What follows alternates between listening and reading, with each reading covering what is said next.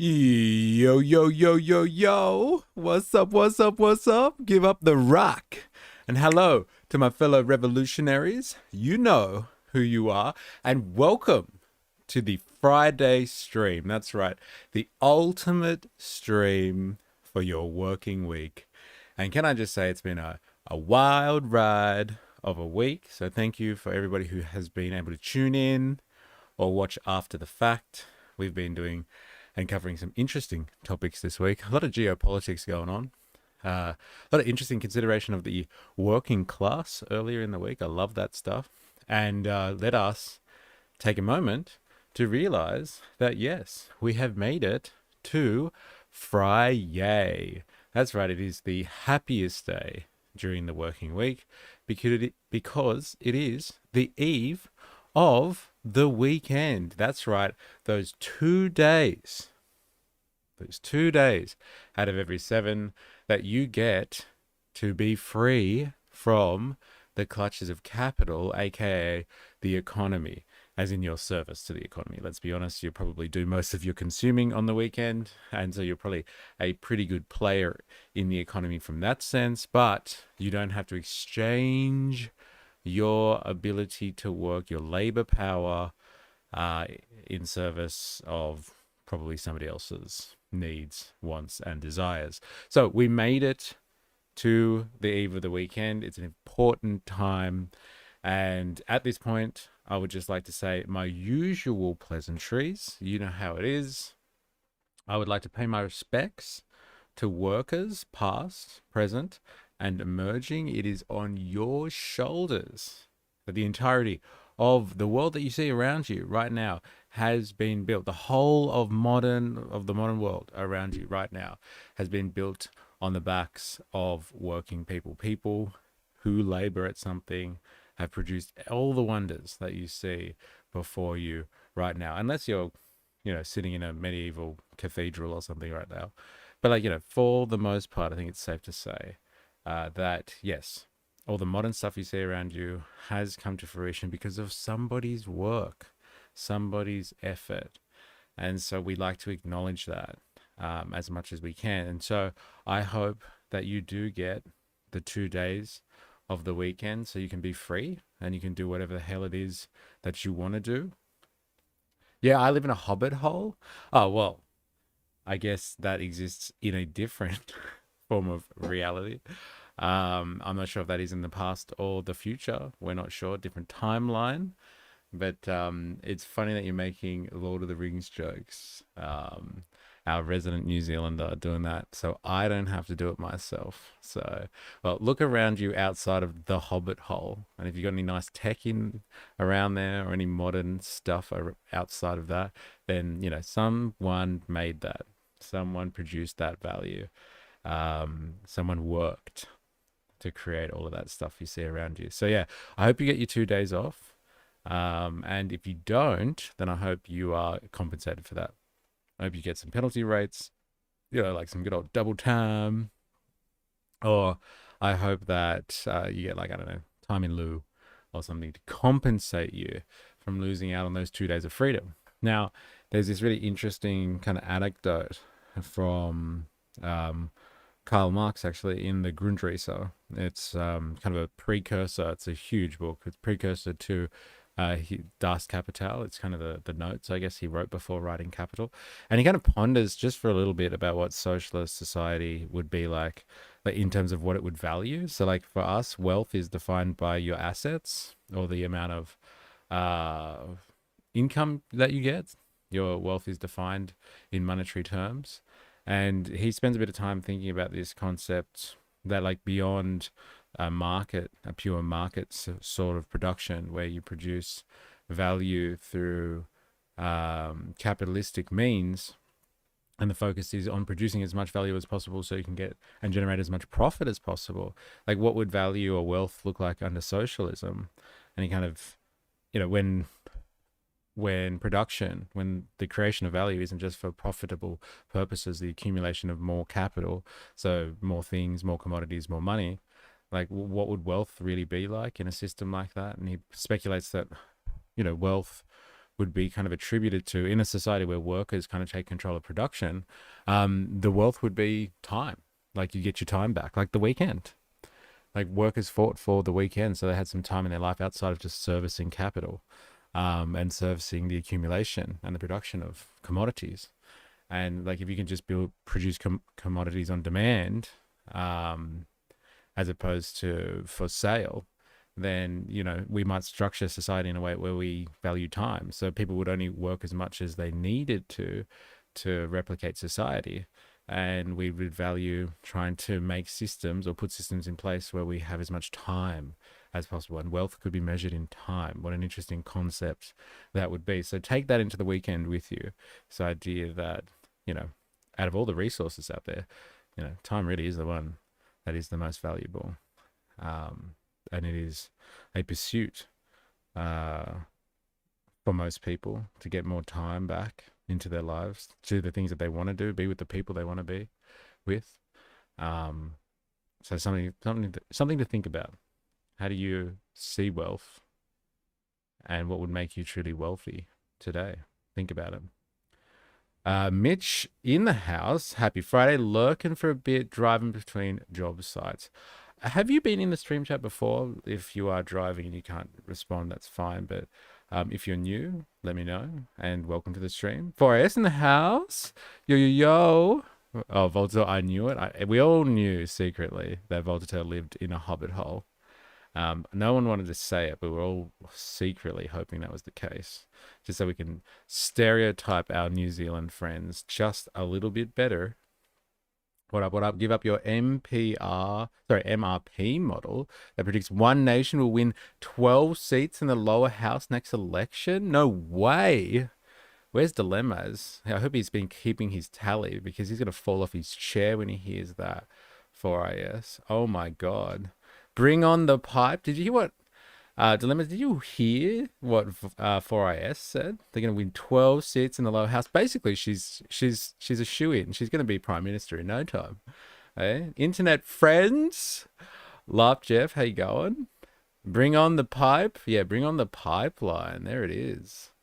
What's this? Oh, is this the model that projects one nation? Oh man, let's get right to the hard-hitting stuff of this stream. Off the bat, 4IS, killing it. Let's have a look here, shall we? Voltaire, I would hope the value would be pursuit to eliminate as much physical and emotional suffering.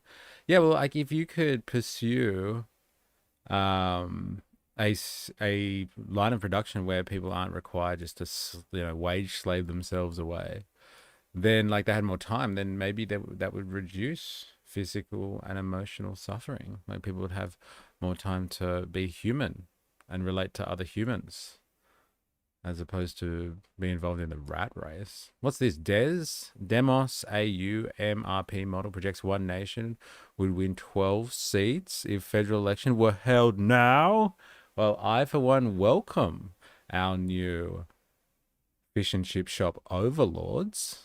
And that's why we're going to dive down deep into the far right pipeline today, ladies and gentlemen. So I hope you are ready. We're going to be continuing watching the infamous, the greatly awarded miniseries, I guess you would call it, the cartoon miniseries by Senator Pauline Hanson called Please Explain. We're up to season 2, episode 12. I'm going to continue watching that.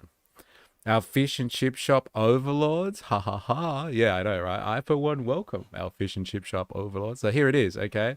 Demos AU MRP model projects one nation would win 12 seats if the federal election were held now. Dilemmas, are you on the phone to Albo or what? Are you calling in? We need a snap election, Albo. What's going on? I'll wait. I know you've already drafted an angry email. Let me know in the comments, please.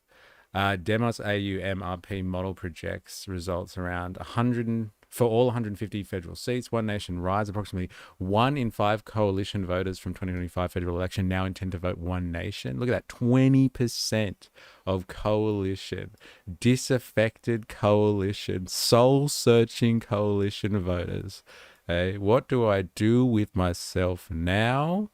So the final result is Labor leads coalition. Labour leads coalition 56 to 44% in the two-party preferred. There it is. Ah, sweet vindication. I've been here before as extra treasure. Okay, not sure why it's changed. Oh, I don't know. YouTube's watching you. Eh? But yeah, welcome back. Welcome back. 56 to 44 is a wipeout. Hey, there it is. All right, so projections for every electorate. Is this where where's the place that what's his name is from? Fucking hell, the beetroot guy.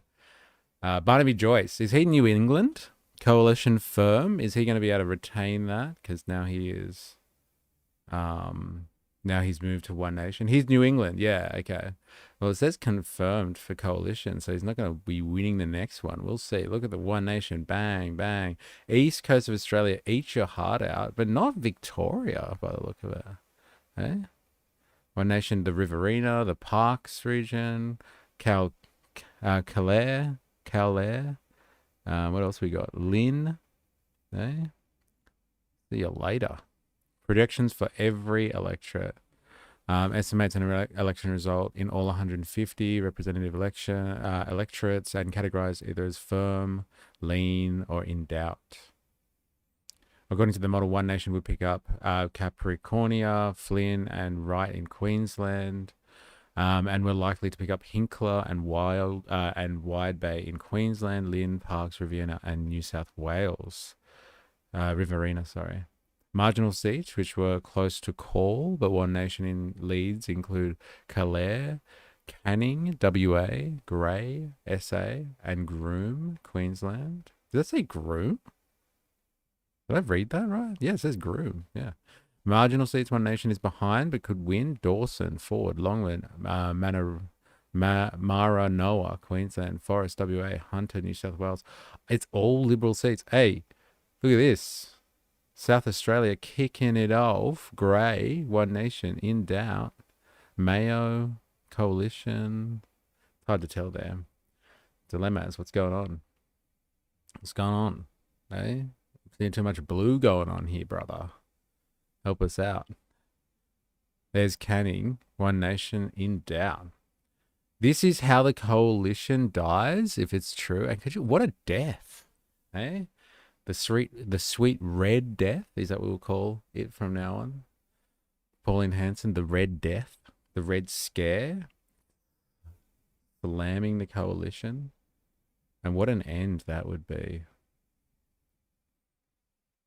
There you go. Interesting stats going on there. Thank you very much, 4IS, for sharing, and for all of you people watching, questioning what the hell is going on here.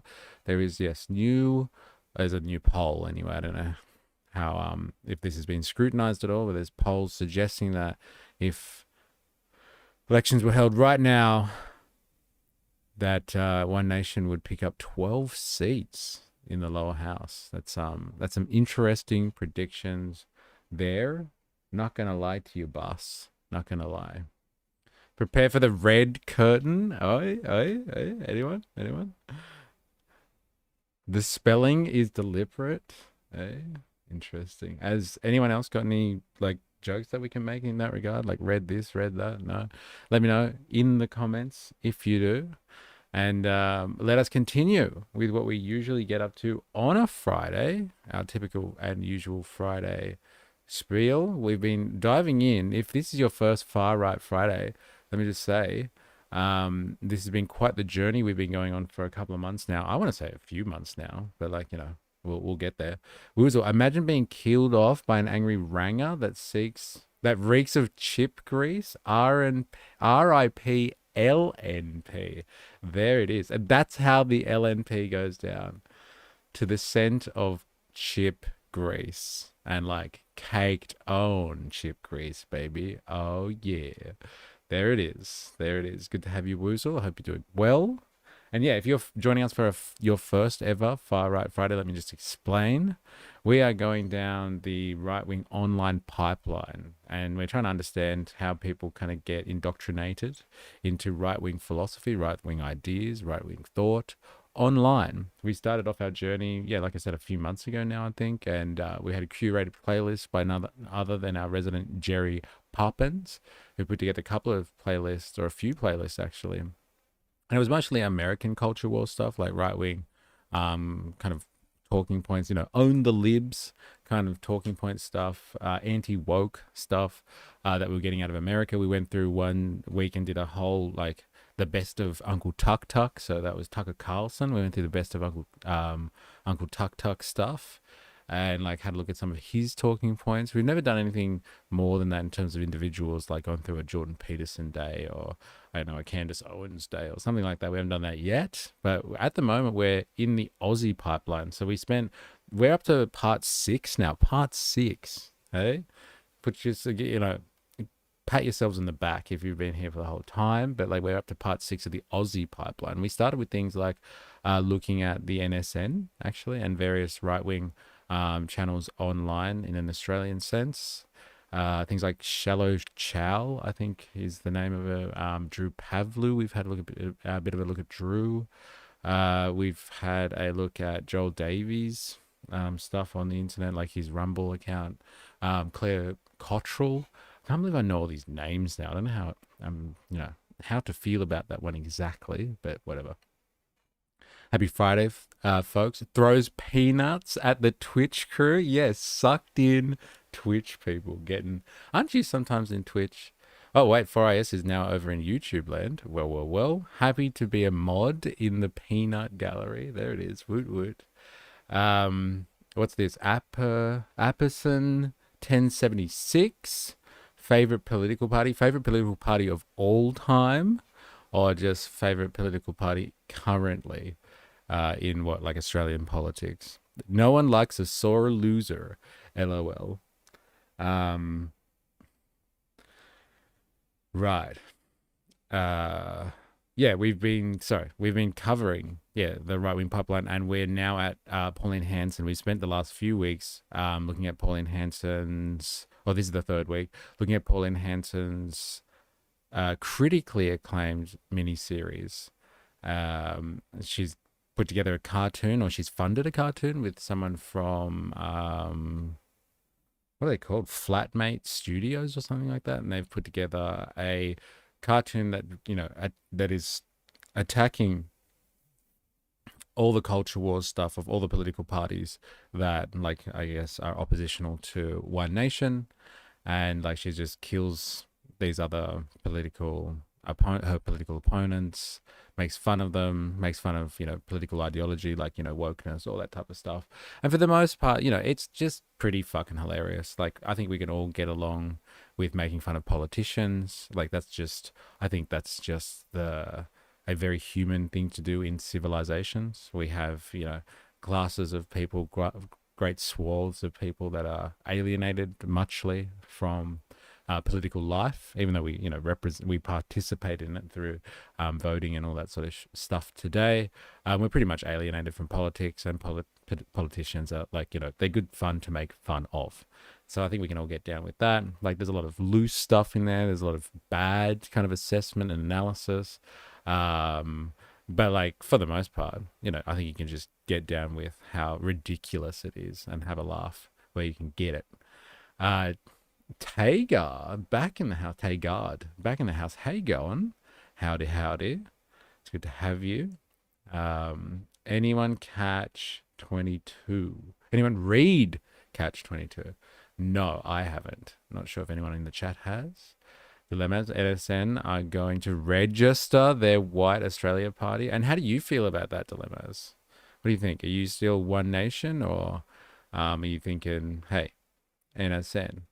Hey, we could go there. What do you think? Tell us. Does that align with social libertarian views, or is it more of a One Nation party for you?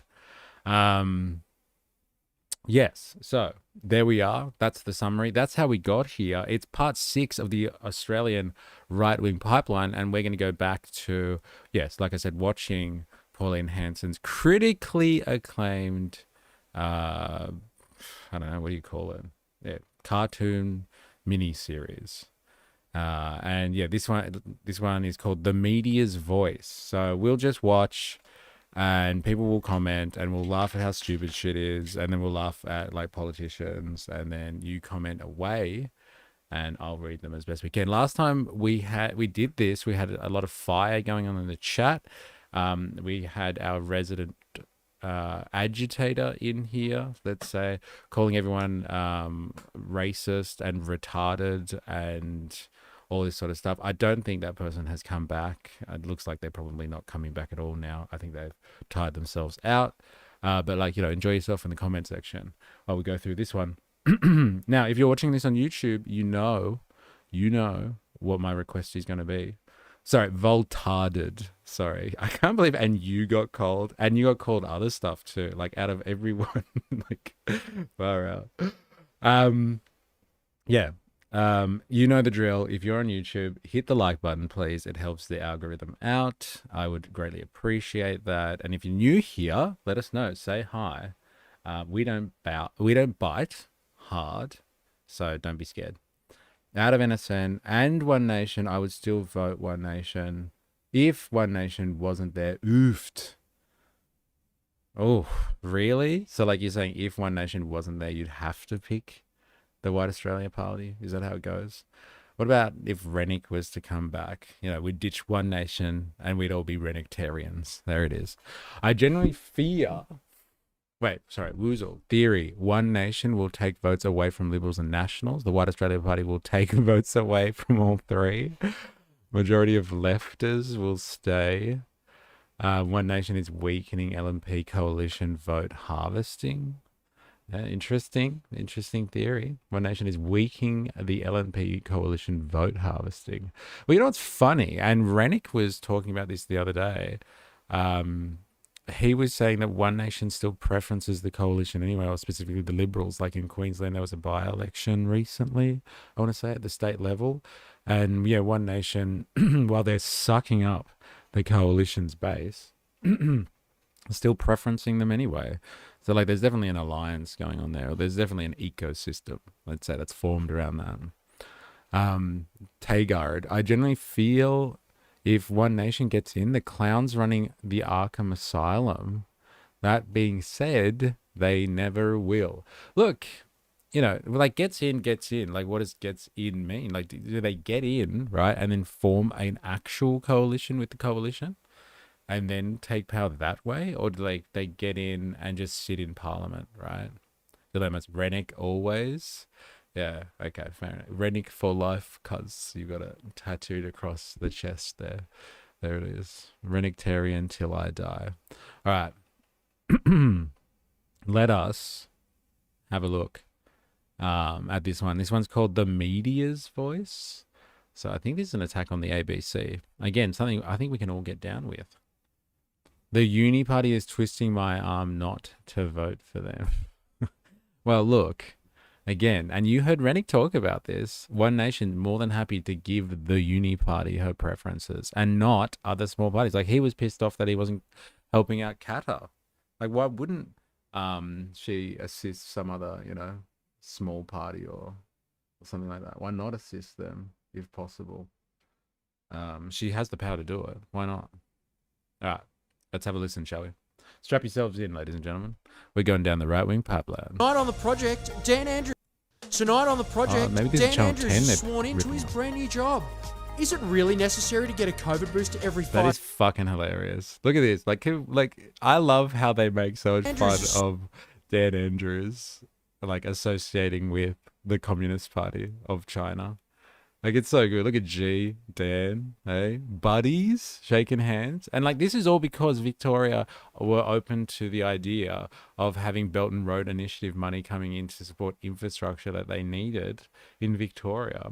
Now, can I just say, like if the system here was efficient enough to support infrastructure spending and throw away the neoliberal bullshit that we get usually in terms of governance, then like would someone like Dan Andrews even turn to G and be like, yeah, give us some of that Belt and Road Initiative money.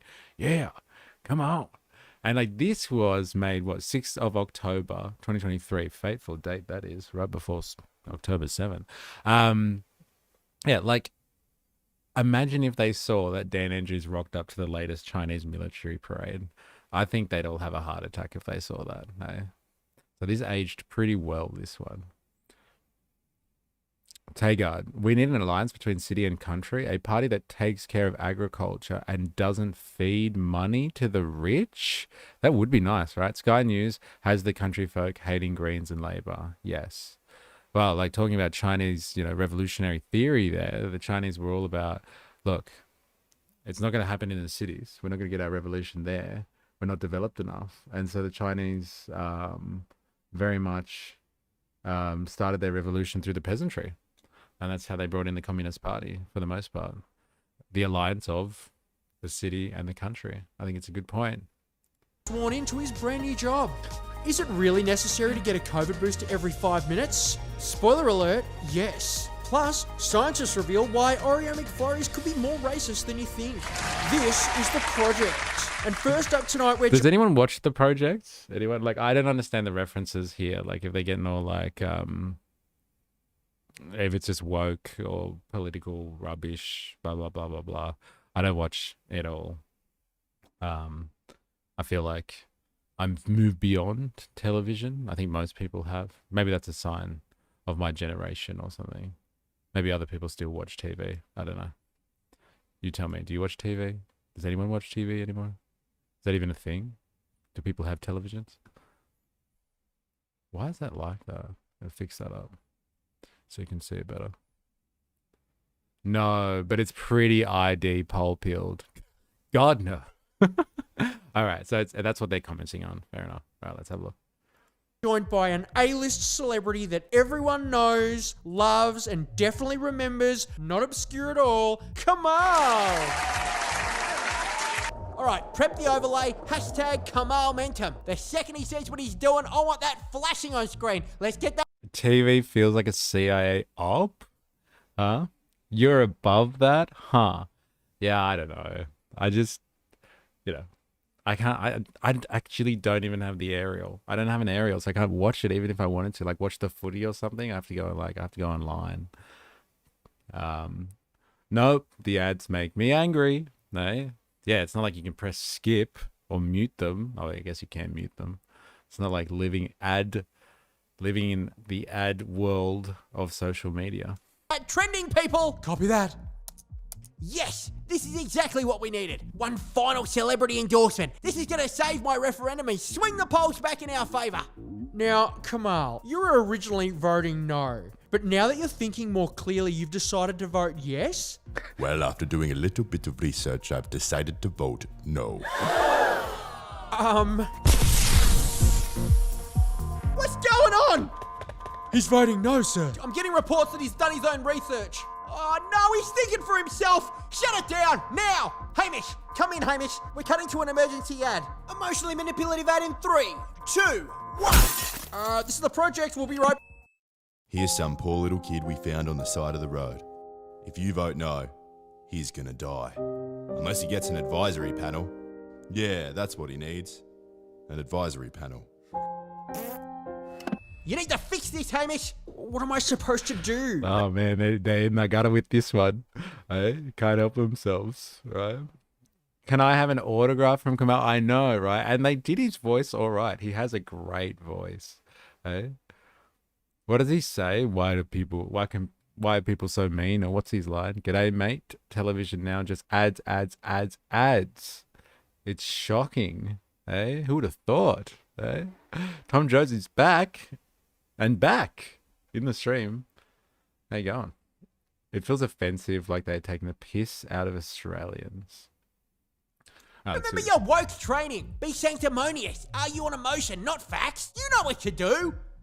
Welcome back. Sanctimonious. Kamal, why is it that you want poor Indigenous children to die? No, I don't want that. I'm just saying. Yeah, but this isn't really a time to be saying, okay? This is a time for listening. Or do you not want to hear about Indigenous suffering? Yes, good, Hamish, good. Harness the power of your... They're the ads you're missing out on. Look, I get it. And like people used to come together, communities, the country was built on shared ad experiences, right? Like everybody, I guess from a particular generation anyway, knows, Not Happy Jan. But like, do we really watch TV for the off chance that we're gonna get a sick ad that we all agree on? I don't know. Are those days gone? Laughed Jeff. G'day, mate. Gonna bet on sport? Fuck you. Yeah, there's a lot of that stuff as well. Right. Why are people so unkind? That's it. That's the one. Thank you. Thank you. Work training. All I know is $40 billion a year is going to indigenous people. Now, where's that money going? What the hell was that? That was a fact, sir. Where did he get that from? Us. It's the Productivity Commission's Indigenous Expenditure Report. God damn it! Don't panic. Hamish, he's right. But we've got to stump him, okay? Just get him to cite his sources. Be superior. Talk down to him. Albo, I'm a white guy. Should I really be talking down to him? Now's not the time for ideological continuity, Hamish. Destroy him. Hang on. Ideological continuity? Oh my god. Eh? Killing the wokies. Kamal. Sadly, yes. Oh. Alright, fine. I'll plug in my aerial then. We'll start watching TV again. Where'd you pull that number from? Well, I didn't just make it up. Yes, we got him. All right, label it misinformation, change the frame of the debate, throw out an alternative fact. Let's verbal him. Kamal, the NIAA only spent a mere $4 billion last year. Well, that's specific, you know. I'm talking about the whole... Look at him, Hamish. He looks so foolish. Roll your eyes. That's it. Don't forget to be smarmy now. Show him who's boss. Okay, I think that's all we have time and energy for. Thanks, Kamal. Wait, just a... Coming up next, Oreo McFlurries. Oh, great recovery, gang. I reckon everyone's going to change their mind and vote yes now. What are the numbers, Steve? Looks like we had a total of 6 viewers. Yes, our highest rating episode ever. So good. And we've got, how many viewers have we got in on the stream at the moment? Across platforms? We got 19, I'm saying there. We killed this project's episode here that has been curated by none other than Albo. I wonder if Albo gets in there and curates Channel 10 television or not. Imagine the people genuinely enjoying this. Look, well, actually, you know what? There are probably people, you're right, that genuinely enjoy this. But it is funny. It is funny. Ken Oath. No way. The Pauline cartoons is funny as fuck. There you go, Tagard. There you go. We have Ken Oath in the house confirming for you. Sometimes people make me shudder. Tom Jones Rupert Murdoch cartoon. I wonder if he has... Well, I heard someone say the other day, because I was watching someone interview on Sky News, of course, interviewed Pauline about this, and she was just like, yeah, she funds it. She actually funds it. So it's not just these guys at Flatmate Studios or whatever. She funds part of it, because one of the episodes, I think we saw last week, one of the Irwins were in it. I don't know what his son's name is. Not Bindi, the male one. Was going to sue her because of the way she depicted him, or the cartoon depicted him, and she told him to lighten up or something like that. I mean like mad Pauline supporters, not us. Yeah, I know what you mean. I know what you mean. Anthony Dishwasher, elbows down, butt up. Sorry for us. It's her propaganda. That looked like Rupert, not Elbow. Jimmy Boontar? Same flues on the back of the $2 coin around old mate's head. Flues? Flies. Right. Like, are you talking about the stars? Is that what we're talking about here? Like these things here? Unless I've missed something. Alright. Hey Next guys, one. check out this dank meme I just put up on Threads. Dank meme. Isn't it good when you have Peter Dutton saying shit like that? I don't get it. You've heard the rumour, haven't you? Yeah, you know, Albo going to the Thai massage parlour and getting the old full service. Yeah, right. Is that a thing? Did that Consider actually it happen? shared. What's everyone laughing at? Nothing. You're laughing that I took a dive on the news poll results, aren't you? But let me just say that Did that actually happen? Or is this just culture war stuff being peddled by Pauline Hanson to besmirch the good name of Albo? What is it? Elbow Sleazy, as people have described him. I wonder if this is true. Does anyone remember this? I'm getting my research assistant out. If no one confirms it for me, I'm gonna fact check it myself. No one knows better than my research assistant. Were there rumors that Anthony Albanese had gone to a Thai massage parlor?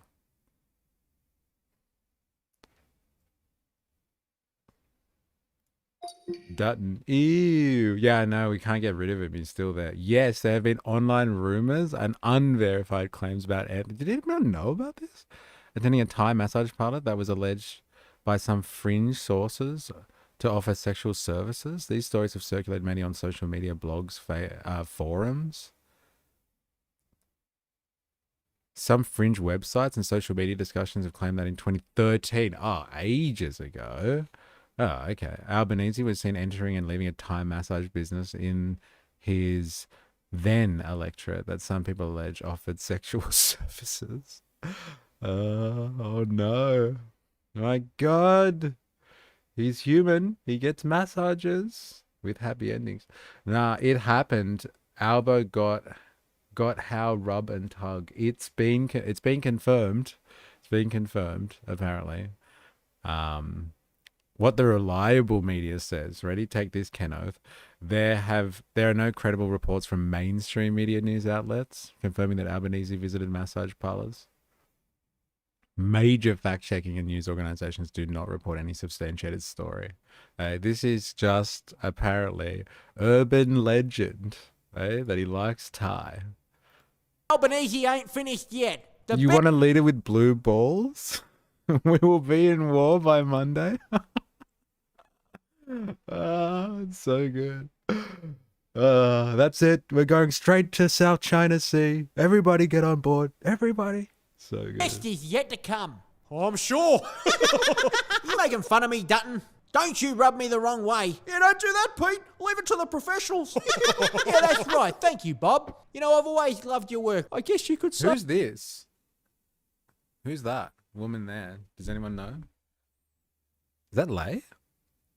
I don't know. I'm trying to figure out who all these people are. You've loved it long time? What is so funny?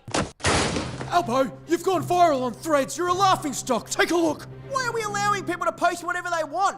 We need to make this illegal. We can't. Penny, please. I'm the Prime Minister of Australia, the most powerful man in the world. We can't impinge on their freedom of speech. It's a constitutional issue. The cursed Constitution. If we can't take away It is free late? speech, Oh. we're just going to have to heavily regulate it. There might be one way. Is it really a constitutional issue? I'm going to ask my research assistant. Is freedom of expression or freedom of speech protected in the Australian Constitution? Brief response, and if yes, please provide an excerpt of the section that discusses it.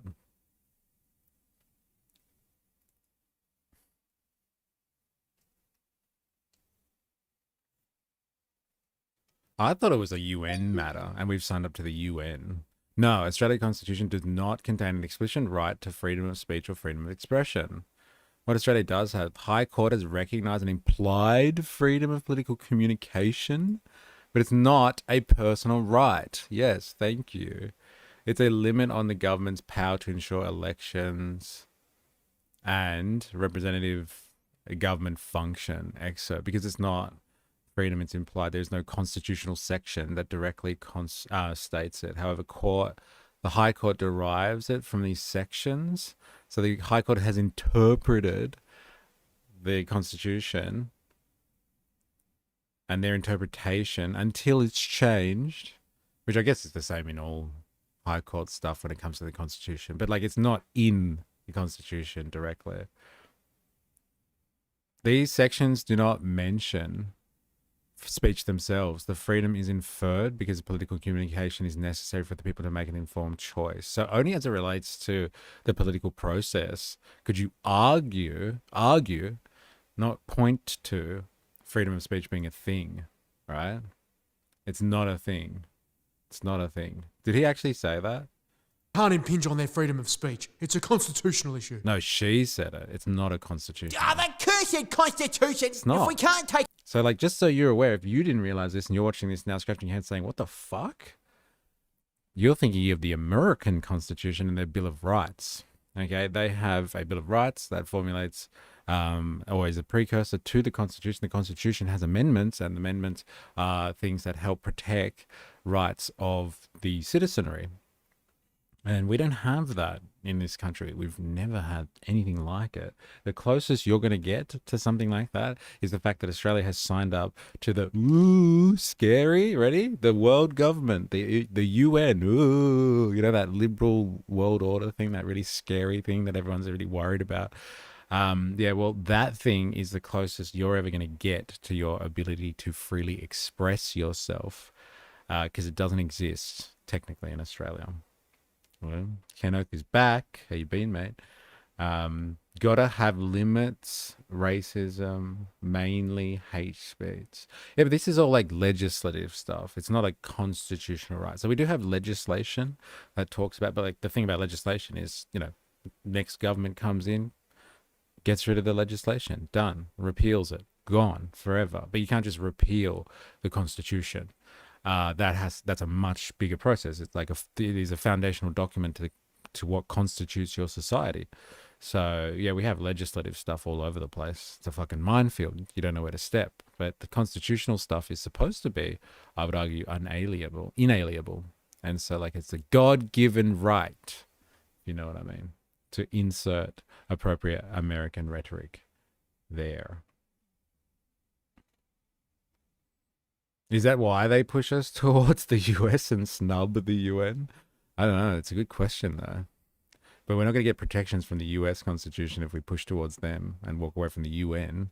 The UN, at least, you know, we have to have the pretense of appearing that we care, like kind of thing, if you know what I mean. Pretending that we care. We do pretend, right? Yeah, we definitely do that. All right, back to it. Away free speech, we're just going to have to heavily regulate it. There might be one way. This. Even though we can't regulate speech, what we can do is force social media companies to regulate speech for us. Oh, that's very sneaky. I like it. So what do we have to do to get these memes removed? We just have to label anything we don't like as misinformation, which should be easy because you going to a Thai massage parlour is obviously untrue, right? Yeah, no, of course it's untrue. Yeah, completely untrue, Penny. Come on, shut it all down. From now on, it's Albo-approved memes only. Reports from all over the country are coming in as Supreme Prime Minister Anthony Albanese clamps down on what... Prime Minister? This is fucking genius. Hey, God. I want to be on the writing staff now. I know there's a few people in this stream chat that want to be on the writing staff too. Hey? Supreme Prime Minister. Oh my God. Hate speech is just speech the government don't like. Yeah, well, the misinformation bill, like I did work on the misinformation bill. I think we read a lot of it, and this was before we even started streaming. And it's a piece of work, that is. It's a piece of work. I'm not a big fan. If anyone's familiar with my work, I do not like misinformation. We had words for misinformation before this bullshit came up in the information age. We used to call it lies. If people are misleading you, they're misleading you. If they're telling you lies, then it's bullshit. And if it's done on purpose to suit an agenda, it's called propaganda. But like these terms are there to regulate the information age. And that stuff can be weaponized. Yeah, buying Twitter, same thing. Yes, yeah, pretending to be the champion of free speech and then controlling the conversation. What memes can and cannot be posted. Thousands of Australian men and women are being sent to Facebook jail for non-compliance. Meanwhile, the newly established Ministry of Memes is asking all Australians to please like and share the latest government-approved memes. That's a good one. Ah, good job. Well done, Albo. Albo? Is this Zuckerberg? Albo! He's wired in. Sorry? He's wired in. Is he? Yes.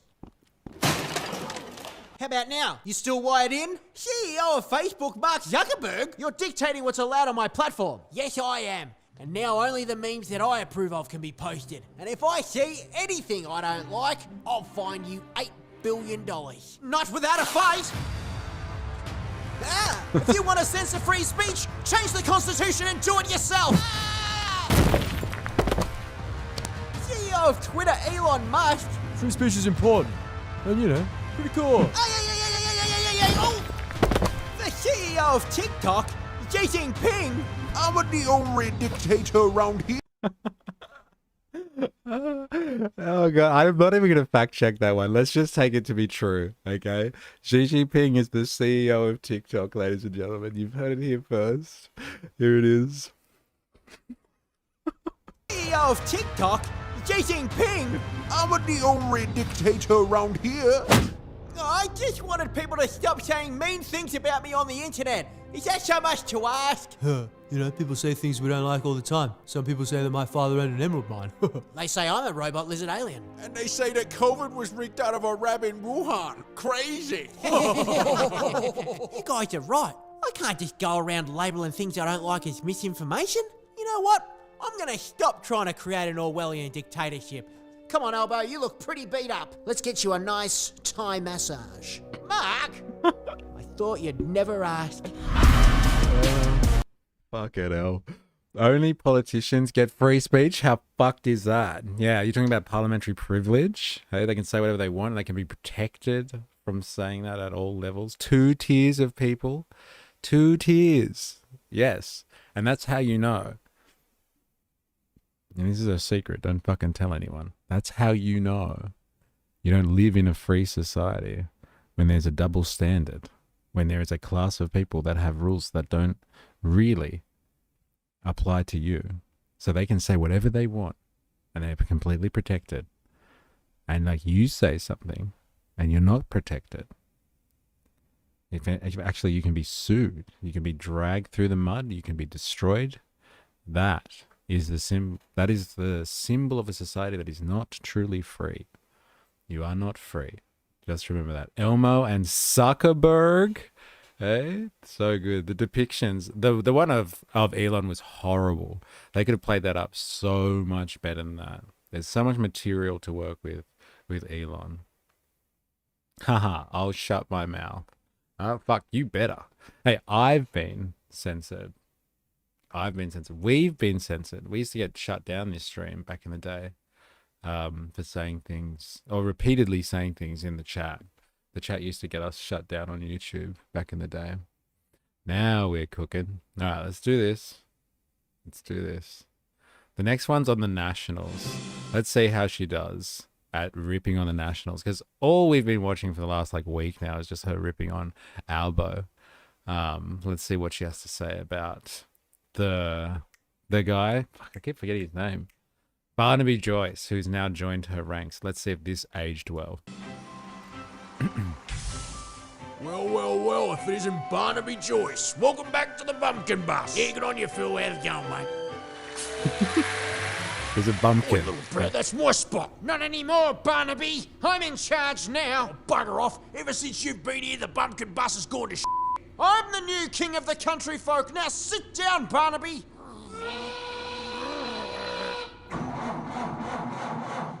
Oh, bloody hell. What's going on? Yeah, I'm driving this electric bus because you blokes signed off on net zero. Yeah, that was Barnaby. Yeah, you didn't have a bloody problem with it either. Righto. Barnaby signed off on net zero and now he's in One Nation? What the... Is that true? Let's fact check that one. Take that, Barnaby. Did Barnaby Joyce sign off on net zero policy when he was in the coalition?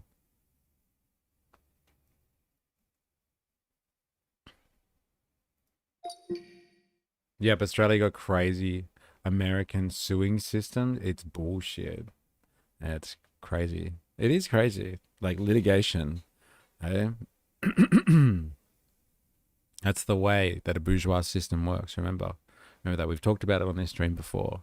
Bourgeois society is decided in the courts. Even like you have a constitutional legislation that's, drafted and passed by government, like it's official. But like what happens? They just fight over it in the courts. That's how the society really works. Yes, Barnaby Joyce was part of the coalition government that agreed to Australia's net zero by 2050 commitment in 2021. Despite his personal opposition to it at the time. While he publicly opposed how the policy was developed and was skeptical of it, he ultimately accepted the coalition's deal to sign up to that target. So he accepted. Interesting. Under Prime Minister Scott Morrison, the coalition agreed to support a net zero emissions by 2050 goal ahead of the UN COPA 26 summit. I think we just had that. Oh, maybe it was COPA 2025. That makes more sense, actually. As Deputy Prime Minister and the Nationals leader, then Joyce participated in those internal discussions and accepted the policy on behalf of his party as part of the government agreement. In recent years, 2025, Joyce has been a vocal critic of net zero and has even introduced parliamentary proposals aimed at repealing or challenging it. Look, people are allowed to change their minds, okay? There's nothing wrong with that. But fucking hilarious nonetheless. Nonetheless. Jonathan Swift. Hi, how you going? How's stuff like in Australia? Well, thank you. Thanks for asking. I'm in Sydney at the moment. It's raining. It's not very good weather. But apart from that, everything's swell. We're learning about Australian culture from a right-wing perspective here. So if you've ever wondered what politics and the culture wars is like in Australia, strap yourself in. Jonathan Swift, we're going for a fucking ride. It was never going to happen anyway. Wasn't it all based on technology that we haven't built yet? What, the like net zero stuff? I don't know. I haven't heard about the technology that we haven't built yet. Stuff, but yes, you have an answer. The chat has answered you. Everyone's gonna have to get off. No, we can't go out there. Oh, It's sorry, the he inner was city. deputy at the time. Well, according to our research assistant here, who's provided sources from Independent Australia, yes, he not only he was skeptical of it, but agreed to it as the deputy of the Nationals. Why are you so nervous, Bob? He's nervous because you blokes let the city folk walk all over us country folk. Well, don't worry, country folk. I'm in charge now. I'll protect you guys. Well, that sounded a lot like gendered language. You ain't from around here, are you? Oh, looks like we've got some country bumpkins here. Little Proud, I thought you were going to protect us. I can do more on this side than I can on that side, okay? Yeah, don't you worry your simple little heads about it. I needed that water for me cows. Not anymore. These methane emissions are pretty high. Looks like we're going to have to kill them all. Have you got a permit for this? Are you excavating Aboriginal land? Let's take all their money. What do you city kids need with our money? For the Olympics, we've got stadiums, Sereno. And underground tunnels to build. And electric vehicles to subsidise. And art festivals to run. And diversity committees to establish. You should be grateful for what we're doing for you. Yeah, say thank you. Righto, Little Proud. If you're just going to stand there and let this happen, I'm going to have to take matters into my own hands. Sorry, Bob. They want to take them too, and there's absolutely nothing I can do about it. Oh, no. Oh, what are we going to do? That one was for you, Dilemmas. They're taking away his guns. No. Important to note that Barnaby may have been part of the coalition, but he did personally push the policy. He did personally push the policy or agree to it. Barnaby was always outspoken against that move, and they wanted him gone. Well, apparently not. According to this source here at Independent Australia, he was skeptical of it, but then for the sake of his coalition, he accepted it. He accepted the deal. As Deputy Prime Minister and Nationals leader, then, Joyce participated in those internal discussions and accepted the policy on behalf of his party as part of the government agreement. He was skeptical of it, yes, but he accepted it. Something happened behind closed doors along the way. So, like, fair enough, but in his position as leader, he would have had to accept it at some point. But he has been outspoken ever since, it would seem. So why accept it in the first place? What's going on? Politics, baby. Sorry, he did not personally push the policy or agree to it. Got it. Get in. Miss Senator Hanson, you really are Hanson's there to save the day from all those evil city folk. It's like, what is this supposed to be? What's that? American movie with those people from the deep south. Come on. Fuck. What's it called? all the hillbillies and stuff, and they, going to make people squeal like piggies, all that sort of stuff. What are they called? Grubby, gun grabbing grubberment. Got it. Yeah, well, take your hands off my guns. Fuck, what is that thing? What is the Deliverance? It's Deliverance. And Pauline Hanson is here to save the day in the bus. Get in. Miss Senator Hanson, you really are a hero of the Regents. And now I can be leader of the Nats again. Hang on, Barnaby. Back when you were leader, you let the city kids walk all over the country kids, and David Littletrout is no Ninja different. Terminator, All you just in nationals time. should be embarrassed. Oh, gee, oh. This thing's not going to break down, is it? This is a 6.7 litre diesel engine. She'll run all day long. Oh, wait, who's in the background? Who's that? Does anyone know who that is? With the hat on? I wonder who that is.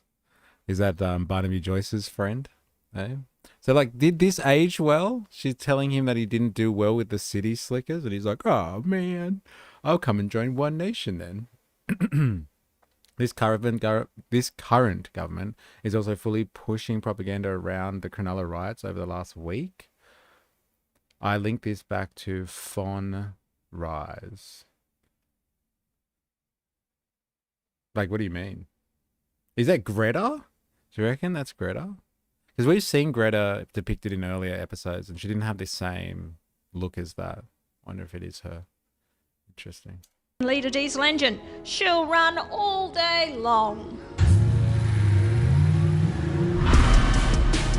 Yeah, diesel. All right. Fuck Get the out of the environment. way, Adam. Hey? Yeah. All right, what's this one? Woke vision. Oh, this is the holy grail. This is what we've all been waiting for, I think. Let's get an understanding of what woke vision is, or like the woke mind virus, I think it is. The Ministry of Wokery. Let's get an understanding of what that is according to Pauline Hanson. Hey, I'm excited. This is the pinnacle. We've been waiting for like 2 weeks to get an understanding of this. All through the media, the special coverage around the Cronulla riots has been pushed. Fair enough. And what, you think that there's like an agenda behind that? It's not just like people reminiscing on the Cronulla riots. It's a push via the media to remind everybody of what happened in 2005, was it? I want to say 2005. Please, I just want to pass my housing bill. Stop. Get out of the way, Adam.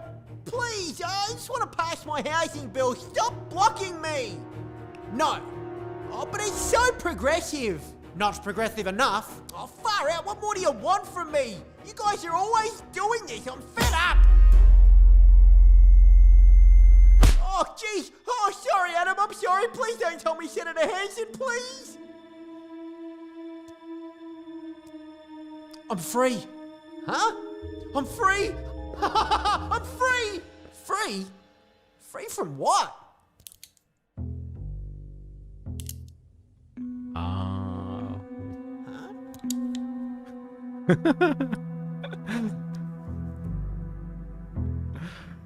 They're woke glasses. I get it. What's the movie with the guy that goes around and it's like everything says obey on it and consume and all that sort of stuff?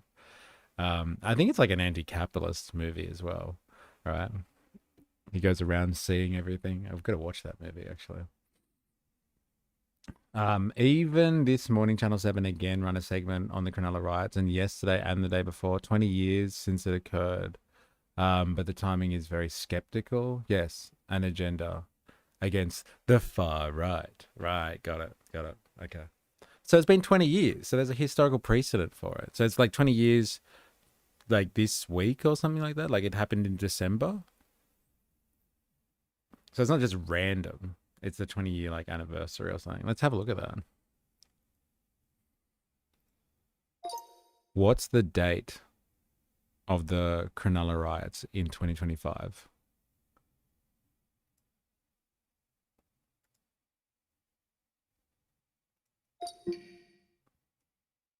Because it gets views and it was 20 years since. Took place on the 11th of December. Okay, so it is like actually, it's a historic, like this happened 20 years ago. But like you think it's skeptical because like One Nation is on the rise or something? Apparently, but never had this coverage at the 10 years, etc. Do you remember 10 years ago specifically? Because sometimes, it's hard to recall this type of stuff. Interesting. Back to it.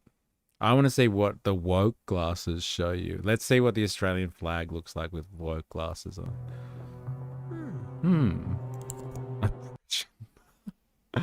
Oh my god.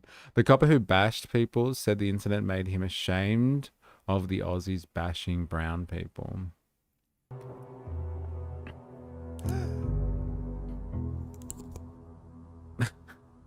Oh my gosh. I've got to Does tell it say you. cisgendered inclusive on it? Cisgendered uninclusive. Cisgendered uninclusive. Ah, man. Oh my gosh. I've got to tell the others. Hey, Albo, just looking at this budget for ATSIC and... Shut your mouth, you bigot. Oh, well, Albo, have we considered nuclear energy at all, or...? No, we haven't, you right-wing nut job. Oh, okay, yeah, well, whatever you say. Mr. Albanese, Miss Hanson was right. It looks like we might be drastically overdiagnosing gender dysphoria. Maybe I should do some coverage. Look, I actually was looking into this not so long ago. Someone suggested it and someone put it in Discord. I think it was Ninja Nurse, actually. They put a video and it's like kind of above some of the footage of it. Like YouTube has classified it like over 18s only. So some of the stuff that I wanted to watch is like you have, it's adult content apparently. But yeah, we could cover it. We'd definitely cover it to celebrate. Emancipatory Channeling 6912 can provide us with some commentary on that as well. This shit's boring. Come on, man. I don't know. It's pretty entertaining. It's pretty funny to see how they interpret the world and politics. And like this is part of Far Right Fridays. We kind of got to understand how people get indoctrinated online. But like I'll have to put a separate playlist together for that one. Something to put on the list though. Something to put on the list. We need to have an inquiry. No! Transphobe? Oh, I thought that was quite reasonable. I guess not.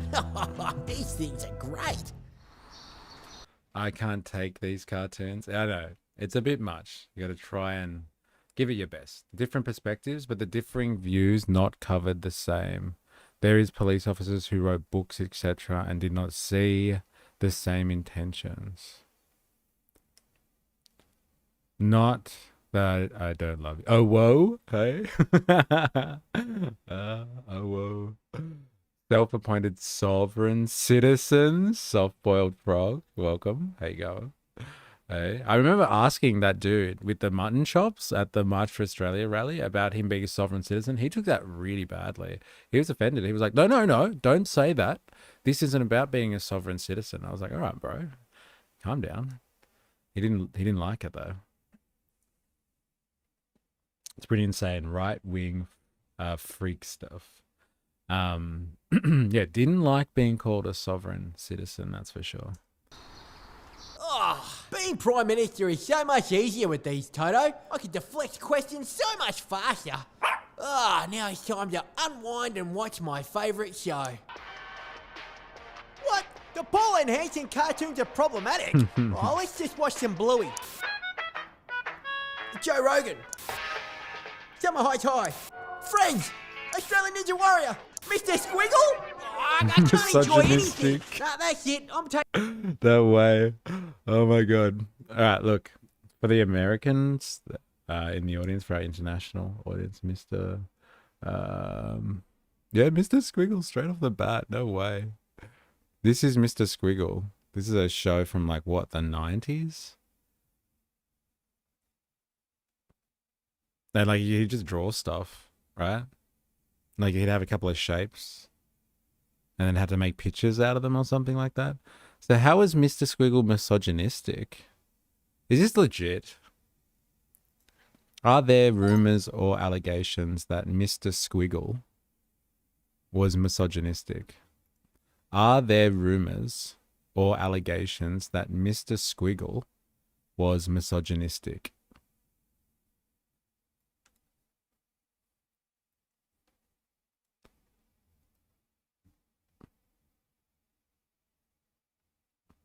I thought they'd mentioned the ferals. Yeah, I know, right? Where is Desi? Where are you all hiding him? I know, what the fuck? Like, no one speaks about Desi anymore, do they? I wonder, they never caught him, did they? Hey, it's Saturday, Molly. I saw a Reddit post about someone wanting to dob in a sovereign citizen, so it makes sense why he got defensive. Ah, okay. Interesting. It's a label you can slap on people and can attack you. Pretty scary. I'm not into that stuff, and the fact I have to say it, that is scary. Yeah, interesting. Was misogynistic. Mr. Squiggle is remembered as a gentle, whimsical puppet.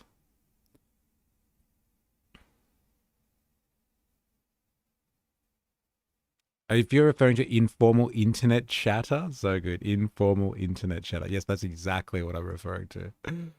Jokes or even personal impressions of forums, those are typically humorous, nostalgic, or subjective, and not substantive allegations of misogyny.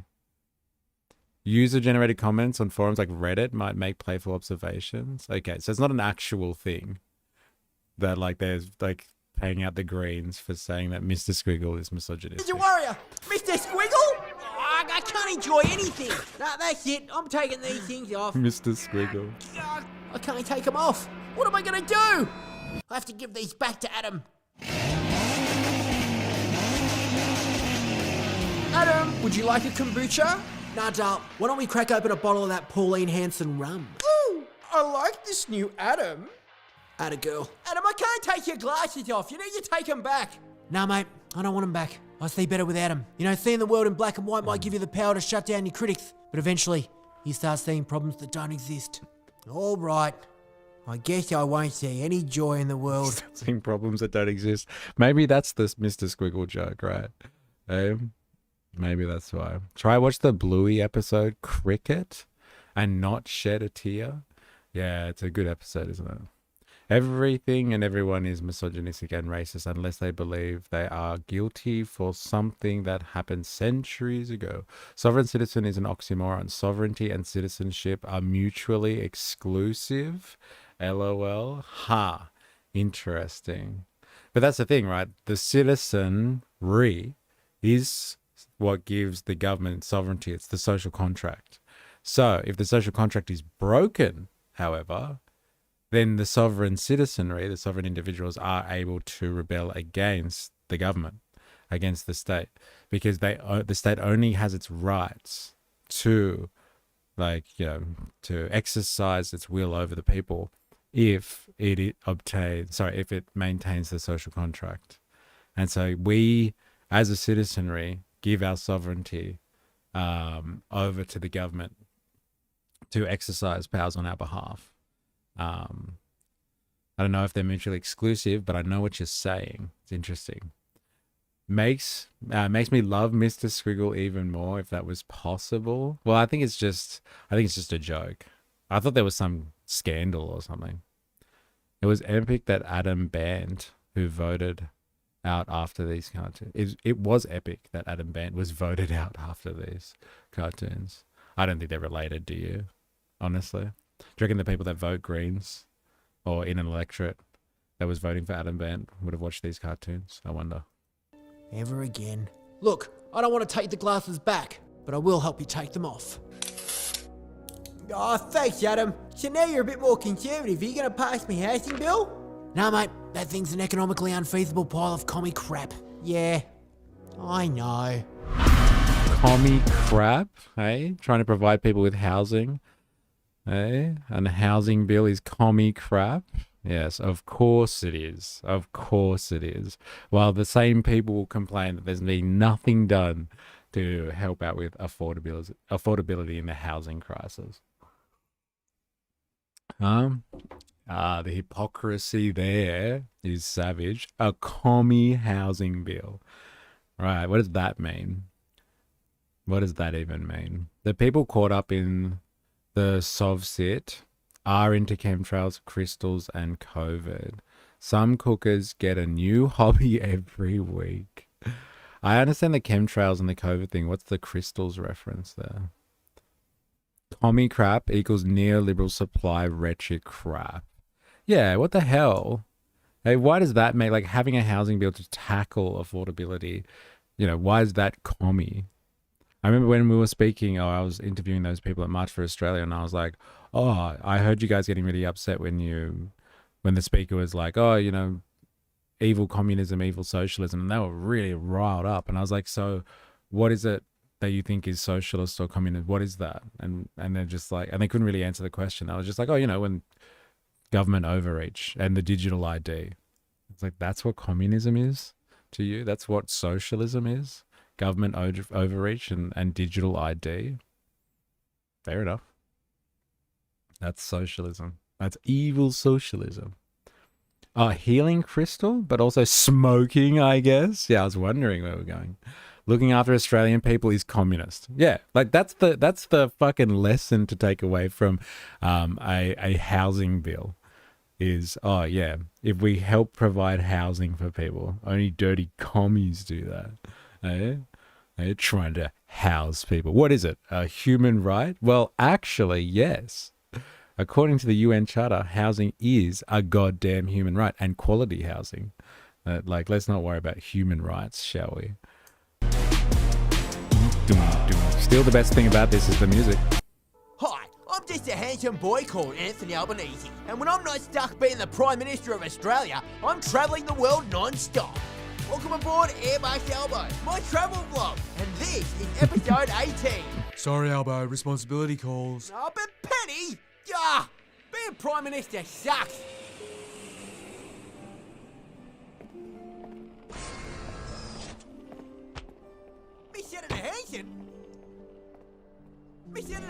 Most don't comprehend that China is key player and CCP, the framework for the World Economic Forum and UN Agenda 2030.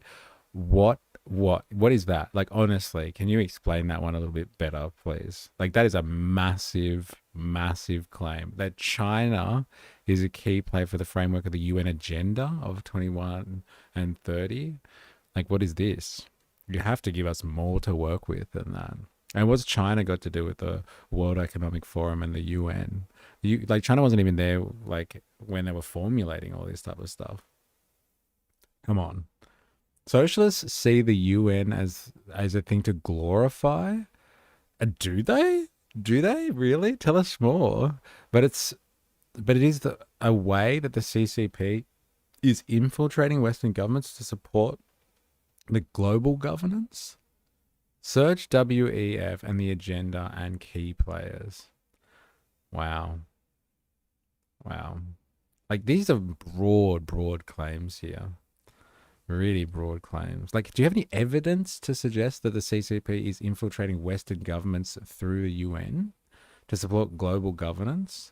Like, you do realize that, like, it was Westerners that set up the UN, right? Like, Western governments in the wake of World War II set up the United Nations. It's easy to research. The plan is all in writing by the UN. And what? It was written by the Chinese, the CCP, and handed over to the UN for ratification. Interesting. All the points from the UN agenda is what socialist parties portray. Interesting. Yes, give me links. Go for it. Please. Are you on Discord? I'm just going to put the term World Economic Forum Agenda 2030. It likely refers to the World Economic Forum's engagement with the UN's 2030 Agenda for Sustainable Development, which consists of 17 Sustainable Development Goals. The World Economic Forum and UN are separate entities but interconnected. So China, the bad guys? No, American corporate greed. This is interesting. I'm going to drop in a link, an invite to Discord, and there's a number of channels there. I would suggest that there's a place called Video Topic Suggestions or Reaction Recommendations. Drop some links there, and we will go over this. I wouldn't mind. I'd do that in a Far Right Friday. I wouldn't mind fact-checking some of that stuff, some of those claims there. Emancipatory Challenging 6912. 6912.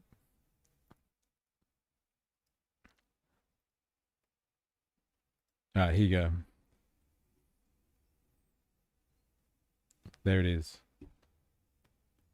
When you're ready, drop some propaganda.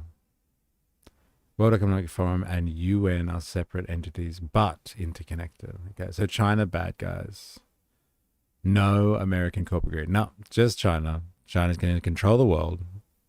And socialists love the UN. Sounds great. You can also read Behind the Green Mask, UN Agenda 21. Okay. Like I said, please. Then we can have a look at this way of understanding the world.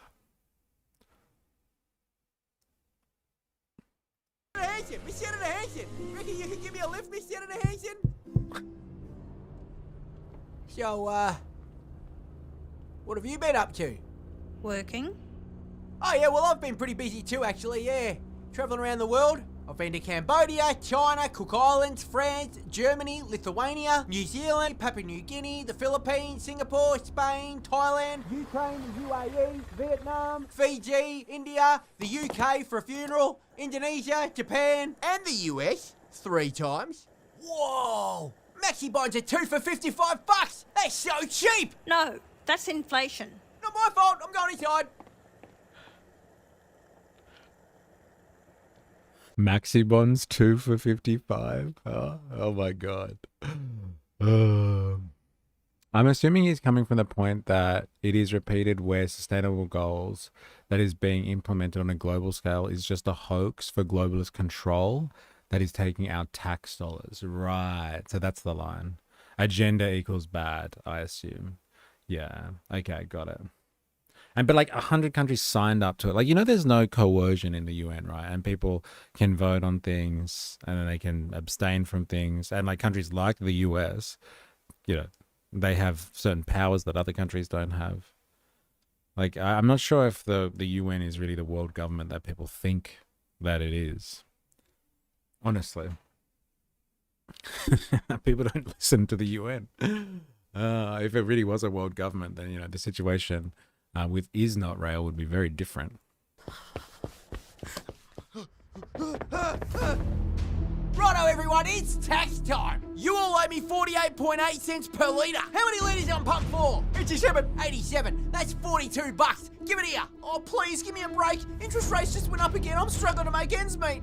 Don't blame me, that's the RBA's fault. Please, stop it. I'm just a humble delivery driver of a truck under 4.5 tonne. I can barely afford fuel as it is. I don't set the price of oil, mate. Cough it up. Please, I can barely afford my maxi bond. Hey, inflation's not my fault. Yes, it is. What do you think you're doing? I'm just collecting my fuel excise tax. Oh, stop it. Petrol prices are already over $2 elbow. You're collecting almost a quarter of every tank in tax. Oh, but if I stop collecting the fuel tax, how am I supposed to afford all the foreign aid spending? What about that $350 million I promised the Cook Islands for climate change? And what about those $600 million for the PNG rugby team? That's what Australians want, right? Isn't that something that's just popped up recently? The $600 million for the rugby stadium or something like that in Papua New Guinea. Isn't that a new thing? She said elbow. Yeah, she said elbow. She said the thing, man. It's elbow sleazy.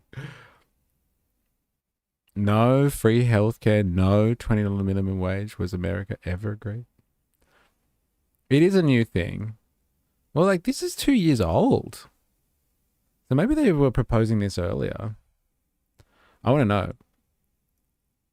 Can you very briefly explain the scandal around the Australian government providing $600 million funding for a rugby club in Papua New Guinea? And date when this was first proposed?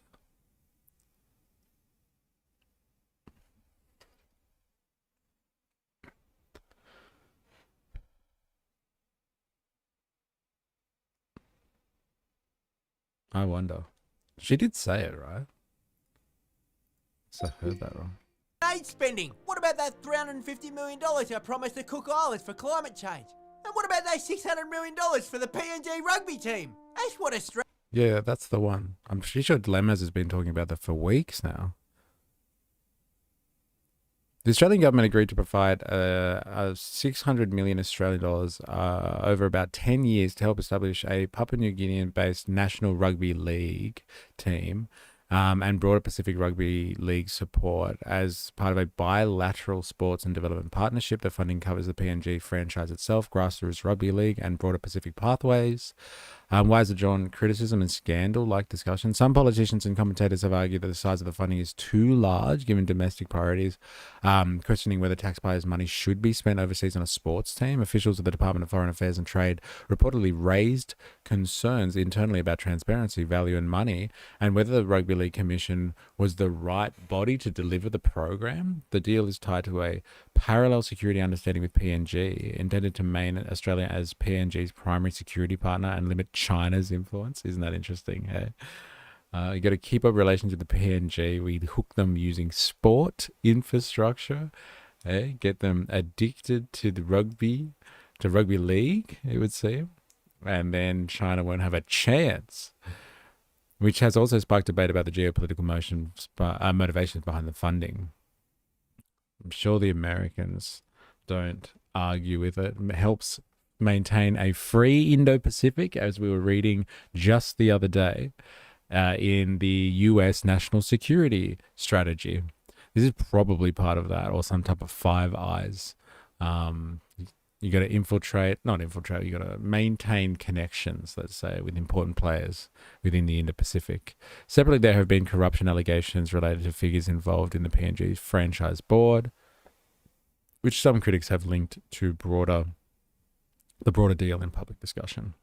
When it was first proposed, the government's commitment to the AU $600 million funding and a PNG NRL team first reported as moving towards agreement around September 2024, with the deal formally unveiled 12th of December 2024. So this is all a year ago this was happening, but this video here is 2 years old. It first premiered on November 24, 2023. Soft power, 100%. There, talk about soft power. That's how you get in there, right? That's called soft power, making good friends and partners. Rugby good, yeah. Australians want, right, fellas? No! How's that going to bring down the price of fuel? Yeah, or interest rates? Or the price of maxi bonds. Elbow, why don't you stop splashing money overseas and start focusing on Australians first? And you could start by not robbing people at the pump, which will ease the cost of living, take the pressure off the supply chain, and bring down the price of maxi bonds. Yeah. Maxi So what bonds. do you say, Albo? The working class rhetoric is great. What do people buy when they fill up? A maxi bun. Yeah. Everybody will relate to that. Nobody wants to spend $55 on 2 maxi bonds when they go to fill up at the servo. Hey, it's interesting how they formulate this stuff. Very interesting style of propaganda, you must admit. Whether you like it or not, this is a lesson for you in the formulation of propaganda.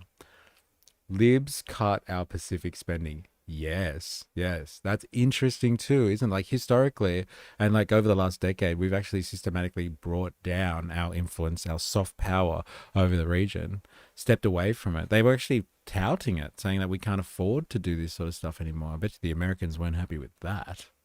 Okay? What does that say then about the current climate and situation, that the Americans really are pivoting to Asia? There's been a lot of correspondence that has come out as a result of the national security strategy that was just released, and like a lot of that conversation is really talking about how to, stop an adversary competing in the Western Pacific. Like, hello, who's the adversary? Come on. The WED agenda, the thing, thanks Voltature, by the way. The thing with these large entities, it requires a lot of capital for the infrastructure to be built. If it's not direct governmental agencies, then it relies on private interests that have a profit motive. This is where legit criticism comes into play, in my opinion. But to get around that requires progressive government, so gain more control and eliminate profit incentives. And these are the 17 goals, the Sustainable Development Goals. Okay, so this is what you were talking about before, emancipatory something. Emancipatory, sorry, I can't read your name right now.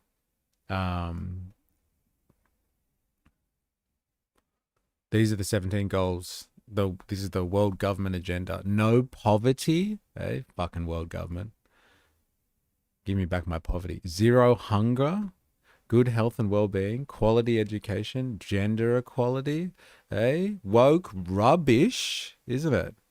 Clean water and sanitation, more of that woke rubbish, affordable and clean energy, Ministry of Wokery. That's it. That's the one. So tell me, are you oppositional to all of these things or just some of them? Like, are you oppositional to like eradicating poverty and like people not going hungry? Or is that just like a smoke screen to get in the other stuff? Decent work and economic growth, yeah. Under capitalism, not now. Maybe 100 years ago. Industry, innovation, and infrastructure, reduced inequalities, sustainable cities and communities, responsible consumption and production. Fucking responsible consumption. Woke rubbish, Climate action. Oh, there we go. Nail in the coffin. Life below water.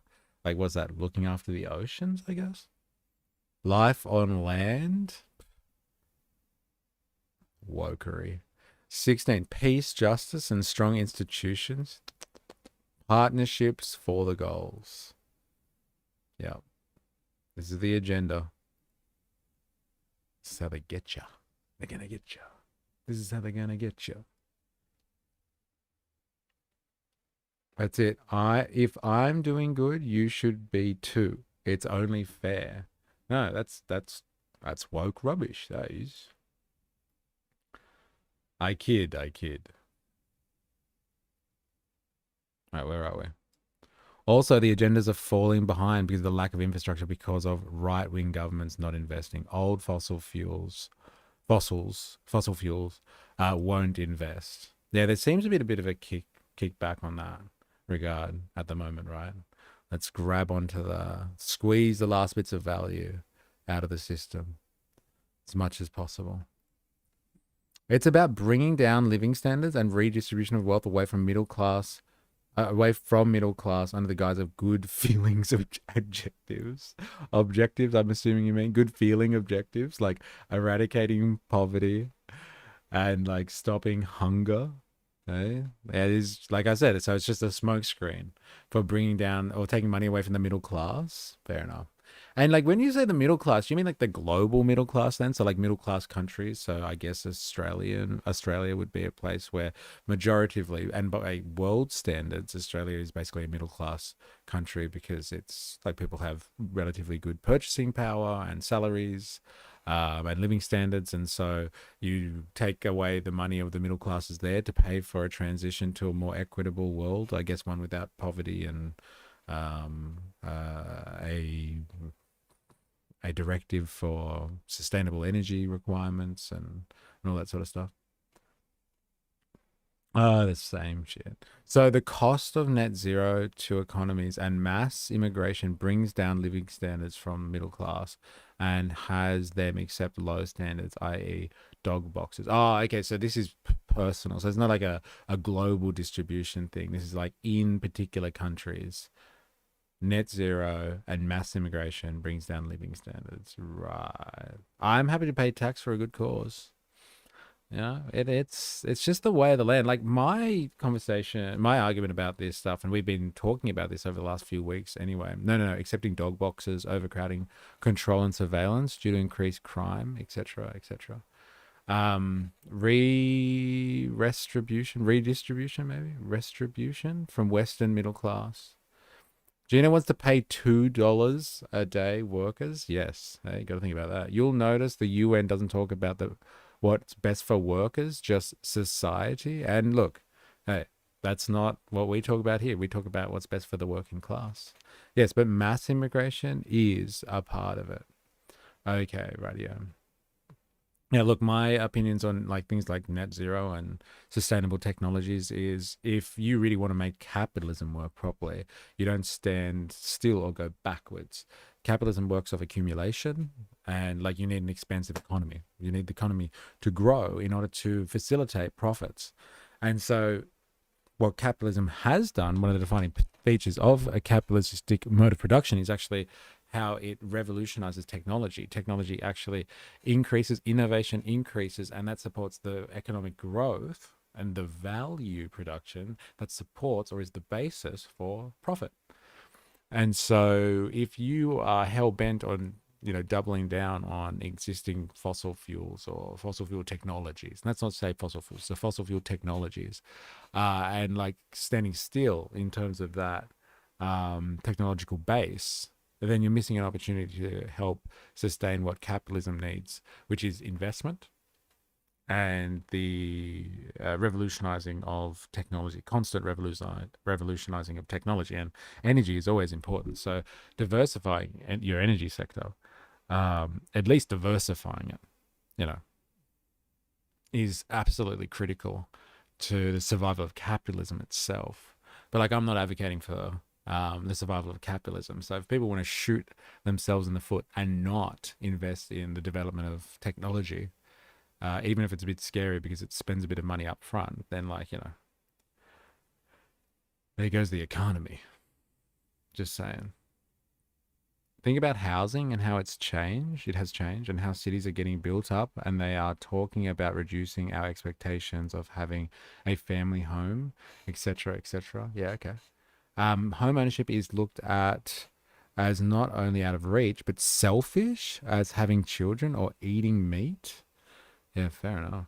Do they really frame it like that? You're going to really have to put some very detailed propaganda in Discord, emancipatory channeling. Like, they're really saying that having children is not a good idea. They're telling people not to have children. They want a 4 trillion. They want that 4 trillion in super and 12 trillion in Aussie property. Interesting. Is there evidence for those claims? Just conspiracy. That's what I've asked. Like, you got to be real specific, if you don't mind, when you put your propaganda in. Like, where have they said things like, having children is a bad thing, and like they don't want people to have family homes anymore? This is news to me. Always critique how these things will be achieved, but conflating other corrupt aspect will do nothing to achieve these goals, which are needed. Having anything middle class is pushed as selfish and evil, and therefore you need to not have children, live in a dog box in a small zone. They don't need to say it like that. It is the propaganda. Oh, we will just do meat labs. So they don't actually say that. It's kind of how you have taken that from the stuff that you've seen. That's your kind of interpretation of it, right? Cutting back on meat will reduce climate emissions. I've heard that stuff before. Yes, I've heard that.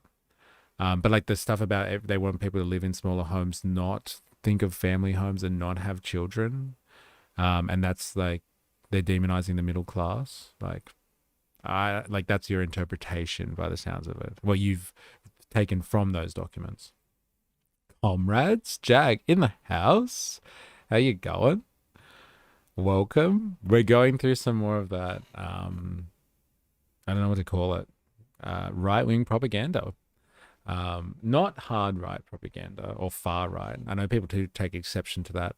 Anyone who is a big fan of Pauline, people seem to take offense to this stuff being referred to as far right propaganda. Yeah, it's just right-wing propaganda, but we're watching the cartoon, and there's been some funny shit in here. You missed an episode where the Prime Minister put on woke glasses and started seeing the world through the eyes of woke people. It's the soft right. Yeah, that's right. We'll take that. It's not the hard right. It's not the far right. It's the close, soft right. That's what she is. Yeah, and that was pretty funny, to be honest. So like, he looked at the Australian flag. Instead of seeing the Australian flag, it was just the word oppression.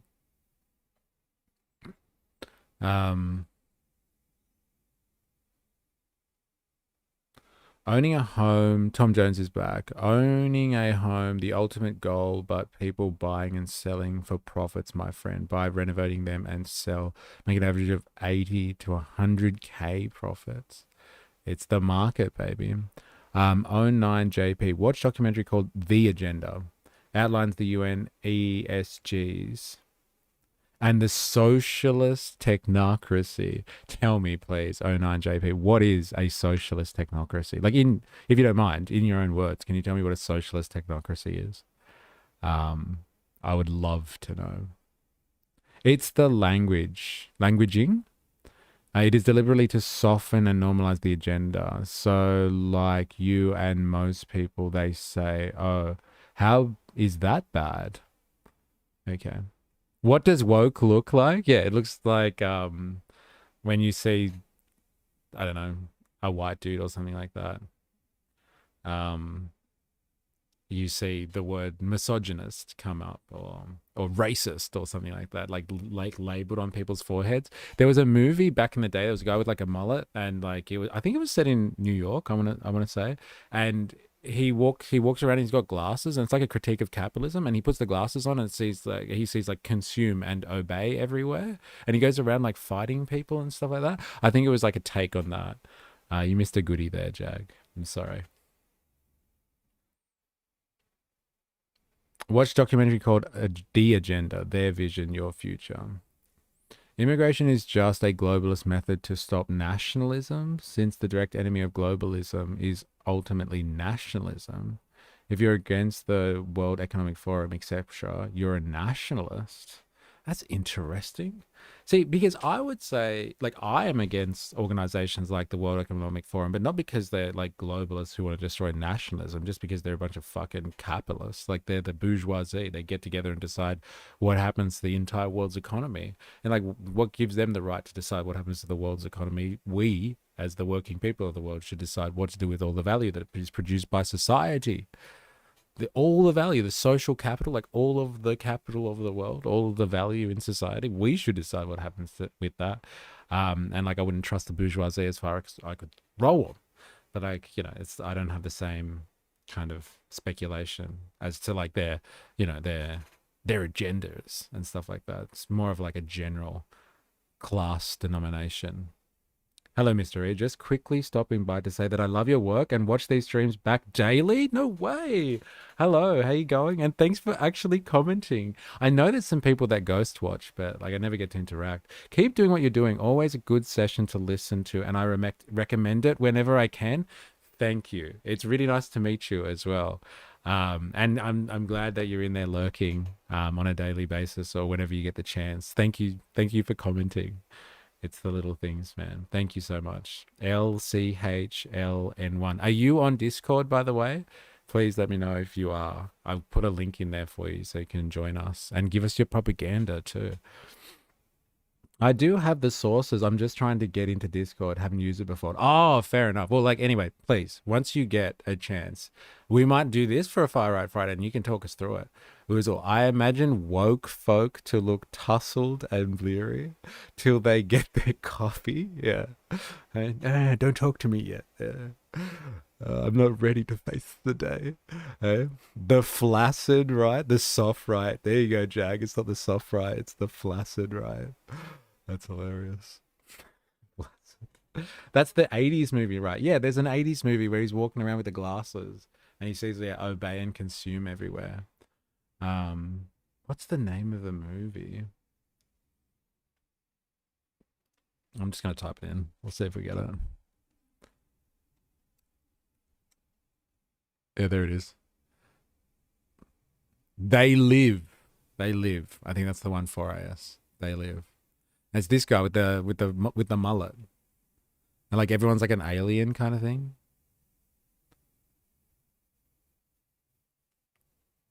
I have to watch that. I wish we could watch that in a stream. Not with copyright though. Not gonna happen. They Live. Oh, sorry, you already said it. Thank you. Renovating. Pretty cool knockout wall, open plan living, new kitchen. I've done a few granny flat garage conversions. I hope they're all legal. Thank you. You at least see how there is power driven behind such organizations and they lead the world governments. Oh yeah. I think we just take different interpretations of like the gravity behind what they're doing. Like I don't see it as like a conceited, like kind of, agenda specific kind of takeover. It's just, this is like the World Economic Forum is where the richest people in the world and the people in positions of power that service those who have the economic control and power. That's where they all get to rub shoulders, and they have little events and stuff like that, and in Davos, and they plan what is going to be really impactful to the world economy. And like, they just can't be trusted. They can't be trusted because they only look after their own interests and no one else's. Now, whether they have an agenda to kind of specifically destroy the middle class exactly, or like stop people from reproducing and all that sort of stuff. Yeah, I'm a bit sketchy with all that type of stuff. But generally, the bourgeoisie, this is one of their many playgrounds, and like, they need to be stopped.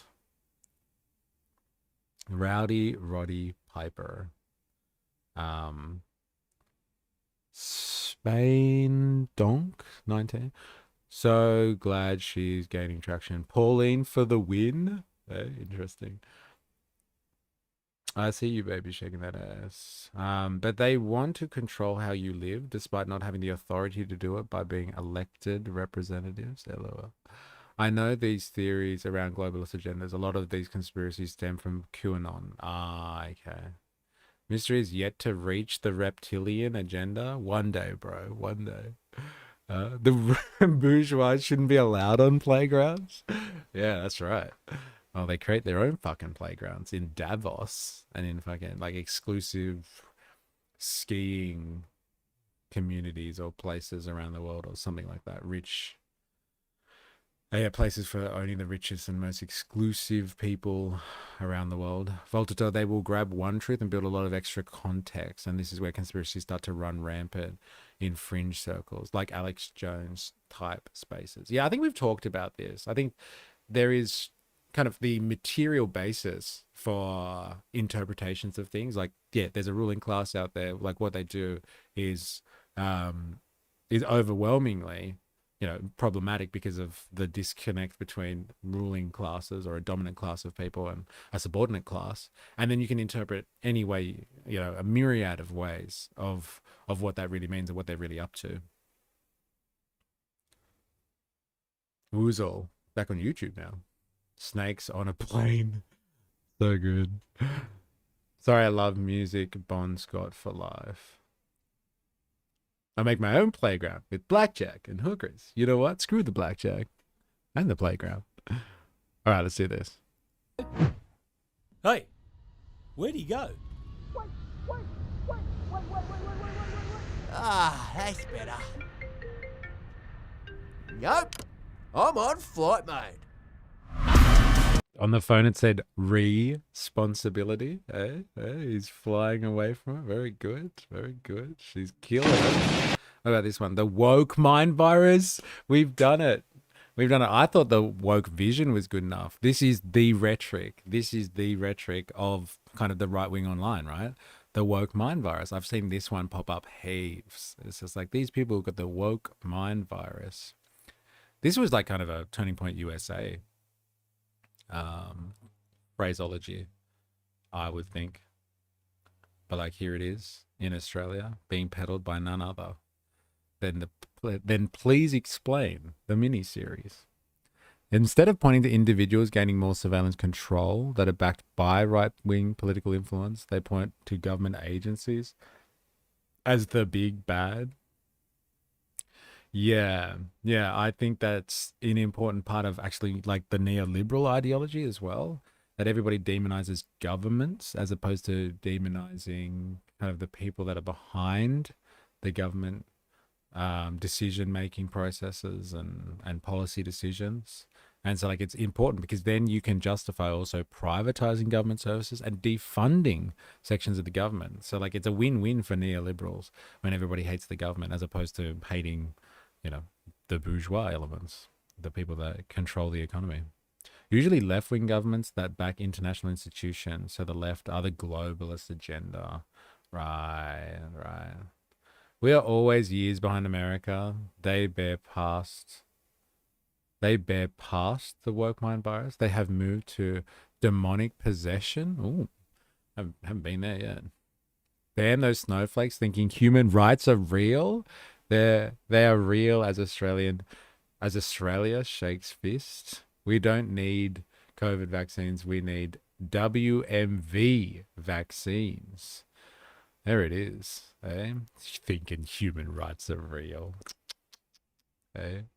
Yeah, that's the worst. Well, they both deserve to be hated. And money and power matter. Right. Yeah, okay. Interesting. It's a fair call. They both deserve to be hated, but I would like argue that you could hate the bourgeoisie more than government.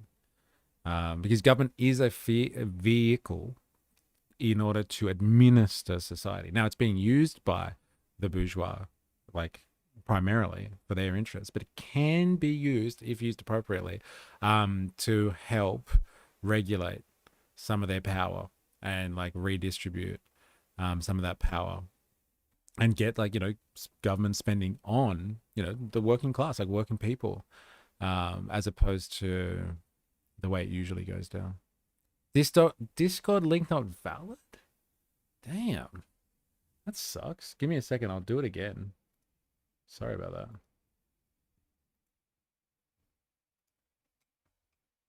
All right, back to this. Let's see. Really? I hope that works. Would somebody else that's in Discord maybe try and drop it in the... If this doesn't work again, drop it in the stream chat or whatever. Just in case it's not working from my end. I'll try again. Fair. I'd agree. Bill Gates is the biggest influence on left-wing governments at the moment. They bring him up a lot and take a lot of things he says out of context, especially stuff relating to depopulation, vaccines and food. Did you say left-wing governments? Interesting. I would have thought that. That worked for me. Ditto. Okay. Oh, it's worked now? All right, sweet. It just gets hijacked a lot in the current Oz environment with our two-party system full of nothing but the upper class. And if they're not full of the upper class, they're definitely able to get access to it, the revolving door. And lobbying. Lobbying is just, like, in my opinion, really lobbying in any liberal democratic society is a form of legalized corruption. Like, you can pay for people, but it's like, it's legal. Like, we monitor it. And it's like, well, yeah, but haven't we all agreed that, like, you shouldn't have that influence? The influence in, representative democracy, representative government, the influence actually comes from the people you represent, not the people that pay. Kind of thing, pay to play. Isn't that a bit weird? Doesn't that undermine the idea of represented? Like you can represent money if you want, but just call it what it fucking is. Yeah, I have no idea why lobbying is legal. Like, fuck me dead. Like, there are some lobby groups that you could argue, but, like, do they have to pay to play? Like, if you want to set up a community organization and lobby the government, then fine, as a community organization. But, like, do you have to pay to play? I looked into Bill Gates recently because someone was bringing up what Bill Gates was trying to do. And what this is in left-wing spaces? Isn't that interesting? According to the conspiracies. Yeah, fair enough. Totally organic, not biased. All relates to these global institutions. Interesting. Very interesting. All right, I'm really interested, okay? Like, I know we're having a great conversation here, but I really want to know what the woke mind virus is. Okay? Can we do this? The virus coming to get ya. Let's do this.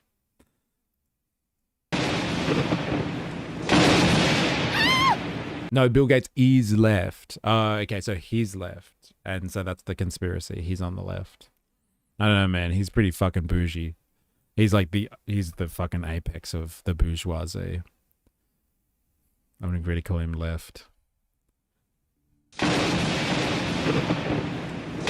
Jake Ardy. Bill Gates has dropped the doomsday climate change argument that we're all going to boil to death in 100 years' time.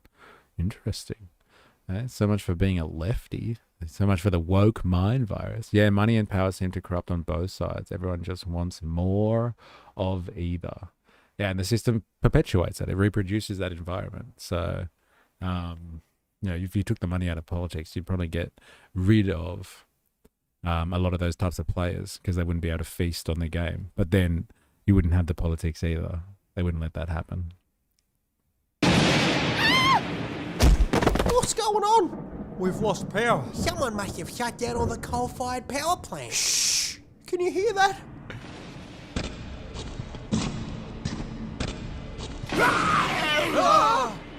Oh, look, it's my best friend, Adam Baird. No, he's infected. Pfft, with what? The woke mind virus. Feminism is transphobic. End all coal and gas now. Renewables. Feminism is transphobic. End all coal and gas. This is the woke mind virus. Okay, you getting your list together? Gotta turn that into a fucking t-shirt as well. To be honest though, as the greenhouse effect gains momentum, the planet gets worse, wetter and greener. To be fair though, to be honest, Bill Gates might be classed as USA left, but he's right-wing manipulator that plays both sides against each other and profits all around. Yes, hence my attack on the culture wars, because like you can play both sides against each other, and they fight each other instead of anyone else. Cult-like adherence to progressive orthodoxy equals woke mind virus. Progressive orthodoxy. It's funny you're using that language. You use the P word and not the left, like left orthodoxy. It's progressive orthodoxy. But who set the orthodoxy? Dun dun dun. Okay, being cordyceps from Last of Us is pretty funny. If the far left and far right united on the common ground, the enemies, we'd run the world. Who's this guy? Who let this guy in? Who are you, Jake? Hey, that's pretty much the idea. If the working class stopped fighting each other in the culture wars and united on common ground. I'm not saying that like the right and the left in the culture wars should agree on everything. They can't, obviously. But like if they could unite on things, on certain issues, they'd fucking run the world. That's comment of the day, ladies and gentlemen, right there. What are you doing? Come on! Well, Elbow told me. Climate change. Welcome to country. You can't be racist against white people. What's going on, Catter? You can't be racist against white people. Okay, that's woke mind virus. You can't be racist against white people. Got it. What's this woke mind virus? These things are hell-bent on destroying everything. No social, economic, or political institution safe. Looks like it's just me and you now, Pedro. We're gonna need some guns. Pedro? I think we should ban all the guns. Oh no! So that's being woke as well. Banning guns is the woke mind virus. Well then, look, I've got a little sad story to tell you. Fucking John Howard, one woke mind virusy motherfucker, it would seem. Very interesting. Eh? Plant zombies, lol. Eh? Jake. I just got an early knock, lol. Had a liter of beer and can't play Ark Raiders at the moment. Well, welcome. I'm glad you can't play. The voice actor for Bob Catter is hilarious. I know, right? Nick Fuentes, if the left dropped immigration and the right dropped the free market, they could unite. Is that what Nick Fuentes says? If the left dropped immigration and the right dropped the free market, they could unite. Interesting. Fuentes. Did you see Fuentes up against Piers Morgan recently? I was thinking of doing that in the afters today. Them going head to head. Zoomer versus Boomer. Yeah, I thought about looking at that in the afters today as part of our Far Right Fridays. Howard wasn't woke. He's just a boomer who reached the ceiling of his baseness, which they all have. But he controlled guns. They just said this is part of the woke mind virus. Peter Dutton just said it. Look. Pedro? I think we should ban all the guns. See? Like Howard is peak woke.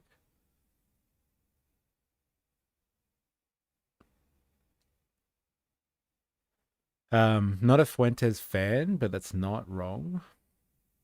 Yeah, I think if you can find common ground, I think that's the main thing. Cut through the culture wars. Cut through the culture wars. That's Nick pitch. That's the Nick pitch. Interesting. Cut through the culture wars. If that is, that's very interesting. Pierce should never have done that interview. I did see that. Jeez, Pierce looked pathetic. I must admit, like, he doesn't look great in that. But, like, it's funny because Pierce always looks like a douchebag. And, like, even up against Fuentes, who, like, openly, says edgelord stuff about, like, Hitler and the Holocaust and, like, all this sort of stuff. Like, is edgelord to the max. And, like, Pierce just always looks like a dick. He always looks like a dick. Like, if anyone could have made Pierce look good, it would have been someone like Nick Fuentes. And Pierce still, I think he's just naturally a fuckwit. We don't have more guns now than we did back then anyway. Don't we have more guns now than we did back then anyway? I don't know. Is that a thing? Where did you hear that? Like, as in, like, people still get access to them anyway. Taking away others' rights is the same endgame as wokeness. Conform and do what you're told. That's an interesting one, man. And so that's what I was saying yesterday then. So you must agree that the right has its own form of wokeness then. Like, look at what Trump's doing, taking people's rights away. Like, look at the visa thing that we were discussing yesterday. People's right to travel into the country. That we've got good relations with the US and they want to get your internet history, your social media history, so they can take away your rights to move freely between countries that have good relations. Hey, I have 2 guns on me all the time. Hey, Mr. Swole over here. They're spamming edits of his wife now, and it's really bad. Oh, who's? Like, Morgan's. The problem is Pierce still thinks getting someone to admit they are racist isn't the gotcha it used to be. Yeah, we have more. Over 4 million guns registered. It's just harder to get a license. Interesting. Yes, current data shows Australia now has significantly more firearms and license owners than before 1996 Port Arthur massacre and the subsequent Howard government buyback despite stricter laws, with numbers exceeding pre-1996 levels and growing steadily, showing the buyback's initial impact was reversed over time as guns were acquired, says the Australian Institute, The Conversation, and The Guardian. That's an AI summary? Hey, all right. Research assistant. Pierce always talks over people and focuses on petty shit, hardly tries to get someone to explain their views, ask for an opinion. If he disagrees, he will just attack instead of finding an explanation. Yeah. Woke is just a weaponized term now. Yeah. Yeah, and who weaponized it though? Like, let's be honest, right? Yeah, not a fan of the new US laws, but hey, we've been doing worse to our own citizens for years here and in the UK. Can't blame them. Fair enough. All right. Oh no, not you too. Sorry, mate. I tried to stand me ground, but I was too weak.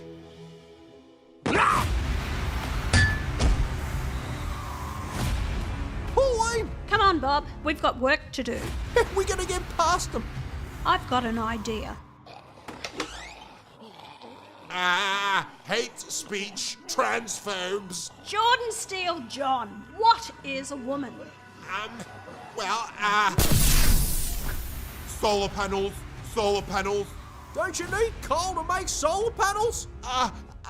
Well, this is my land, give it back. But isn't half the country under native title? Yeah, well, Miss Hanson, I don't feel so good. how'd you know that was gonna work? They can't handle logic, Bob. Makes their heads explode. Hey, there it is. This is how you beat the woke mind virus, with logic and good argumentation. Hey, said no one in the culture wars ever. Hey, if I just explain my argument using logic, then they'll listen to me. Pauline is getting hotter each season. I know, right? When you actually see what she really looks like, that's why I put her in the thumbnails, just to remember that the cartoon version of Pauline Hanson, who's getting progressively hotter each season, it's not real, man. It's just a cartoon. Everyone mostly used to just go about their day and be whoever, and no one was outraged. Ah, come on. People have always been outraged, man. There's always a culture war going on. Always. So hot. It's just the hottest thing right now. It's hot. You know what they're saying? Everyone's saying it. It's just so hot right now. So hot. They're all saying it. All the other countries are saying it. Man, that voice actress sucks. No passion, no life in her reading. It does. Like, yeah, there really isn't the kind of the energy in it, right? It's just the same take every time. Come on, get some life in there, Pauline. Oh, okay. You got it.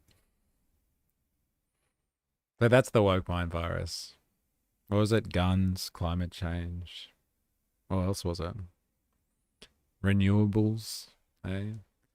Feminism is transphobia. Hey, that's an interesting one. And you just use some logic and wokeism goes out the door.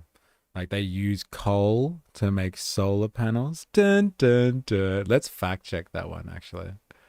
I'd like to know more on that one.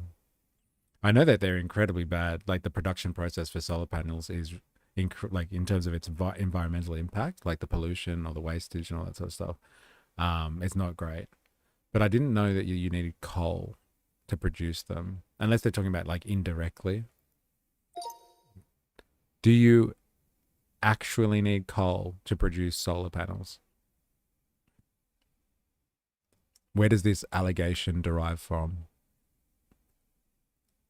Very brief explanation, please.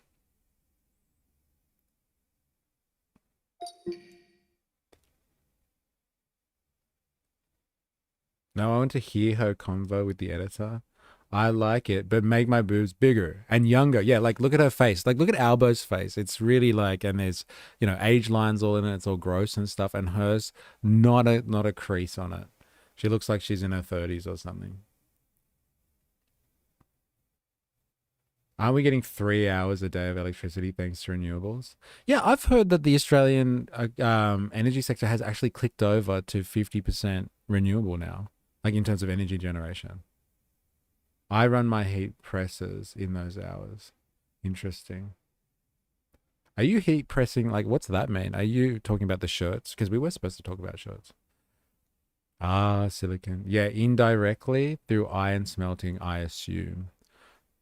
No, you do not need coal specifically to produce solar panels. However, solar panel manufacturing does require a lot of energy, especially for producing high purity silicon. In countries like China, that energy has traditionally come from coal-powered electricity, which is why some people claim solar panels are made with coal. Hey, all the woke mind virus people in the stream just then exploded thanks to logic.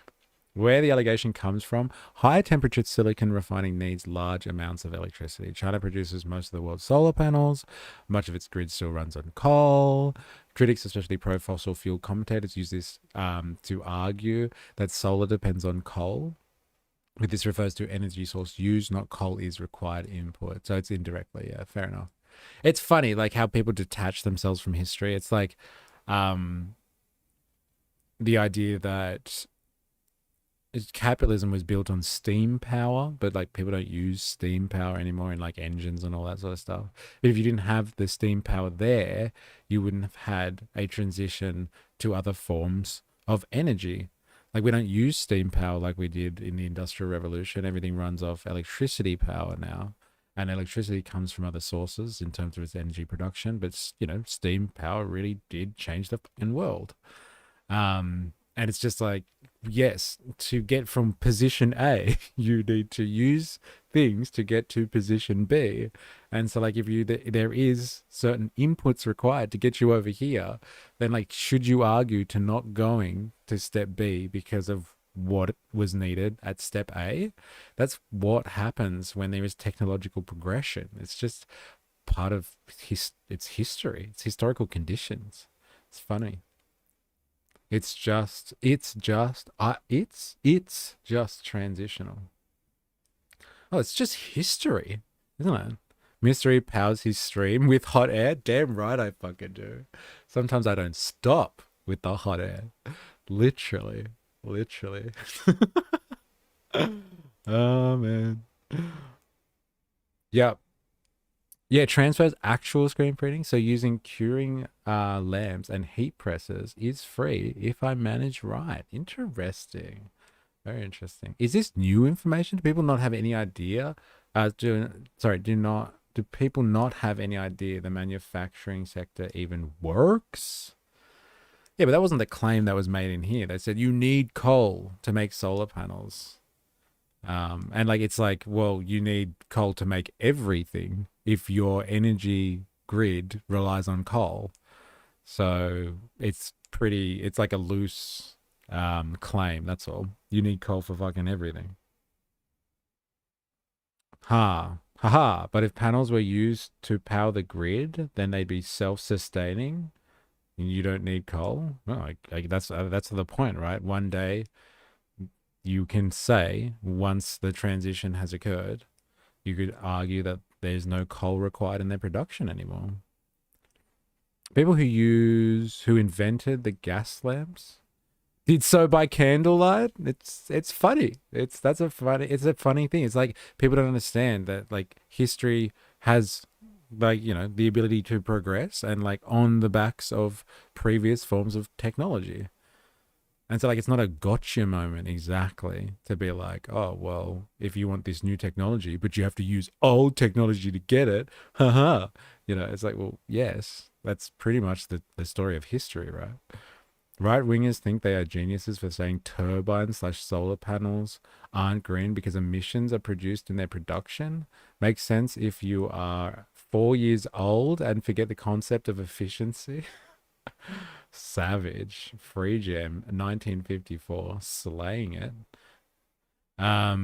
Do people also realize milk doesn't just come from the shop? It actually comes from cows on a farm, trucked to facilities for refrigeration, then transport. They are large, intensive studies on this, centered around manufacturing efficiency, and they all come to similar conclusions. What are the conclusions? Manufacturing works 24 hours. You need consistent power, which you can't get with solar and wind. Does it? Does manufacturing really work 24 hours? Like, you're saying that there's there's parts of industry that work 24 hours? Or that all industry out there is 24 hours, no break? Why can't we just use coal till we're actually ready to transition and not follow arbitrary targets? Right. Well, that's the point of a target, right? Is give you something to aim towards. Whether you hit that or not is different. But without the target, it's just directionless. The guys who laid the roads for the first autos were using tar carts pulled by horses. So many examples. That's a good fucking point. We'll have to make a list. We could put that on a shirt too. Yeah, whale oil eventually was phased out. The same, and people cried hard then too. What? We can't use whale oil anymore? Woke rubbish. That's fucking hilarious. My factory manufactures 24 hours. And most do as well? Fuck. Look, I used to work in a sector of the government that used to regulate the manufacturing industry, and we did not give out 24-hour approvals. That's very interesting. It was very difficult to give full 24-hour approvals. I guess they were in suburban areas, a lot of these manufacturing hubs. But it was very difficult to get full 24-hour approvals. Were they whaling?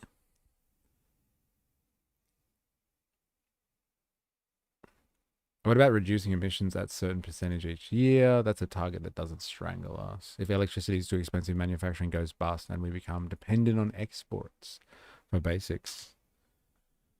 I think that's our lot as well in this evil globalized world. And so you can see, this The Uluru Statement. Pauline Hanson's, please explain. is the Uluru Statement from the heart. Nothing to worry about, it's just one page. Hang on a second. That's dozens of pages. No, it's not. But Albo, I can see them there. No, you can't. Hang on, this says, treaty is the culmination of our agenda. You know what, Dutton? You're starting to sound a little unhinged. Yeah, Dutton, you sound like a real cooker. nothing more than a conspiracy theory, Dutton. Here's your tinfoil hat. Uluru is that big rock, yeah? Yes, that's right. That's right. It's in like kind of, I guess you would say, central Australia. Massive rock. Massive rock. And it's got large cultural significance for, I guess, the people of that region. And so it used to be called Ayers Rock, and now they refer to it as Uluru because that is, I guess, the original name that the people used to call it. And so it's a massive tourist hub. Massive tourist hub. And so that's why I would say it's so well known. That's probably why you know about it, right? Look, everyone, Dutton's a nut job. Nut job, nut job, nut job. No, leave me alone. Oh. I swear there was more than one page. I'll get to the bottom of this.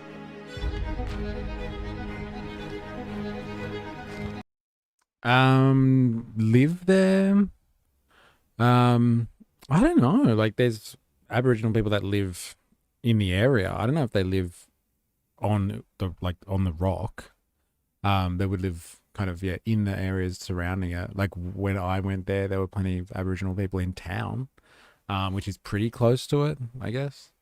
But like it's more of a sacred site, I would say. The way they use it is for like kind of traditional ceremonial things. So yeah, they live in the locality, I guess you would say. Yeah.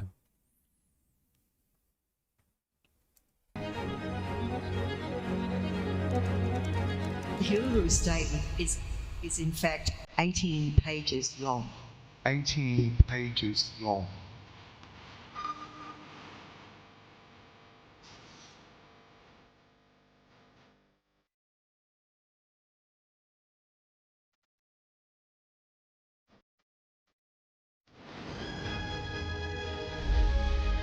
So the Uluru Statement, many people don't know, is 18 pages long.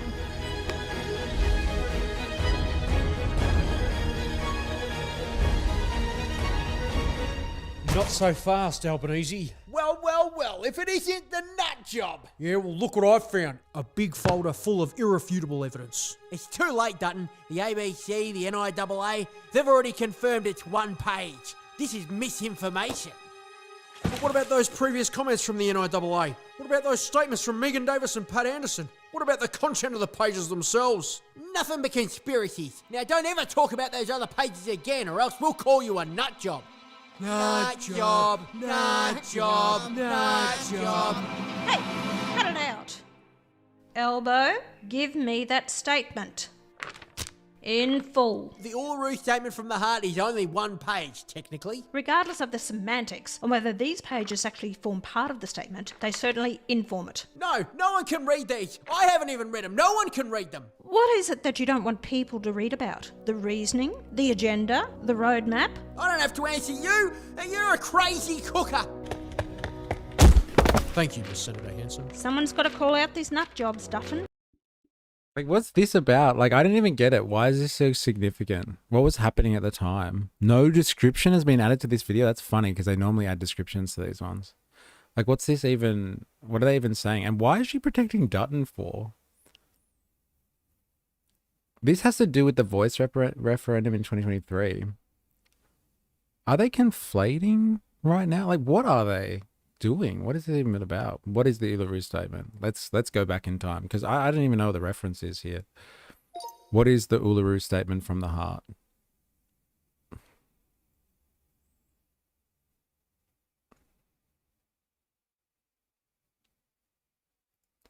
Uluru Statement from the Heart is a 2017 declaration made by more than 250 First Nations leaders after a historic gathering at Uluru. It outlines a unified Indigenous call for meaningful constitution democratic reform in Australia, why it's called that in simple terms. First Nations voice to Parliament.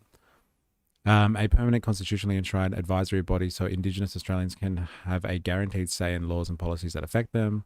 A Makarrata Commission to supervise two key processes. Treaty, first settlement between First Nations and Australian state, and truth-telling, honest national acknowledgement of Australia's colonial history. A peaceful and generous invitation to the Australian people to walk together for a better future. Expression of sovereignty, self-determination, and justice for Aboriginal and Torres Strait Islander peoples. A call for structural change, not symbolic gestures. It has become one of the most important political and moral documents in modern Australian history, influencing national debate, the 2023 Voice referendum, and ongoing discussions about treaty and truth. So that's what you're talking about there, 4AS. Fair enough. And I reckon everyone is just jealous because they aren't Indigenous Australians. Why would our Prime Minister read all the pages of something that he wants to change in the Constitution? It's about highlighting the lies behind the push for the referendum. But like this is formed well before, this is from 2017. And it was a gathering at Uluru. There you go, Jag. I hope that helps. I'm getting educated here too. And Labor wanted everyone to view it as a simple document with no or limited impact, but it was a full agenda, decades in the making. Pretty much. Okay. The Voice was part of the Uluru Statement of the Heart and was claimed by Labor to be just the page referencing the voice for the referendum, and failed to mention it was part of a greater whole. Right, okay.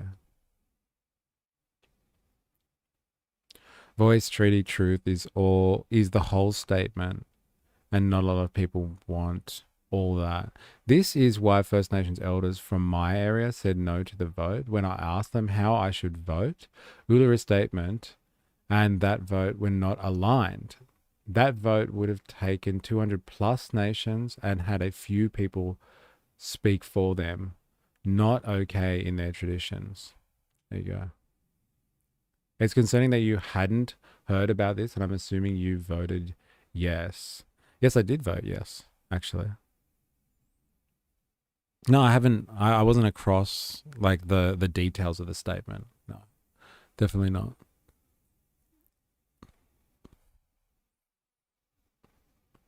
I can't be across everything, mate. I try my best. White Australians and racist immigrants are all too happy to carry on like Australia doesn't have Aboriginals who have lower living standards and life expectancy. Ha, mean. Alright, let's do this. It's just one page, just one. I swear it's just one. And so you can see, your first preference is very important. But it doesn't matter whether you see Barbie or Oppenheimer first, as long as you see both. All right. Housing Australia Future Fund. Oh, is she really going after this? It's funny, like there's a lot of people are calling for changes to housing. This is a perfect example of media withholding things against the message. All right, back to it. Which one do you watch first, Barbie or Oppenheimer? Or Oppenheimer first, as long as you see both. All right, class, don't forget tomorrow we have your presentations on the housing problem. First up, Jim and Elbow. Oh no! I can't believe this. I've been so focused on this voice thing that I've completely neglected the other 97% of the country. How the hell do we solve a shortage of 640,000 homes that's getting worse by 50,000 a year? I don't know, Jim. Can't we just present some scheme with a big number attached that'll put people at ease? Maybe we'll just have to eat into that surplus. About the surplus. I knew you'd botched it. How much have we actually got? Carry the 4 minus the subsidies. About $8. Oh, only $8? Jim! Oh my God. She voted against every action that would have helped the housing crisis. She voted to kill off apprentice numbers. Oh my God, hypocrisy beach. Yeah. It's crazy. Like, what is wrong with the policies that look to kind of provide some alternatives or some strategies with grappling with the housing stuff? Like, why go after this? I mean, if you're jealous of Aboriginals and Aboriginals, First Australians, you know where the airports are. Yeah, the fund was a terrible idea, zero impact when it's desperately needed. Just the promise of future benefits. Big Labour L. For such a small group, it's questionable where the funds have gone or are going. No changeable results. Many NGOs and government ministers with fingers in all of it, and UN pushing it. Pauline Hanson voted almost always against increasing housing affordability. That was from theyvoteforyou.org. There you go. Yeah, it's good to keep track of people's voting track records, right? And what policies actually pass and they don't. Like the Greens, especially. When they claim to be about, renewables or, relieving the cost of living and all that sort of stuff, and they vote consistently against policies that try to change that and impact that. Well, immigration needs to be addressed in reference to inflation and housing if you want to see immediate changes in place. See, I don't agree with that. My position is, if you turned off migration tomorrow, turn the tap off, that wouldn't actually have, you wouldn't see an immediate impact in terms of housing stress. It wouldn't reduce the cost of housing, all that sort of stuff. The same players in the market would be out there buying things and using their usual tactics to withhold properties. Actually, it would leave more room for people that have the money and the means to buy more housing and then further squeeze the market. I think the housing issue, and this is my long-standing position on this, the housing issue is a problem borne by the housing market. And so until you fix the market or stop providing housing on the market and provide an alternative, you're never going to have a solution to the problem. And so just turning off migration, there's too many systematic issues in the housing market itself that cause this problem. Victoria has treaty. What are you going to do about it? Whinge on social media. Otherwise, everything else is pissing in the wind. Demand is far outstripping supply in every industry. UK and America have immigration issues. That's not just unique to Australia. Oh, don't turn it off. You'd kill the economy, but a reduction would cause the market to reduce to sell when demand reduces. I looked at her almost always. The times she didn't vote against it were the days she was absent. That's an interesting fact that a lot of people that I guess are looking for an alternative to the coalition have found One Nation kind of thing. They wouldn't like to talk about, I would say, is the fact that she votes against their class interests when it comes to putting forward proposals that might impact things like housing. She votes against it. I replied, oh shit, sorry, you have a massive response here that I've completely missed. You're talking about on the stream chat, right? The phrase, the agenda, their vision, your future refers to 2025 independent documentary film that presents a conspiratorial viewpoint on global governance and technology. Its claims are widely considered by fact checkers and authoritative sources to be misleading and part of the broader conspiracy theory. The film by former UK broadcasting executive Mark Sharman explores the claim of a decades-long plan by global elites and institutions like the WHO and the UN to centralize control through tools such as AI, surveillance, digital currencies, and digital identities. The documentary warns of digital prison, where everyday freedoms could be restricted, and frames the UN Agenda 2030 and net zero goals as potential enablers of global authoritarianism. See, this stuff is plausible, but not through some organization like the UN or something like that. It's just plausible because we have transnational corporations and surveillance capitalists that do have control over this type of stuff, and they are moving to authoritarianism, but not the type of authoritarian that comes with some nice, multicultural global government. It just comes in the form of the domination of the world economy by a small bunch of private interests. It'll be a world government of transnational corporations, as opposed to some group of nations or something. The documentary's claims align with common narratives around the New World Order or technocrats and conspiracy theories. These claims have repeatedly fact-checked and debunked by reputable organizations. There it is. Not that, LOL. Ah. No. Oh no, to the guy above. LOL. Oh, right, okay. Whoops. If you can somehow increase supply to match out supply, the demand, then we wouldn't need to worry about immigration or population increases in general, but we're failing in that area. Again, I think it's a market issue. Honestly think it's a market issue. I would say that like you can't turn to the market anymore. The housing market has failed the Australian people to provide housing, immigrants or none. It's a cost issue, not just a supply issue. The housing market is out of fucking control. It's been exploited by lots of people, and there are certain policies that are already in existence which kind of stop the market from delivering, because that's what the market is supposed to do. The market is supposed to meet the supply and the demand issue. That's like the fable of the market. The market will figure it out. The invisible hand of the market will figure out demand and supply. So if people are in demand, then more supply will be produced, and that's how market dynamics work. But the market is failing.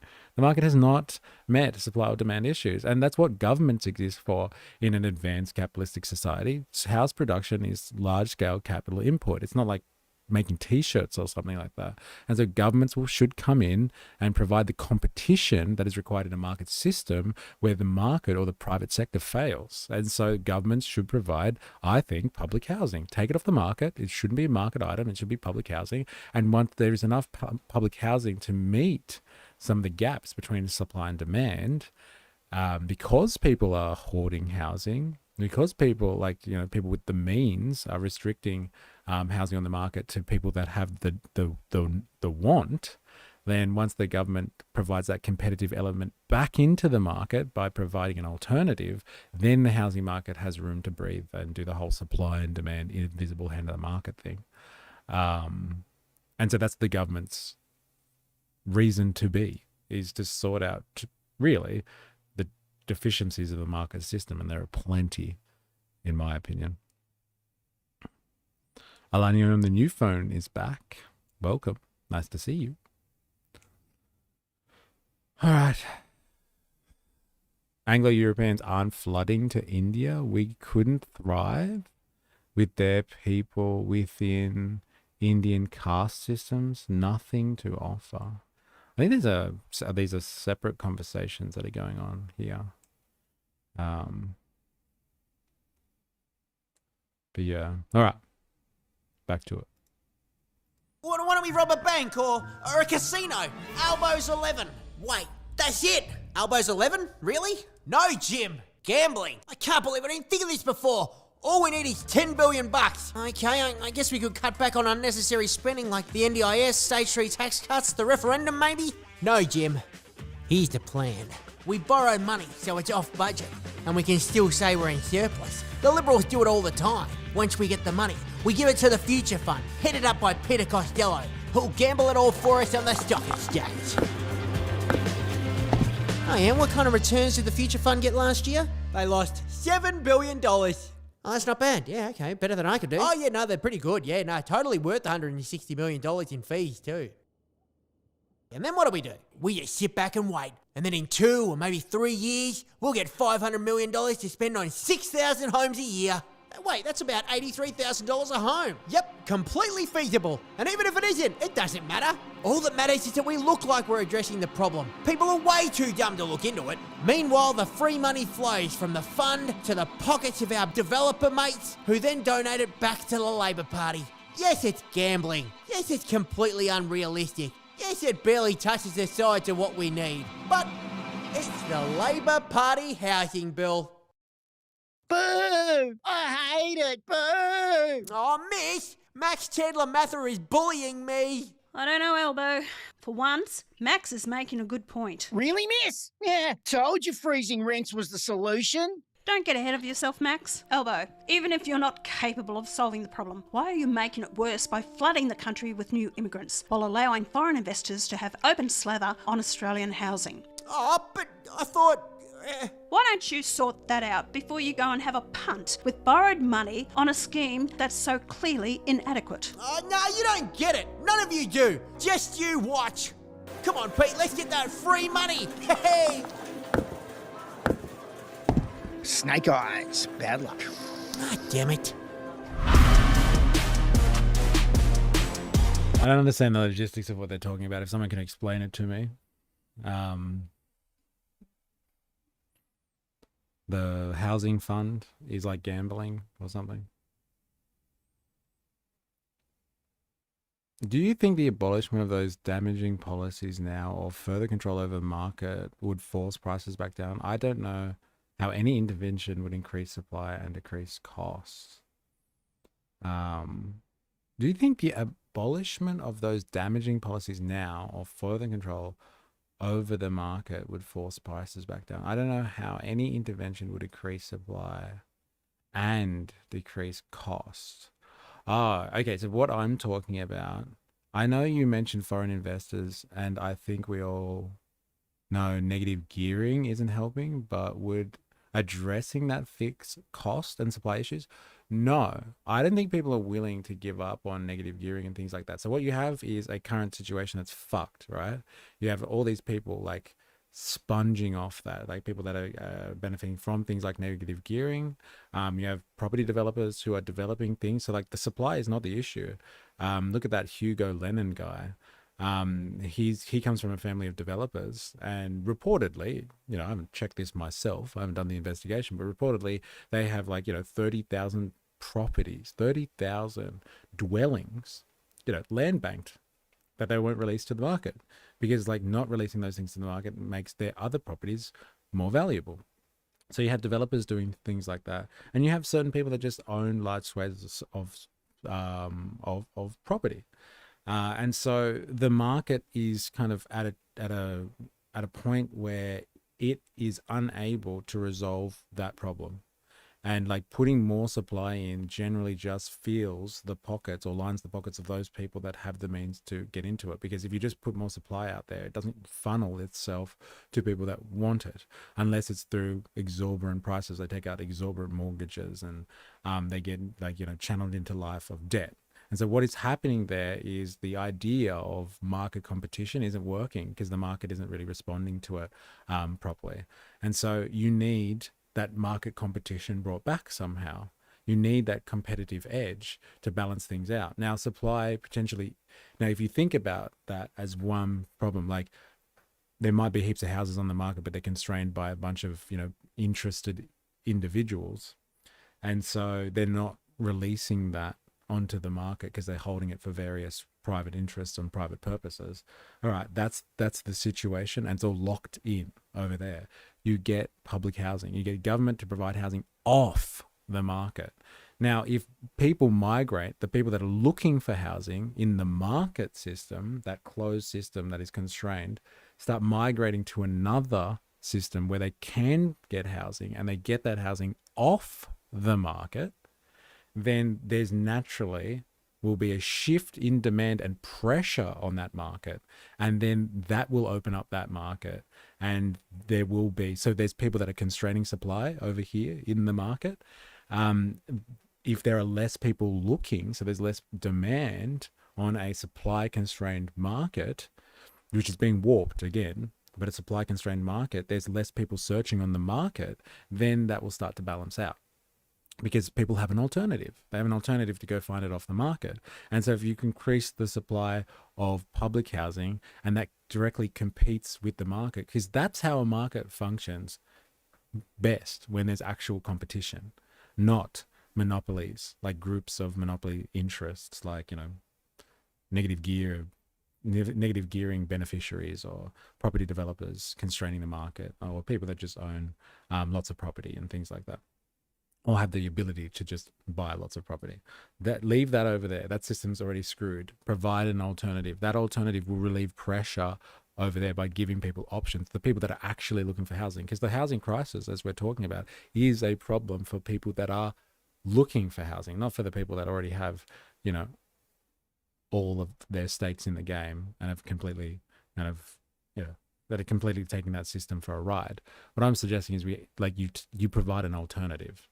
And so like people might not want to live in public housing because like they do want to buy a home or something like that, and they want to own something. But like, you know, they could potentially do that if they find an alternative and save.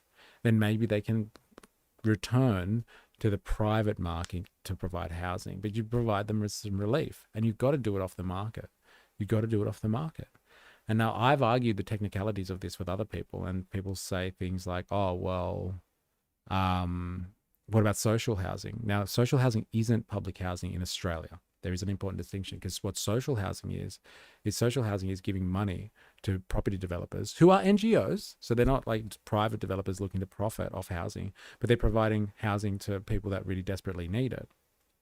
And that doesn't help either, because they're developers. So they go into the market, they buy things at market prices. They pay market prices to buy the land, to build the housing, to buy, you know, to get contractors in, all that sort of stuff. And they have to compete on the market to provide that housing. Now, the government has powers that like people playing in the market, like those NGOs, don't have. And they can provide public housing. They can create legislation to rezone land, to get land, get access to land, and do things with it that, you know, developers can't do. Even if they're NGOs and they try to provide social housing, they can provide legislation that gives them, you know, the ability to rezone land, reclassify land, do it cheaply. And like, who cares if it's expensive anyway, because their government spending will stimulates the economy at the same time. They can do this, but it's about providing an option, an alternative off the market to compete with an overcrowded market, or a constrained market, let's call it. That's a massive difference. It's a massive difference. But can we fund public housing to the degree necessary to be a viable alternative to actual housing market without bankrupting ourselves? I don't believe in that. So like, I hear you, and it's just like, oh yeah, but we've got debt, and we've got all this sort of stuff.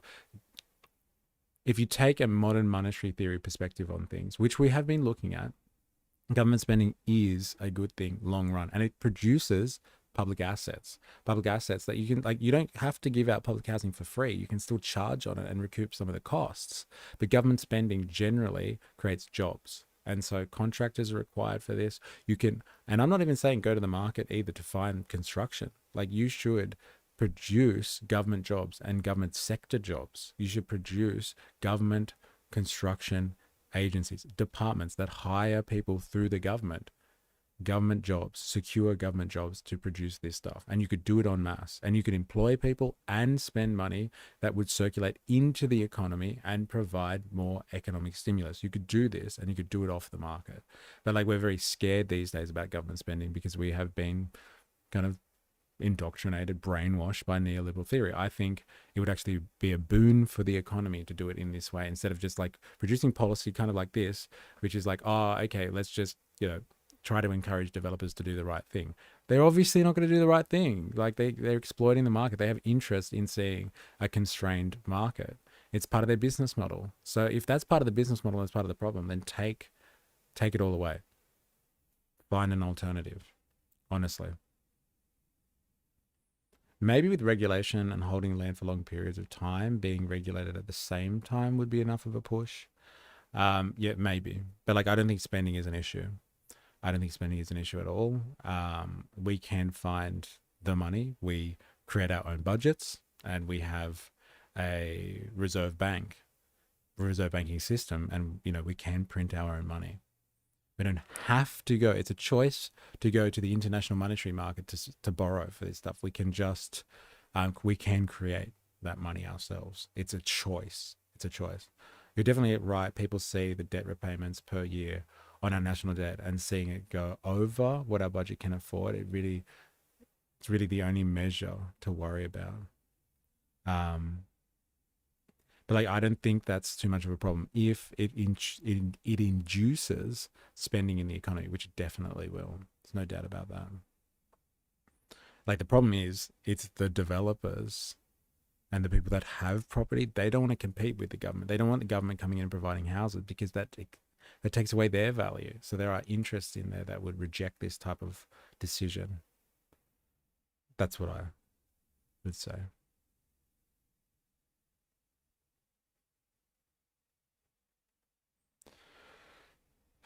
Anyway. Or if you're printing more money, decreasing the value of it. Yeah, but like you can't just do it ridiculously, but that's what the government does every time it sets a budget. It prints money. It doesn't technically it doesn't use taxes to pay for stuff. It taxes after the fact. It sets a budget first, prints the money, like it has the money created through the budget, and then collects taxes after the fact. Taxes don't pay for the budget first. It's the other way around. It's actually the other way around. We actually produce money all the time through the budget. It's after the fact that we tax, not before the fact, which is interesting because that's not the way that we're taught about this stuff, or it's not the way it's spoken about. And if we knew that, that would change the conversation a lot. I would posit to you.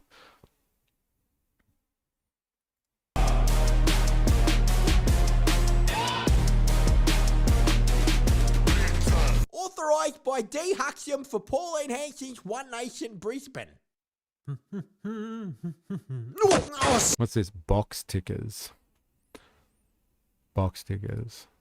What do you think happens when all that it takes from someone trying to prove they're Indigenous is for them to tick a box? Man, this is heavy in the Australian culture wars. Like for the international audience, Jag, like this is the Australian culture wars right here. This one's apparently about, what do you think happens when all it takes for someone to prove they're Indigenous is for them to tick a box? This is deep in the culture wars. Sorry, Lydia.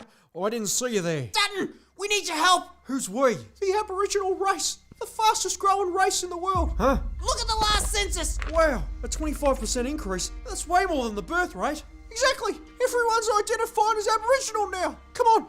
You've got to help us genuine blackfellas out. Copy that. You've come to the right man. I can be very persuasive and powerful when I want to be.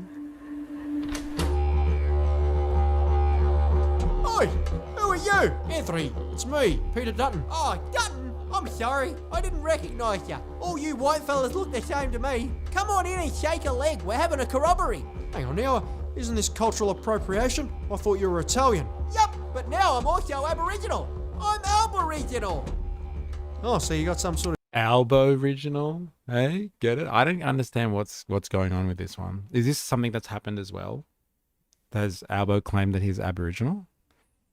Or is this just like some joke or something?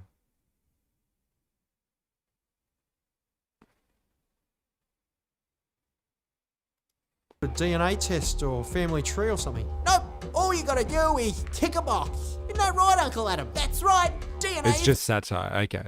Yeah. It's pretty loose, this one. Fuck me, Dad. Racist, Uncle Elbow. Oh, Jim, that painting is deadly. Authentic Indigenous art. Only 10 grand. Hey, no, you can't do that. What a wrong. There's a lot wrong with it. No, Jimmy's a proud Wadawurrung man. It won't come back. I can get it to boom, but I can't get it to rang. Hey, you want some bush tucker? I don't understand. Why are they doing this? Because they can, Peter. All they need to do is tick a box and sign a stat dec. But why would they want to do that? For the benefits, the jobs, scholarships, the royalties. And if you're too weak to do anything about it, I will. Hey! Stop pretending to be Aboriginals. You're taking away funding and opportunities from people who are genuinely in need. It's not on. If you want to be considered... Look, she's fighting for people that are genuinely in need. Isn't that interesting? Eh? She wants people to stop scamming systems. That's the argument takeaway here. This is very interesting. Wow, I didn't see this one coming. She's defending the system and she doesn't want people to exploit a system. I didn't see this one coming. Seeing some appropriation hypocrisy here using racist tropes, all for their reading comprehension age of 6 cartoon. Oh man. Pauline normalized racism in Australia long before Trump ever came into office. Like, I think that's actually a pretty good point. Like, she was, hey man, I did this back in the 90s.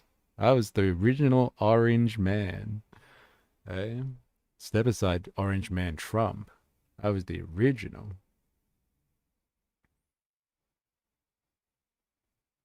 All right, let's do this. An Indigenous person, you should have to prove it to the same standard the federal court requires for native title claims. Yes, Miss Senator Hanson. Thank you, Miss. You're my hero. A true defender of the Aboriginal community. It's what I do, Lydia. It's what I've always done. It came back. Why do they pay out this peacock guy so much? I don't get it. I don't understand the joke there. The Albo original? Yeah, that was so easy, right? Low hanging fruit. They went for it. Albo original? This is deep in the culture war. So this is like it's there's a lot of what's the word? Like safety net programs or programs to help assist Indigenous persons, and like there's a lot of paperwork that you can sign. But this has been like this for a while now. Like I don't know why this is so fresh and like this is such a new phenomenon. But like that just shows the signal of the culture wars. But there's I guess a discussion over like how you prove your indigenousness. And so like this piece of content here, this propaganda here is trying to stoke the culture wars. Hey, look, you know, there's people that are rorting the system. It's like any of the tropes when it comes to social security. Hey, there's all these people out there, these dole bludgers, you know, welfare recipients that are taking your hard money, your hard-earned cash off you. You're a hard-working person and you pay taxes, and there's some people out there that just exploit the system. It's like any other kind of one of those types of tropes that are another attack on working class people, really. It's just like there are working class people out there that are rorting the system, you know. These systems have good intentions, but there's always people that scam it. So let's take the system away. It's a lot of that type of stuff, you know. It's very like easy, this type of scaremongering propaganda, and it's divisive. It divides the working class. So people are like, yeah, all these people out there, not even Aboriginal, and they're getting benefits. Let's just take all the systems away. We shouldn't provide benefits to anyone unless I'm getting benefits. It's just divisive, this stuff. I think they've made him dumb because Peacock is just an ex-rugby player. Low-hanging fruit as well. A lot of low-hanging fruit in this episode. How has Pauline been wrong, even if very hyper in the delivery of her points? Well, like, what? So you're saying basically like, prove there's no one that exploits the system? No, I don't think I can prove that. But like, this is not the point. It's not like, hey, we better fix up the rules so we can make sure that no one exploits the system. It's not that. The point of this is to stoke the culture wars and like get people fighting each other. That's the point of the culture wars, to get people hating each other instead of, you know, what we've talked about before, what Jake rightly described before as like, you know, finding common ground that people can relate on. You just get people pissed off at each other. This is a perfect example of that. If you wanted a fair system, you would want it accountable. But that's like any system can be fucking rorted. Any system. They've already complained about the NDIS like that. They've complained about dole bludgers already. Like, so are you saying eradicate Centrelink? Right? Because we know there are people out there that rort the system. You know, they talked about, what was the thing in COVID? Job seeker and job keeper. Like there were corporations robbing kind of job keeper, I think it was. Massive corporate rorts there. And so like, you know, I do want a fair system, but like, should we have gotten rid of job keeper so people lost their jobs? Like, no, that's not the solution. Of course I want a fairer system. I think everybody wants a fairer system. But like just pointing out the people that wrought the system and use that as a justification to divide people and to fucking get people to hate one another, that's good propaganda. That's what that is. It's really good propaganda. Yeah, every politician prefers division. Otherwise, they don't get votes. Yeah, it's like fucking attention economy. You need to drive division.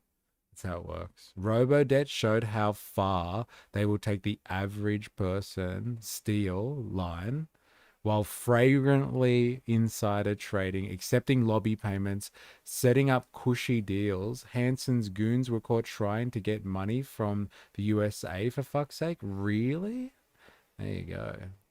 But yeah, they were fragrantly, they push this line. This other person over here, this other working class person, this other average working person over here, they're trying to steal your money. They're trying to stop. You worked hard to get that. They're trying to steal it from you. This is old. This line of argumentation, this style of propaganda, really old. It was happening, it was happening at the turn of industrial society. When we started industrializing, this stuff was happening. It's old, this style of propaganda. It's just got now let's pick it up and apply it to people rorting indigenous benefits or something like that. Our bludgers are Gina and her ilk. Puppeteer politician. Yes, those are the real bludgers. I'm all for going after people that wrought welfare or wrought being indigenous or wrought, job seeker or something like that. But first, we take care of the real rorts. We take care of a billionaire class who, feeds off policy decisions that mean they avoid income taxes and wealth taxes and all that sort of stuff. Let's go after the big fish, then we'll go after the fucking little ones. If you wanted to say order of priority here.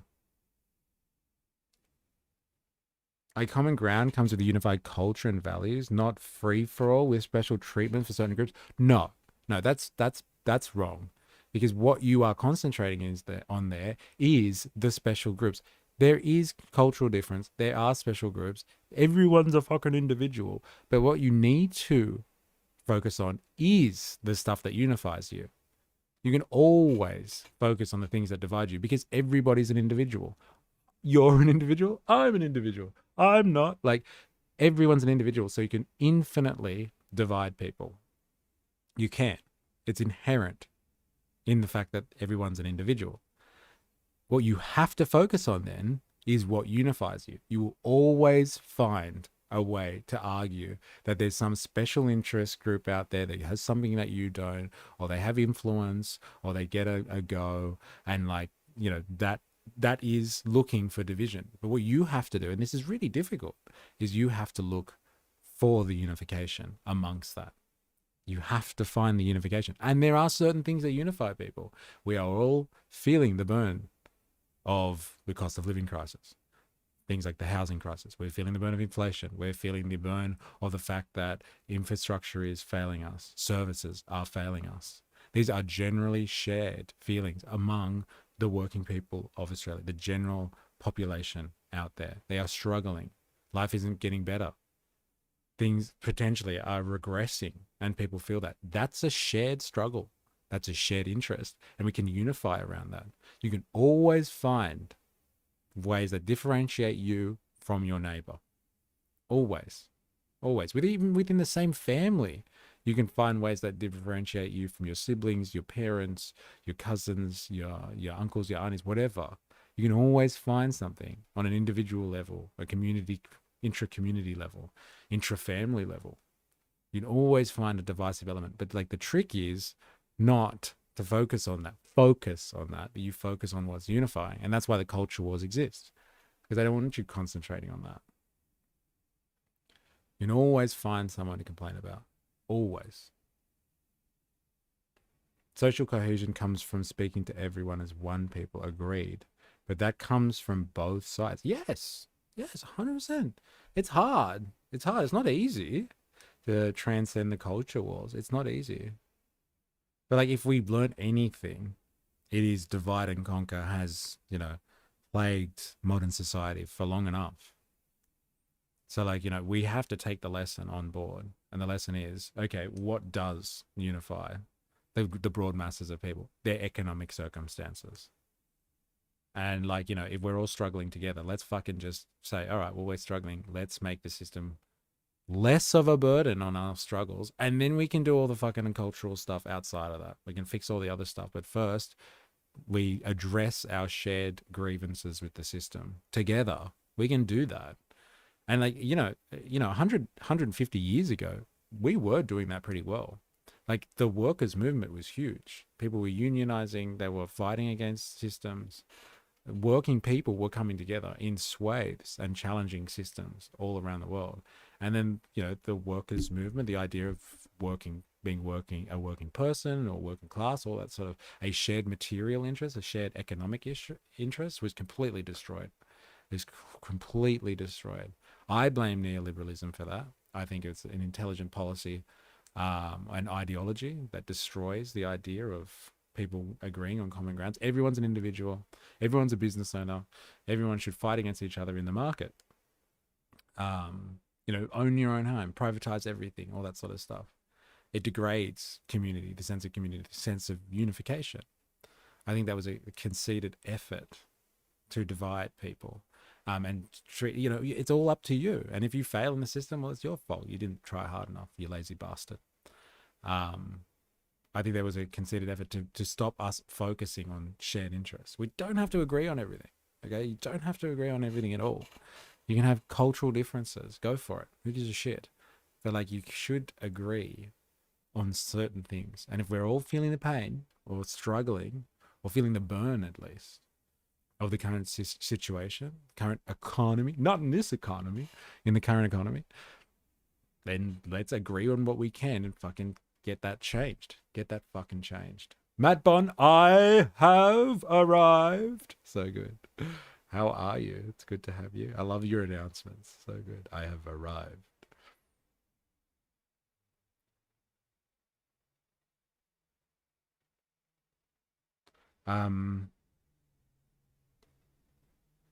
Yeah, but when everyone's suffering cost of living crisis like the last depression, maybe it's time to put those special interest groups funding aside and say, okay, this would be better going to help all. Why not? Why not have special funding? But like, you can't do that if you're focused on the special interest group. Like, if you're talking about having a system that helps everyone instead of the special interest group, if all you're doing is focusing on the special interest group, like, why do they get it? Then they're winning. Then no government, no ruling class, no lobby group behind them has to change any policy, because you're just like, yeah, it's them, get them, like, kind of thing. And it's just like, well, is it them? Did they come up with the policy decisions? Did they? Are they benefiting from it? Okay. But like, are they the ones that control the policy decision? Don't focus on them. Focus, as you said, like, we've got a shared struggle going on here. There's a shared problem. Let's focus on that. It's not easy. It's definitely not easy. Fuck, they've been perfecting divide and conquer for a lot longer than we've been thinking about unification, because we haven't been unified. The working people of the world haven't really been unified for a long time. Not since, the 50s, the 60s, maybe a little bit earlier than that, even the 70s. People don't think about themselves as being a working person, someone that has to, subsist in the system. Most people think of themselves as middle class, and they're just struggling a little bit, but if they just got a break, they'd be fine in the system. No, the system has created the conditions that you're struggling in. It's a myth that you're in the middle class, and it's a myth that if you just got a break, you'd be better. If that was the truth, if it was true, you'd be better right now. But the system isn't working the way it's supposed to. Yeah, you're right. They're just taking advantage of it. It's the system they're utilizing that should be criticized 100%. That's my opinion on this. I think the system, like, systematically, it should be rallied against.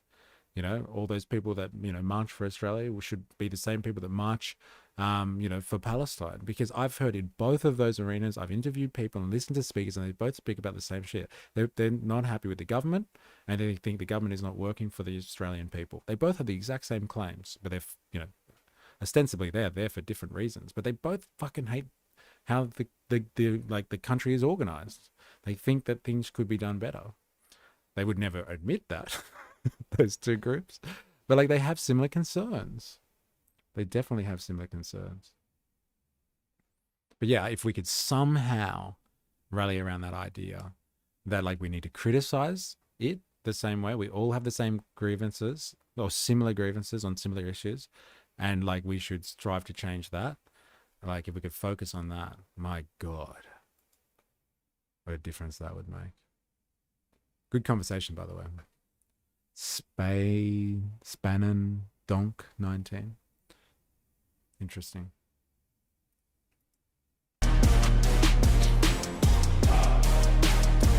Still, just the music, that's the best part. No, net zero. Oh, this is topical. We'll see if this is aged well. Net zero. Premiered September 29. That's it. Still 2 years ago now. Net zero. So they've been going on about net zero for ages. Net zero really came out of left field for me. I wasn't really concentrating too much on Australian politics 2 years ago. I don't really concentrate on Australian politics a lot. I've started doing it a bit more, but like net zero, upset. He's kicking the can down the road. YouTube. Thank you, YouTube. It's my last name, by the way. Super Dutch, LOA. Well, can you, like, how do you phonetically say that? Spandonk? Spandonk? I'm probably butchering it, but I try my best. Bowen, what's wrong? Nothing. Oh, come on, Chris. Why don't you come kick the can down the road with me? It's our favourite thing to do. Kick the I don't want to can be down energy the minister road. anymore. Yeah. I hate this portfolio. No, come on. You're Chris Bowen, the power-hungry pig. What's gotten into you? I got beaten up by a 17-year-old, Anthony. Oh, no. Chris, where did this happen? Q&A on the ABC. Oh, that's supposed to be a safe place. Not anymore. Once this 17-year-old heard that I was chasing a net zero, he beat me up, spanked me, right there on live telly. Huh? Who's a net zero? You know a net zero. She's over there. Whoa. Ah, okay. Spandonk, maybe. Spandonk. I'm getting there. I'm getting close. Oh. She's so global. Oh, yeah. We got her from that Paris Agreement. Oh, she sounds so nice, but I have no idea what she means. No one does. We've got to try and meet her. I don't care what it costs. Oh, she seems so unattainable, but I'm willing to commit to her. Not so fast, Anthony. I'm afraid to say we've already committed to a net zero. Yeah, we're going to meet her by 2050. Well, I could meet her tomorrow if I wanted to. Hey, nailed it. There it is. Thank you very much. Thank you very much. Well, not if I meet her first. Wait, you guys, she's mine. I saw her first. Hey, a net zero. Want to watch me shut down all the coal-fired power plants? That's nothing. I'll end all coal and gas right now. Green energy subsidy? I made it just for you, a net zero. Damn, she's so fickle. Annette, look, I've replaced all the plastic straws in the canteen with paper ones. Look. Hey, a net zero. Want to share? Is that really part of net zero? Hey? Or is this like just stoke that little culture war fire? Part of net zero is getting rid of plastic straws. Wonder if we can substantiate that one. Local industry with me and my best friend China. Dearest to net zero, David and I would like to offer you 1 million solar panels and wind turbines. You can put them anywhere in regional Australia if you want. So, who's it going to be, a net zero? Please, I need you. I love you. Please, a net zero. There you are, love. What? Catter? How? You gooses. Miss Senator Hanson's been telling us for years, if you really want to get to a net zero, you have to go the nuclear option. Now, take a good hard look at yourselves and all you've done chasing a net zero. You've driven up power bills higher and higher by shutting down the most reliable source of power. You're handing out green subsidies that are just lining the pockets of billionaires. You're pandering to city elites and making the country and the suburbs pay the bill. But worst of all, these paper straws. Yeah, I know, they suck. No! They don't suck! That's the bloody problem! Within 2 minutes, they've gone soggy, and they don't suck anymore! Wait a second. Talk about culture wars. Come on. It can't be in there. It can't be a real thing.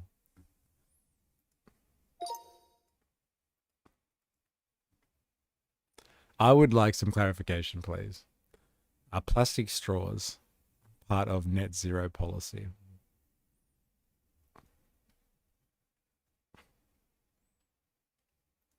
God, the suspense is killing me. It would be fucking hilarious if it was in there. Oh man, can't even joke about it. That sucks. No, plastic straws are not part of Australia's net zero policy. Damn. Second, where's the net zero gone? A net zero? Annette? Ah, I knew she was Sent you a just a vid? fantasy. Is this something for now? Or like...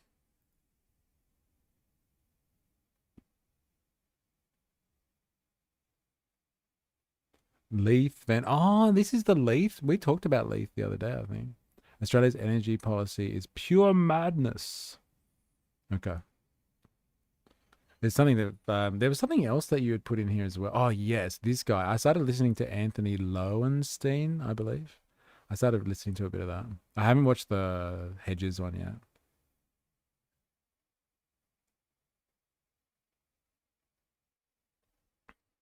Van Olsen, plastic waste reduction.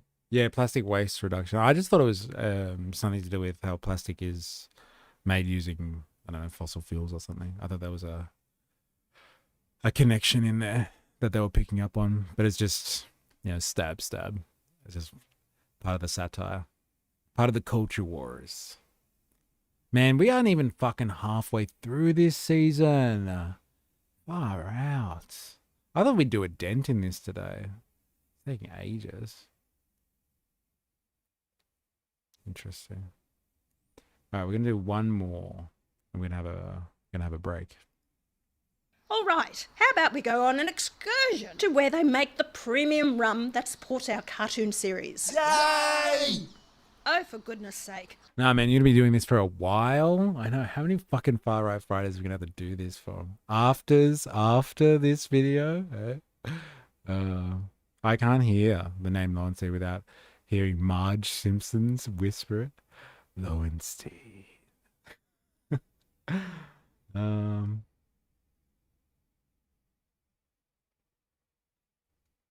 right, back to it. Lydia, get out of the way. All right, if class. possible, Chat amongst it's yourselves. relevant to I'll sort net this out. zero. Okay. Thanks. Hey, Albo, you know how the budget's a complete mess because we keep spending like crazy and making it worse? Yes. Well, I thought maybe we could just raise taxes. Well, good, Jim. But if we're going to raise taxes, it needs to be tricky and clever. Well, what about increasing the tax on those rich scumbags with $3 million in super? I'd love to, Jim, but I stupidly promised I wouldn't touch super this term. Well, what if it only comes into effect next term? Oh, yes, that's tricky and clever because we won't index it. So in a few years' time, thanks to inflation, that's what most people will have in super anyway. So we can rob the rich today and everyone else tomorrow? I love it. I think it's about time we talk about those capital gains on the family home. Yes, yes, yes. Are you guys talking about capital gains on the family home? No. Well, we're not contemplating it right now. Excuse me, Coxie. Jim, why didn't you just blatantly lie to Coxie just now? I thought I was being clever and tricky. Oh, sorry, Chalmers. Looks like you're gonna have to go under the bus. What's going on? Where am I? Oh, hi, Jim. Looks like you've been thrown under the bus, mate. Oh, no. Oh, don't worry about it. It's fine. It's basically a Labour tradition at this point. That's right. You know, I remember when Julia here threw me under the bus. And Kevin promptly threw me under the bus. And Bill, who threw you under the bus? Oh, well, I basically threw myself under the bus. We've been expecting King Kev is hilarious. Yeah, no. The voice actor for Gillard is funny too, actually. Might have thrown more of you under the bus, actually. Oh, here they come. Oh no, Richard Miles, what did you do? Last thing I remember, I was trying to dodge hard questions about super. Oh no, who was grilling you? Oh, I think it was Dutton and Karl Stefanovic. Oh, Richard, you blew it. Okay, everyone, back on the bus. They seem to be very cushy in these later episodes with Peter Dutton. Maybe they're giving Peter Dutton their preferences too, hey? Hey, One Nation? Naughty, naughty. Righto, you mob. Let's go to the rum distillery. Yeah! Hey, Mish, how'd you get Lydia to move out of the way? Who? Savage. Savage. They just ran over Lydia. There's the message there. All right, we're going to have a quick break. So wait, this is like energy policy stuff? Like it's actually about, is it like, is it a longie? Let's have a look-sees. Let's have a look-see, shall we? What's this person? Lee Van Onselen. Onselen. No, it's 14 minutes. That's not bad. Who is this person anyway? This detailed chat with Mike Jeffries on Radio 2GB discusses Australia's energy policy delusions, which risk embedding cost inflation across the economy, as well as deindustrialization. A country that has everything and is choosing to have nothing. Interesting. Who sent this? Watch it when you're back. I know, maybe if you have a break. All right, yeah, we'll watch it when we get back then. All right, let's do it. All right, we are going to have a break. I think there's been new people in here, I believe, today. So if you are new and you've been liking the content, please make sure that you subscribe or follow wherever the fuck you're from. Go and join us on Discord. Be part of the community. Drop your propaganda there. Here is the invite. Just one more time, if you want to come and join us, drop your propaganda so we can have a look at it. It's good to see what people are up to, where they get their opinions from, their conspiracies from. But yeah, come and join us on Discord. And then here is, I haven't done this in a while. Here is the Patreon link. This is a link to our Patreon, or my Patreon. Go over there and become a free member so I can get notifications to you. You go on like kind of the email list, and like it beats the notifications that you get through the algorithm, I find. So go over and yeah, become a free member. If you can financially support, that would be amazing. But like, yeah, go and you can get email notifications. I can get access to you through Patreon. So we're gonna have a quick break. Thank you everybody who's been chilling out today and interacting. Woozle, Voltateur, Dilemmas, Spandonk, Spandonk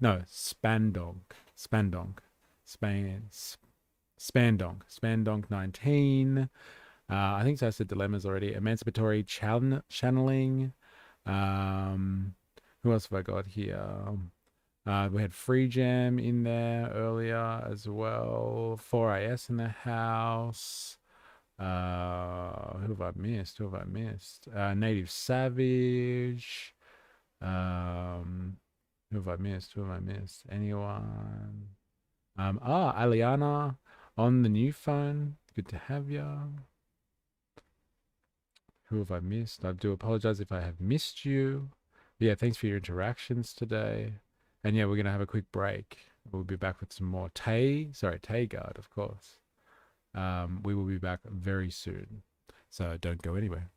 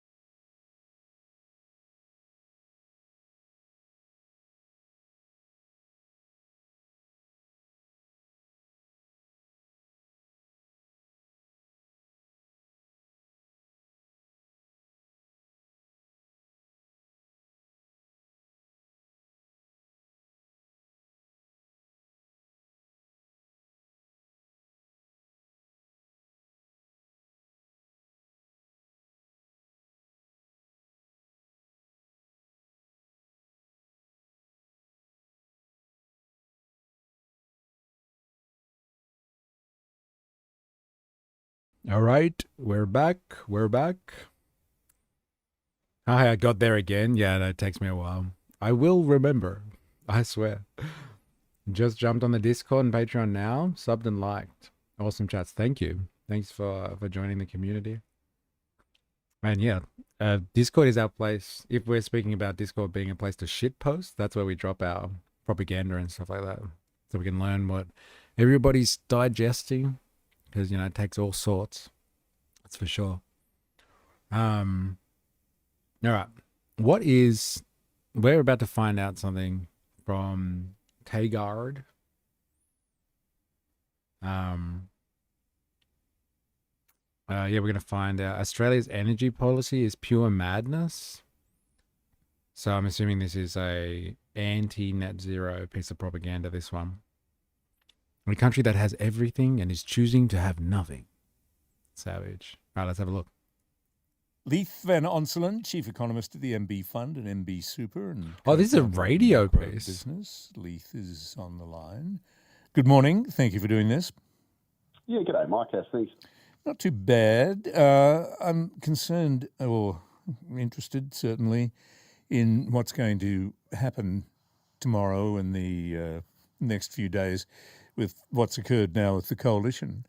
But this whole business of net zero, what we're doing, it's impacting in so many areas, Leith.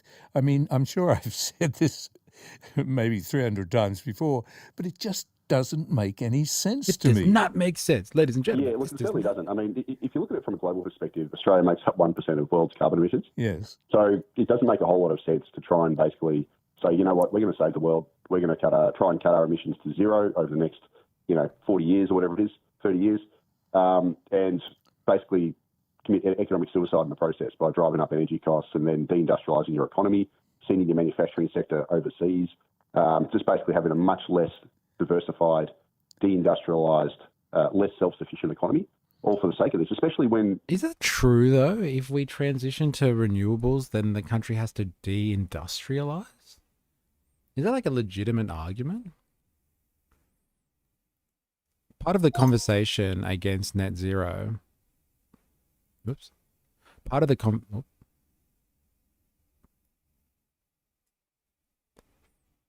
is that Australia would have to deindustrialise in order to transition its energy sector.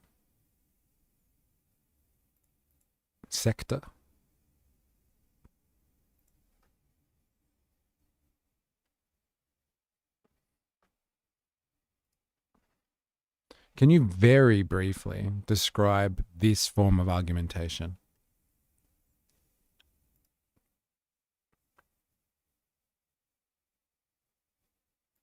This is why I sent it. This is the real propaganda talking points, right? Like, I've heard the other stuff.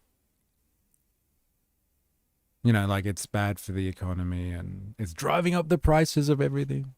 Anti-net zero deindustrialization argument in simple terms. Critics claim that shifting from fossil fuels to renewables will make energy more expensive and unreliable, force heavy industries, steel, cement, mining, manufacturing to close or... Okay, so it's the cost. It's not the transition. It'll be the end cost, I'm assuming. Cause job losses and economic decline, and therefore amount to a deindustrializing Australia.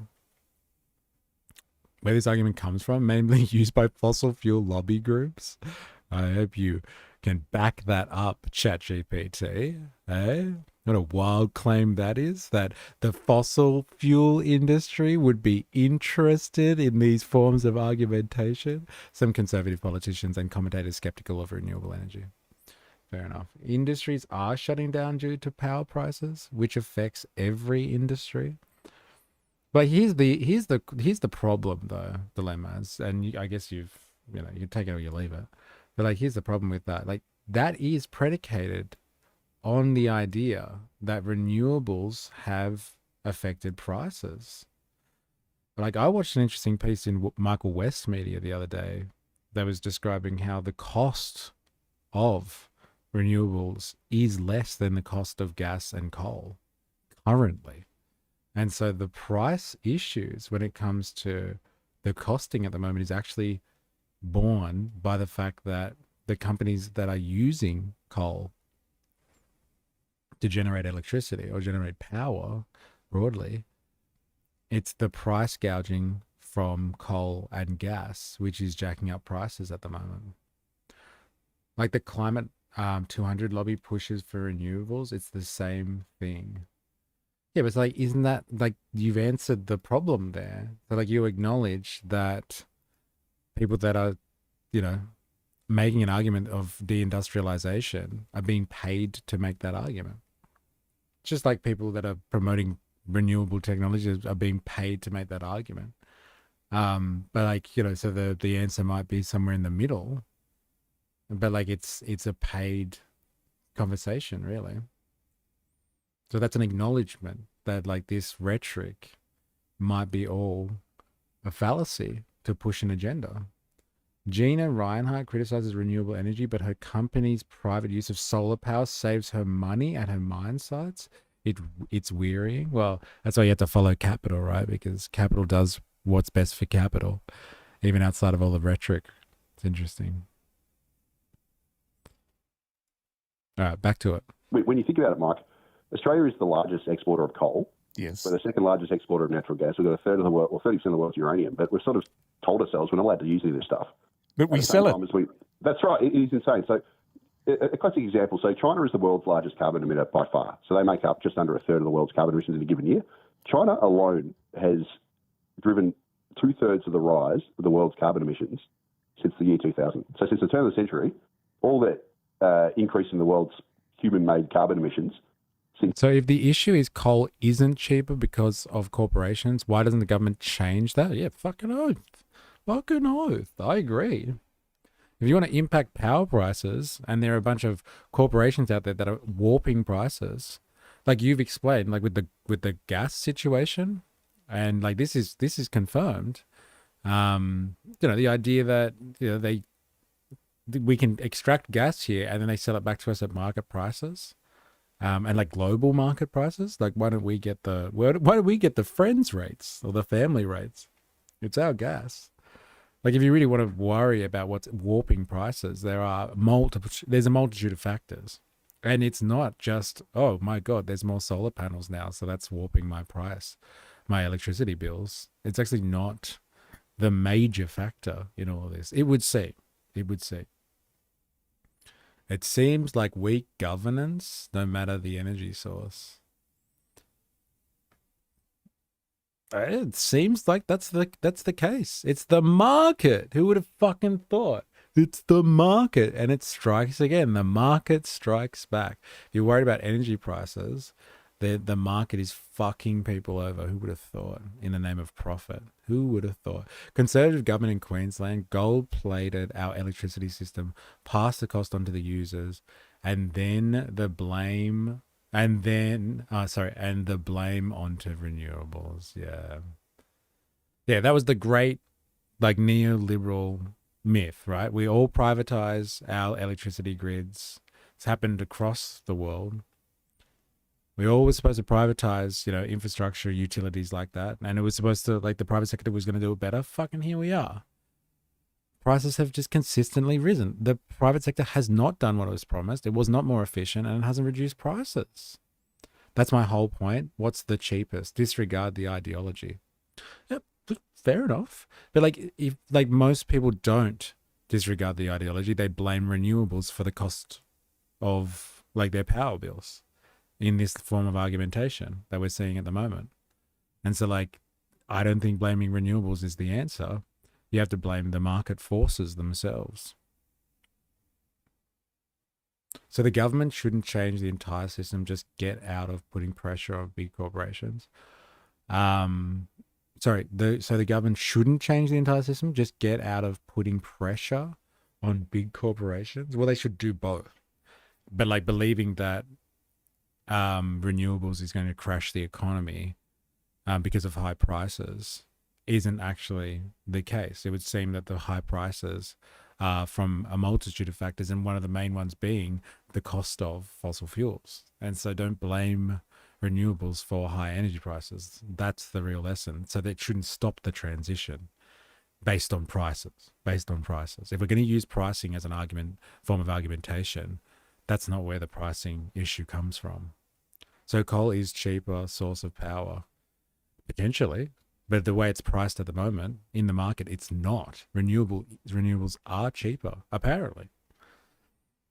I can only go off the source that I saw. The Michael West Media video came out a couple of days ago, and he got the pricing chart up, and renewables are less expensive. So this argumentation that they're more expensive is not, and that's going to like bring down the economy kind of thing.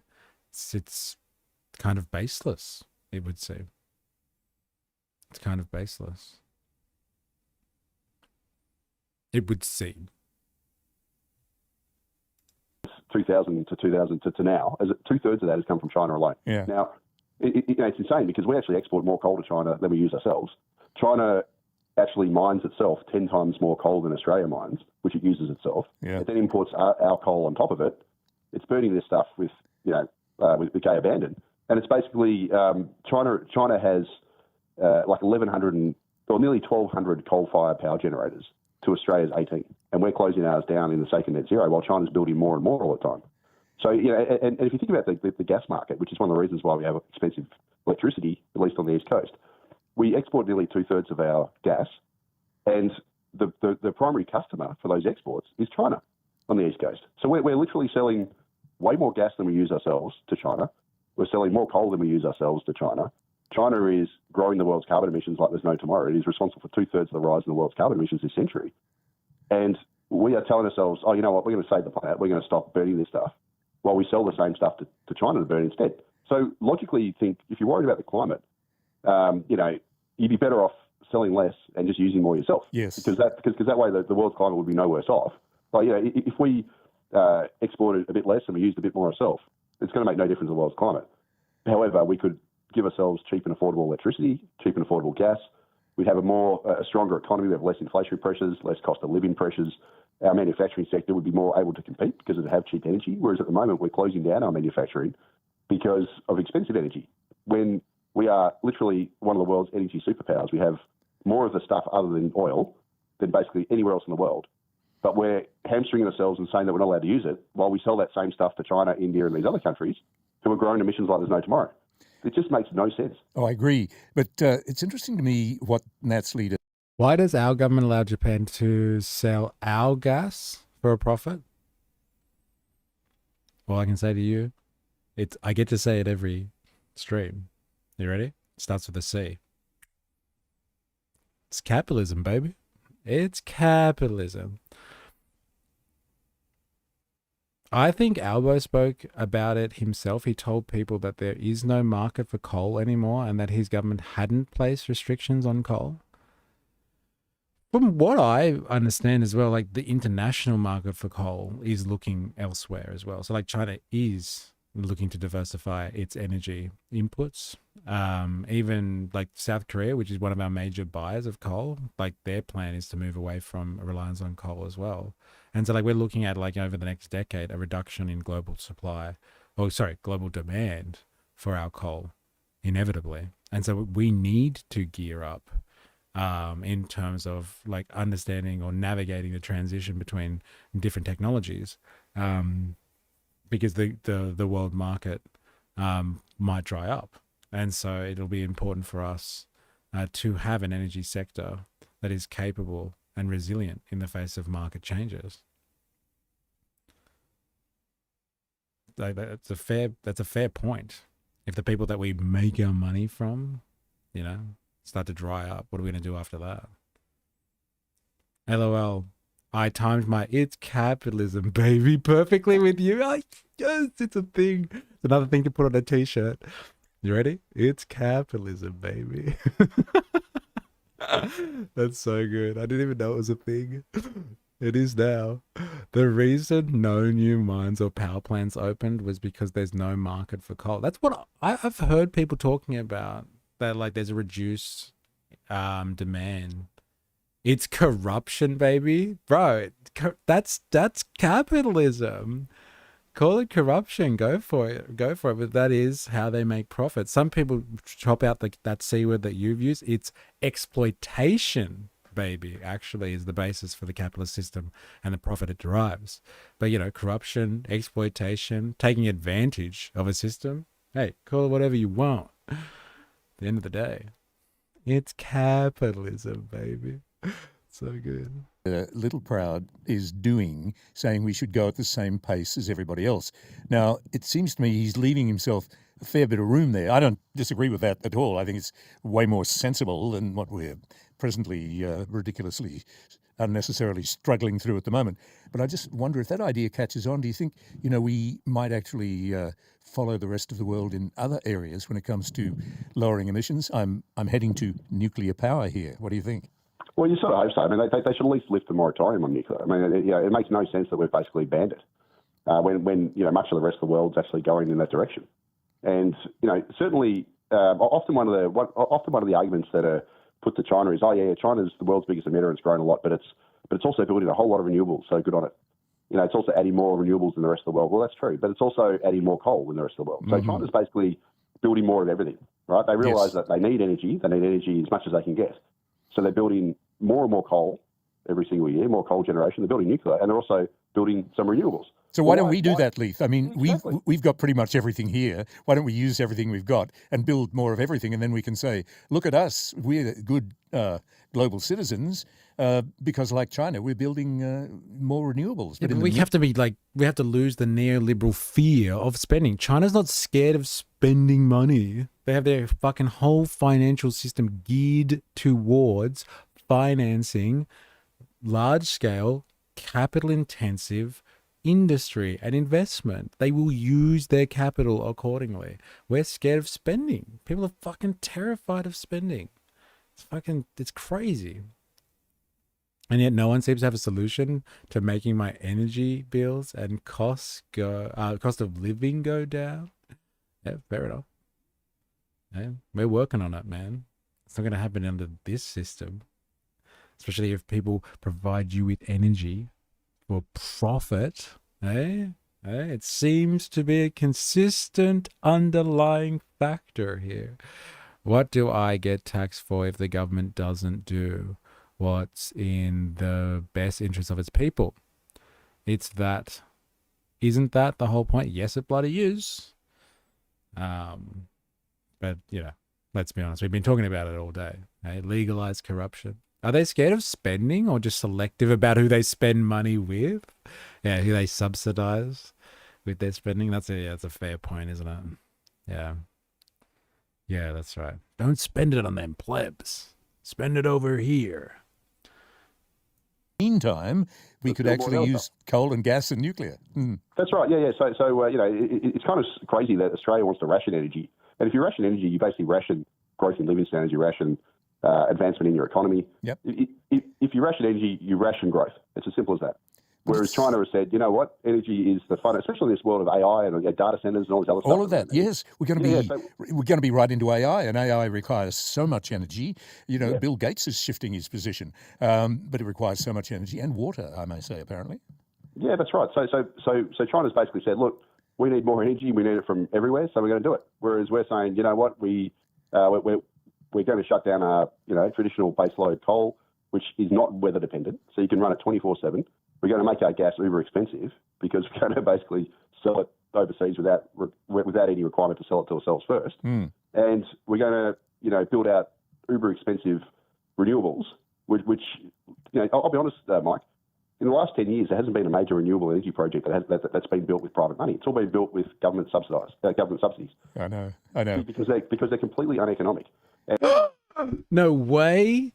People do stuff like entire industries are built thanks to government subsidies. Oh my God, that must be the first time in modern history that an industry has been built on the back of government subsidies. This is revolutionary shit here. Does that actually happen?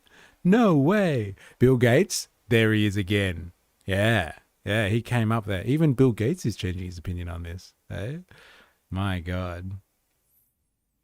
Somehow the US debt keeps going up. but we ain't see any of that money. Interesting. Yeah, and where's this debt coming from? Who's it going to? Who decides to take on this money and why? Hey, why? Because it suits private interests. Hey, it does support like huge private interests, right? Equity firms, pension funds, insurance companies, like all these private, these huge beasts, these enormous transnational corporations, these enormous entities. It suits them. And why does the debt keep going up? What are they spending it on? And I can't see any difference. If anything, everything's getting worse. LOL, coal was never subsidized. Yeah, I know, right? Like, come on. Seriously. No, they just subsidize renewables. They've never subsidized coal. They've never subsidized any industry. It's only the renewables. Well, I knew it. Well, they don't trust the people. If you give the poor money, there'll be mayhem. They'll gamble and drink it away. So we'll have to give the money to industry. They'll gamble and drink it away. So what? They'll spend it on the economy. They'll stimulate the economy. We have to give it to industry so we can build stuff for them so they can just think about the profit margins, not the risk involved with the investment. This is bourgeois society. This is how it fucking works. Right here.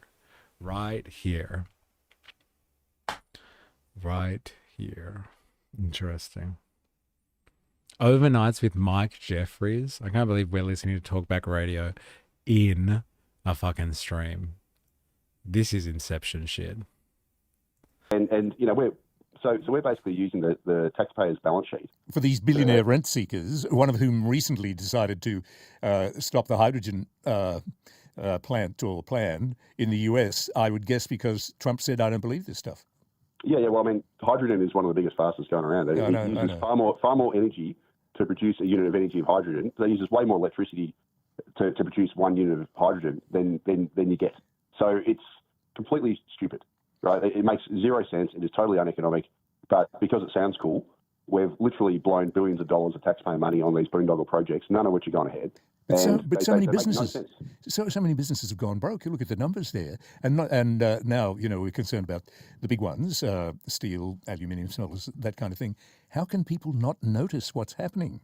Yeah, so in the last 12 months, if you think about it, we lost our last plastics maker, Aquinas, which is our last plastics maker. So we don't do that anymore. So we're going to import that from China. Yeah. We also lost our last architectural glass maker, Oceanic Glass.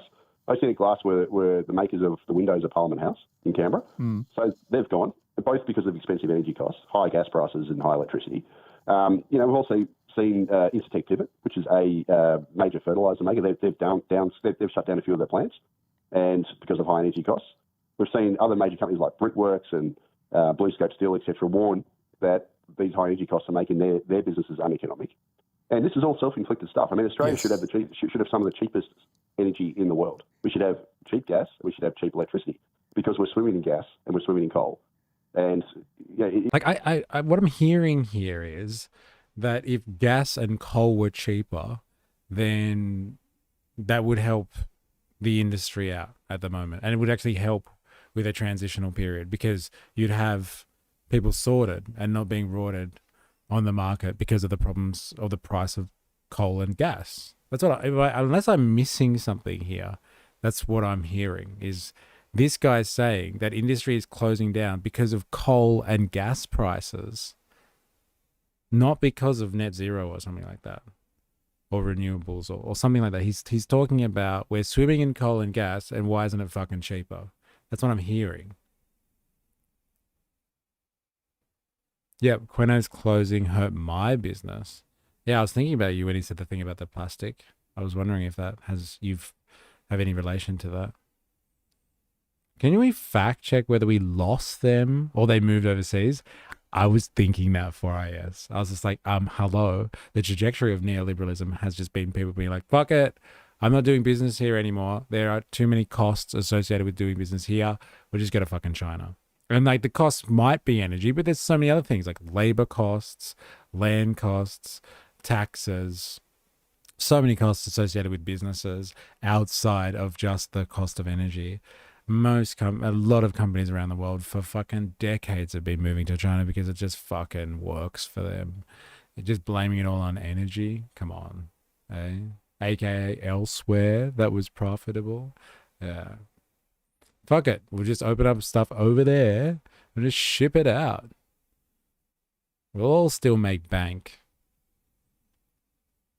Yeah, I'm skeptical when they blame all of that, that industry closing down on one factor, on just one factor. It's complete own goal, and it's been borne by policy idiocy that we've decided to deprive ourselves of these things at the same time as we sell these things that we're depriving ourselves of, i.e. coal and gas.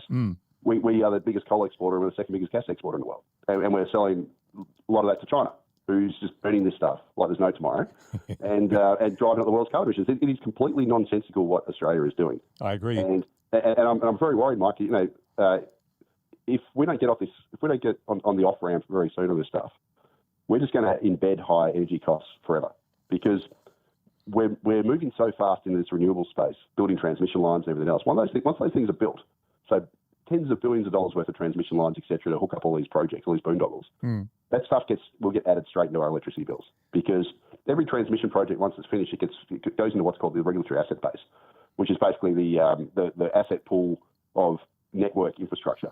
And then they recover that through our bills in network costs. And once all this stuff gets built, that's going to just get embedded into our electricity bills. And what we've seen in Britain is a whole bunch of energy experts did a parliamentary briefing, so energy companies, etc., a few weeks back in Britain. And they said that even if the wholesale electricity price magically halved in Britain, power bills would still rise because of the cost of all this stuff. That is, all the infrastructure that's required around renewables just gets capitalised into our bills.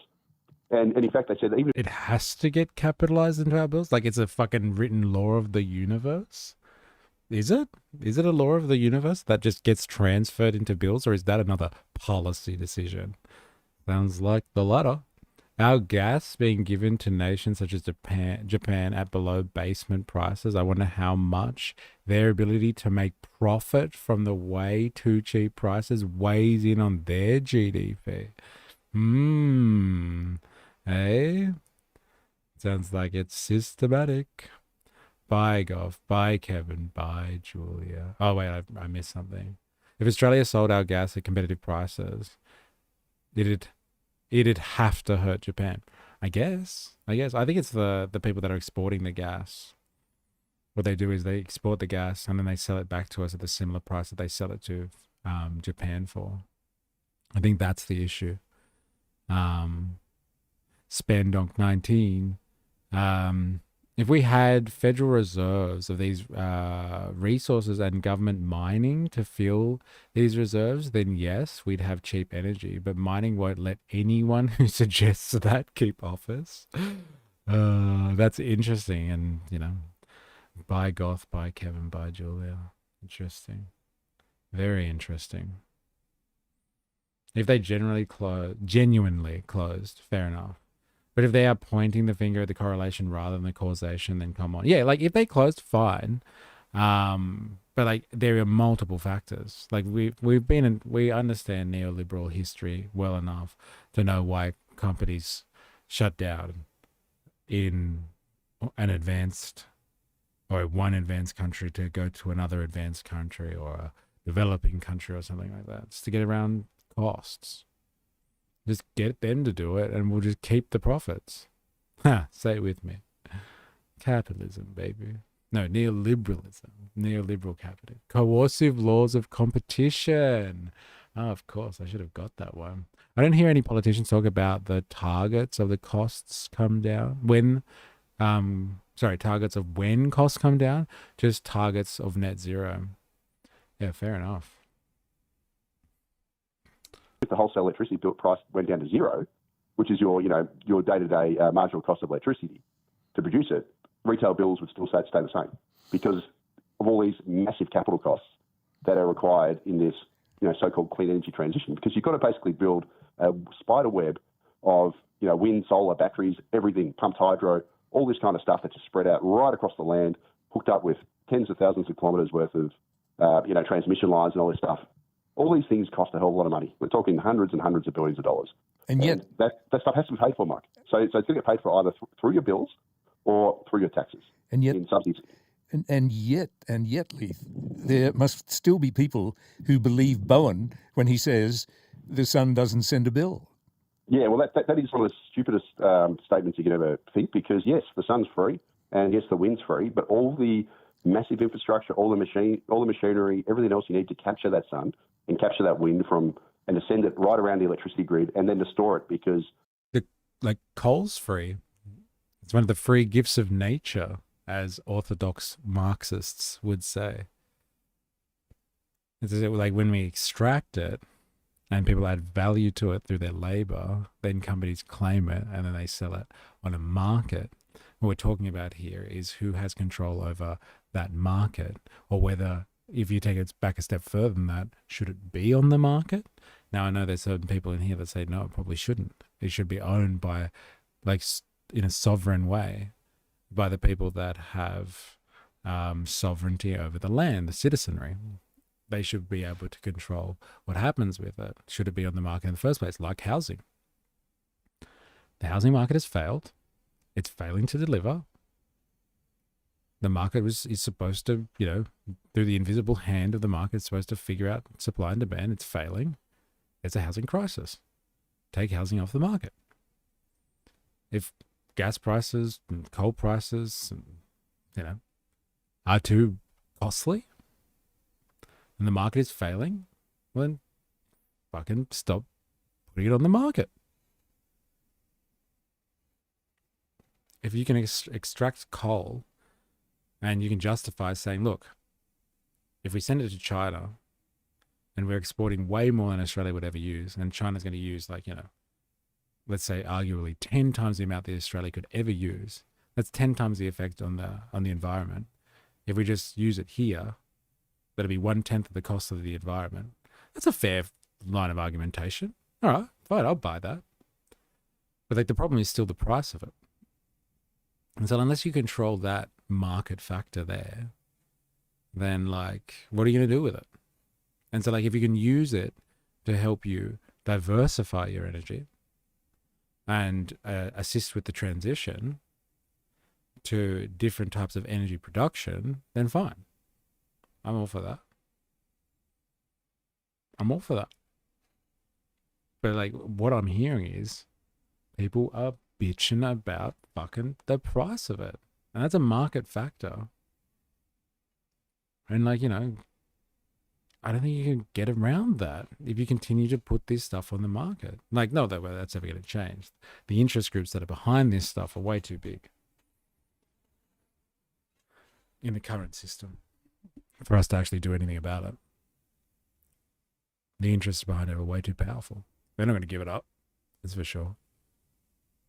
Often the sun shines, the wind blows when you don't need the power. Yep. Well, we have a surplus of power in the middle of the day when the sun's out, but that's no good to you because you need to balance your supply with your demand 24/7. So in order to balance your supply and demand, you've got to build transmission lines everywhere. You can move this energy through space and time so that you can match your demand with your supply. And that stuff costs an absolute fortune. And here's the thing, Mike. If you look at, and other people have done it, there's been other studies, electricity costs around the world, this is globally, have risen directly in line with the share of wind and solar. So as the share of wind and solar in electricity grids goes up, electricity prices have gone up. It's almost, it is such a striking correlation. If you plot all the countries like that, it's almost like a 45-degree line straight upwards.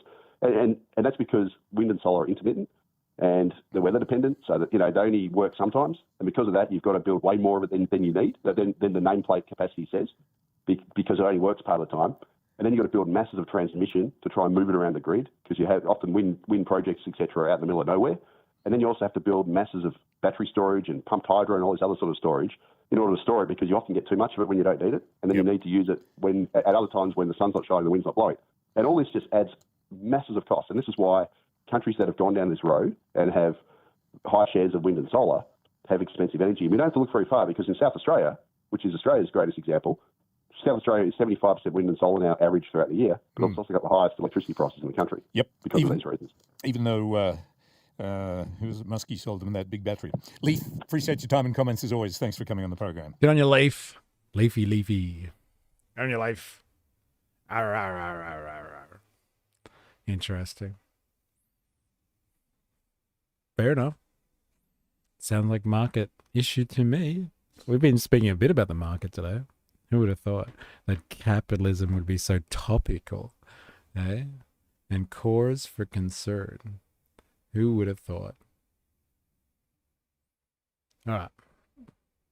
I'm going to change places. We're not going fucking back on the pipeline with Pauline Hanson. But we are going to go down a different American-style right-wing pipeline right here. I'm going to watch fucking Piers Morgan, like, be a douchebag.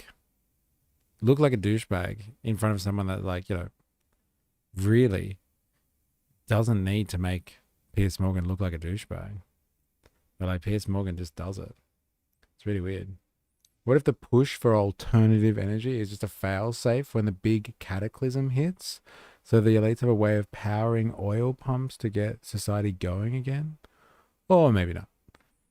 One report estimated that network providers across Australia, including Queensland, extracted around $10 billion in supernormal profits between 2014 and 2021, representing an unnecessary additional average cost between $800 to $1,200 per customer over an 8-year period, depending on the state. Wow. My God. Supernormal profits? Eh? Normal profits weren't scary. If normal profits weren't scary, wait until you find super normal profits. Dun, dun, dun. Hey. Hey. And the rich get richer. Yep, SA, home of my 2K power bill with solar and battery. But I just don't shop around enough. Sounds like, I'm going to say it again, man. Sounds like a market problem. It honestly, like, I know it. I sound like a broken record, but, like, my God. That sounds like a real market problem right there. RE Queensland, gold plating of electricity networks significantly increased energy costs in Queensland, contributing to an estimated 60% of price increases between 2007 and 2008 and the 2015 to 16, and adding potentially hundreds of dollars annually to household bills during that period. Interesting. There you go. Yeah. There you go. All right. Like I said, we're going to have a look at these two going at it. Because it's pretty topical at the moment. And there's some stuff there that's, like, interesting, I guess you would say. Like, there's a few times where Pierce has got these gotcha moments on Fuentes and stuff. And, like, people are talking about it, so I don't know. This is right-wing pipeline stuff. Like, these are the type of things that get people going, yeah, right, yeah, sure. So let's have a look. Nick Fuentes doubles down on his rant against Jews, women and blacks. Let's have a look at that. Is that almost all of it is just going to be reminding you what you have said and asking you what you meant. Your position about that story is that it was a joke, okay? I want to come to something else you said. This is where you talk about Jews, women, and blacks. Let's just take a listen. They're always coming up with, no, it's not the Jews. No, it's not women. No, it's not black. All right, stop. If you don't know who Nick Fuentes is, I didn't know about Nick Fuentes until fucking Charlie Kirk got kirked. And Fuentes is a right-wing commentator, I guess you would say. He's 27, I believe, so he represents Generation Z, the Zoomers, I think they're called. And so he's, like, pretty right-wing, I guess you would say. Like, he's pretty hardcore, some of the stuff that he talks about. But, like, he's built a platform on being kind of anti-immigration, make America great again style, but he's Catholic, so he has a Catholic bent on things. He speaks about, like, kind of Jews and how they run the world. He has a very prejudicial view on, I guess you would say, feminism and gender equality. He believes, like, he doesn't associate with women at all. And, like, he doesn't want to have anything to do with them, doesn't think they should have the equal rights with men. and believes they have a particular social function, reproducing and all that sort of stuff, child rearing, I guess you would say. And like, yeah, it says a lot of what would be considered as just racist shit. But he's incredibly popular, it would seem. And his followers are called groypers. So you probably remember us speaking to a groyper once in a stream. Market or bad governance? Market, bro. I know you potentially see those things as separate, but the government is controlled by market forces. So it sounds like you're complaining about your bills being a market problem. So it is actually on the market. You get your electricity not from the government. You get your electricity from the market. Now, whether that market should exist in the first place is the real question. No. Originally, all that stuff was like public assets. And so the infrastructure that delivers the electricity to your property used to be like nationalized for the most part. So the infrastructure should be in the hands of the people and off the market. I guess it's a conversation for another time. Now, yeah, Fuentes, his supporters are called groypers. We've spoken to a groyper in a after session once. I don't think it went the way that Pierce pictured it. Well, like, Pierce and his buddies might be fucking all cheering and like popping champagne bottles about it. And like Fuentes's people are all fucking cheering and popping champagne bottles about it as well, by the look of it. And so they both think they walked away as fucking geniuses on this one. But Pierce just looks like a fucking douchebag, as he always does. And this guy doubled down, which galvanized his supporter base. So, yeah, Fuentes is a young right-wing influencer, I guess you would say, and he's fucking edgelord to the max. Now, I don't know if he actually says things just to be edgy, but the stuff he says it is edgy. But I would say he probably believes in a lot of the stuff that he does say. But yeah, by kind of, as he would describe, liberal standards, for all those fucking liberals out there, he's racist, sexist, whatever the fuck you want to say, like all of those things, and he owns it. And so yeah, Piers Morgan had him on recently, like a few days ago, and like people have been kind of going off about it. So you might see stuff around. So I thought we'd have a look at this as part of a Far Right Fridays, because it makes sense. And like, people flock to this guy, and like, Piers Morgan or Tucker Carlson having him on, that it gives him more of a platform, so more people find out about him.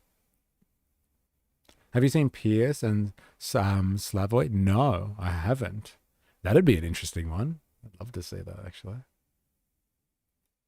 Napoleon Complex 101. Yeah, that's an interesting one. Yeah. All right. Strap yourself in, ladies and gentlemen. They're always coming up. Jews, women, and blacks. Let's just take a listen. They're always coming up with, no, it's not the Jews. No, it's not women. No, it's not blacks. It's actually really complicated. No, it fucking isn't at all. Jews are running society. Women need to shut the fuck up. Blacks need to be imprisoned for the most part. And we would live in paradise. It's that simple. Okay. Would you like to clarify what you... Like his trope, just watch him. Like every time Pierce tries to get him with one of those moments, he's just like, and I'd say it again. Like he doubles down. So his thing here, double down, galvanize my audience, and him is just like, I'm going to try and get you. Like this guy, I don't think this guy gives a shit about your, like his kind of, haha, I've got you now kind of thing. I read it like this guy doesn't give a fuck. If anything, you're feeding him, bro. You meant that? That's all true. That's 100% true. Everything I said in that clip is true. Including that blacks need to be imprisoned for the most part. Yeah. Yes. But all of them? No, for the most part. What does the most part mean? What percentage of American blacks would you like to see in prison? Whatever the percentages of the murderers. I think it's 1 in 20 black men will commit a murder in their lifetime. So maybe let's say that, 5%. Oh, so you're talking about black people who murder people? Yeah. Oh, absolutely. Yeah. But you didn't... Did he say 1 in 20 and then say 5%? Is that right? Oh, so you're talking about black people who murder people? Sorry, did murder in their lifetime. So maybe let's say that, 5%. Oh, so you're talking about black people who murder people? Yeah. Oh, absolutely. Yeah. But you didn't say that. You just said blacks need to be imprisoned for the most part. You didn't clarify that you were talking about black murderers. Right. No, you're right. That's a good addition to that. That's a great point. Do you think it's funny or? I think, yeah, I do. I think it's hilarious. I think it's totally true. Do you think a black American would find it funny? You think that blacks should be imprisoned for the most part? Blacks are my biggest fans. I get high fives all the time. They say, Nick Fuentes, I love your show. They agree with me. And you want to know why? Here's the difference. Black people are the most victimized by other black people. You think black people want to live in the hood, in the ghetto, and get shot all the time? That's what happens in the south side of Chicago. You should come here. I'll take you there. We could go to Garfield Park. My son went to Chicago Inglewood. University for a year, actually, several years ago. Yeah, that's a bubble. That's a bubble. You think you're in Chicago and Hyde Park? You don't know Chicago. Go a little bit west. See what it's like over there. And I'll tell you. Yeah, 5% isn't for the most part, LOL. Well, like, you know, I guess they're now just playing with language, right? Semantics. Interesting. Yeah, he did say 5% though. Okay. Black people agree with me because they're tired of it too. And maybe not most of them, but a lot of them agree with what I say about that because they know how it is. That's why the first thing they do when they make a little bit of money is they go and leave to another neighborhood. Okay, so what was just remind me again, the percentage of black men who commit murder in America. What was the percentage you gave me? It's 1 in 20. 1 in 20. It's 1 in 100. No, it's 1 in 20. No. Less than 1 in 100 black US men commit murder. That's the most up-to-date crime statistics in America. That's not true. I've seen other statistics. They say 1 in 20 will eventually commit a murder. Immigration isn't a problem because Pierce can buy curry. Is that a reference to something he said in the past, kind of thing?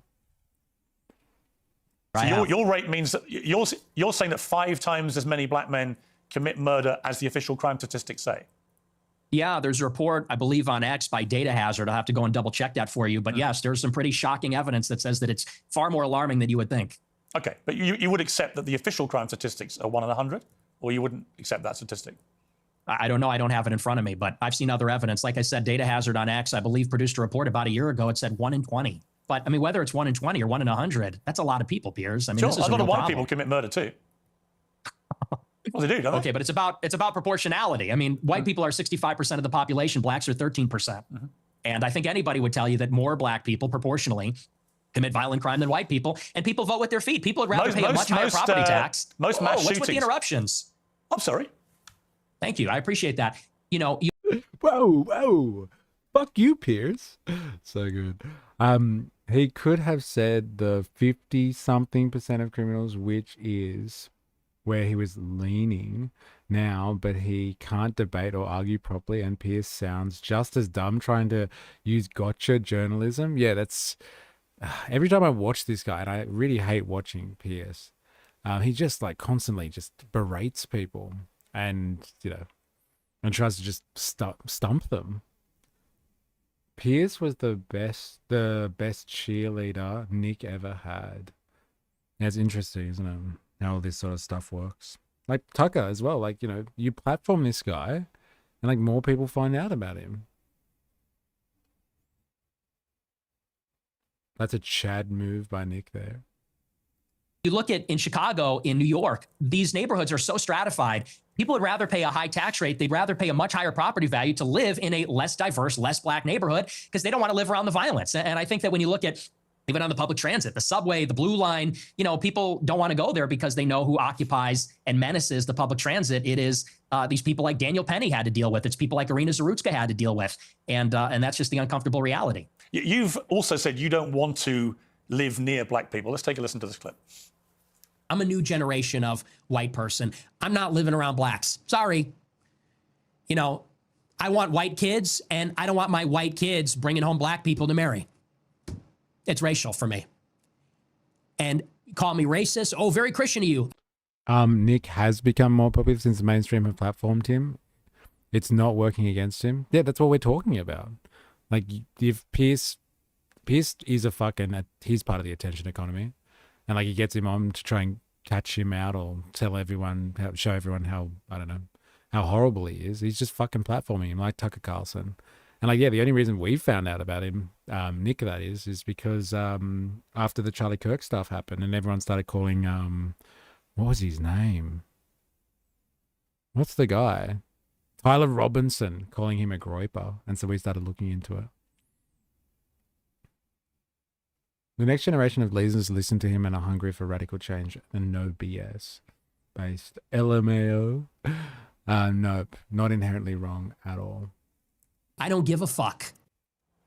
I mean, it couldn't be clearer, really, unless you want to say that's another of your jokes. But you're basically saying, yeah, I'm a racist, aren't you?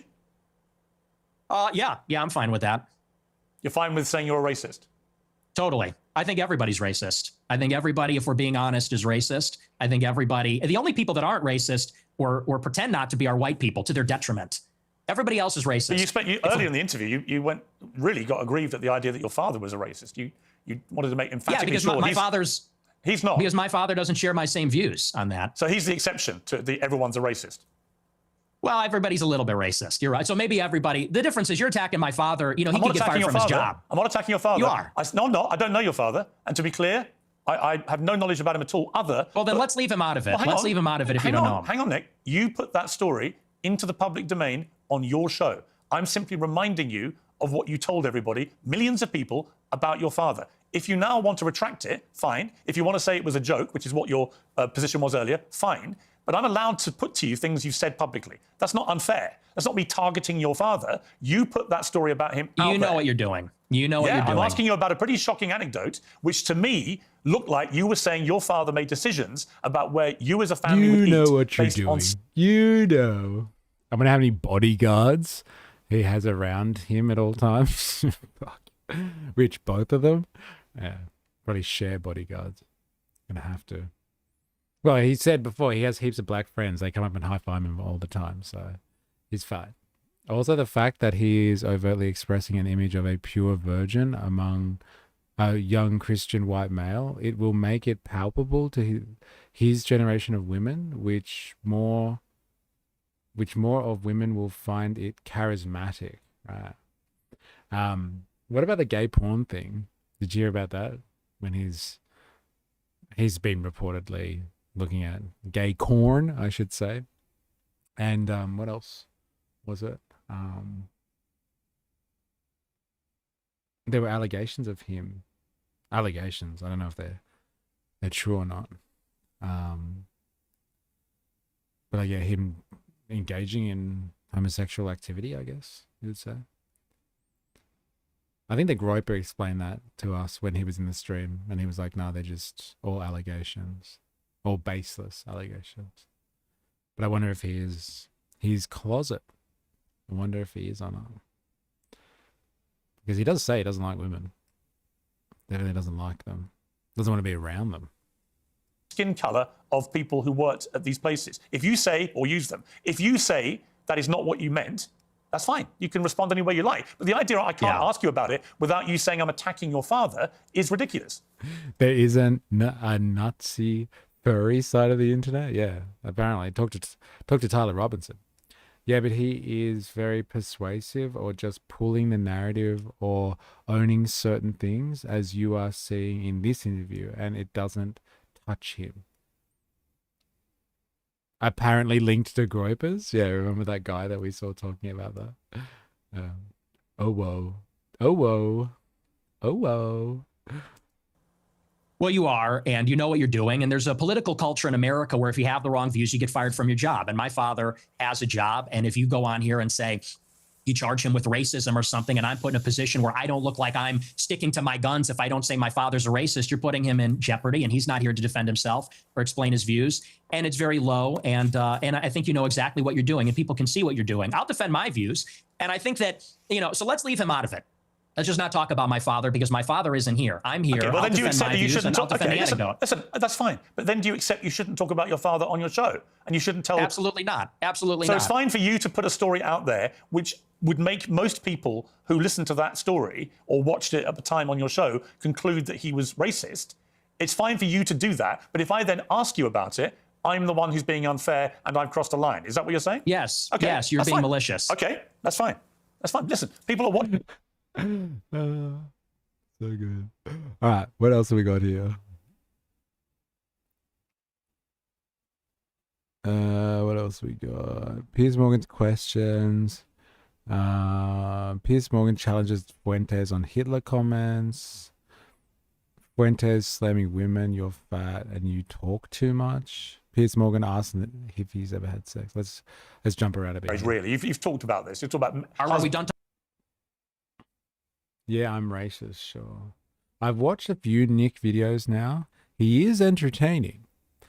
Even the right has drifted further and further to the far right, driven by driven by grifting, self-gain combined with bigoted values. Eva Burns.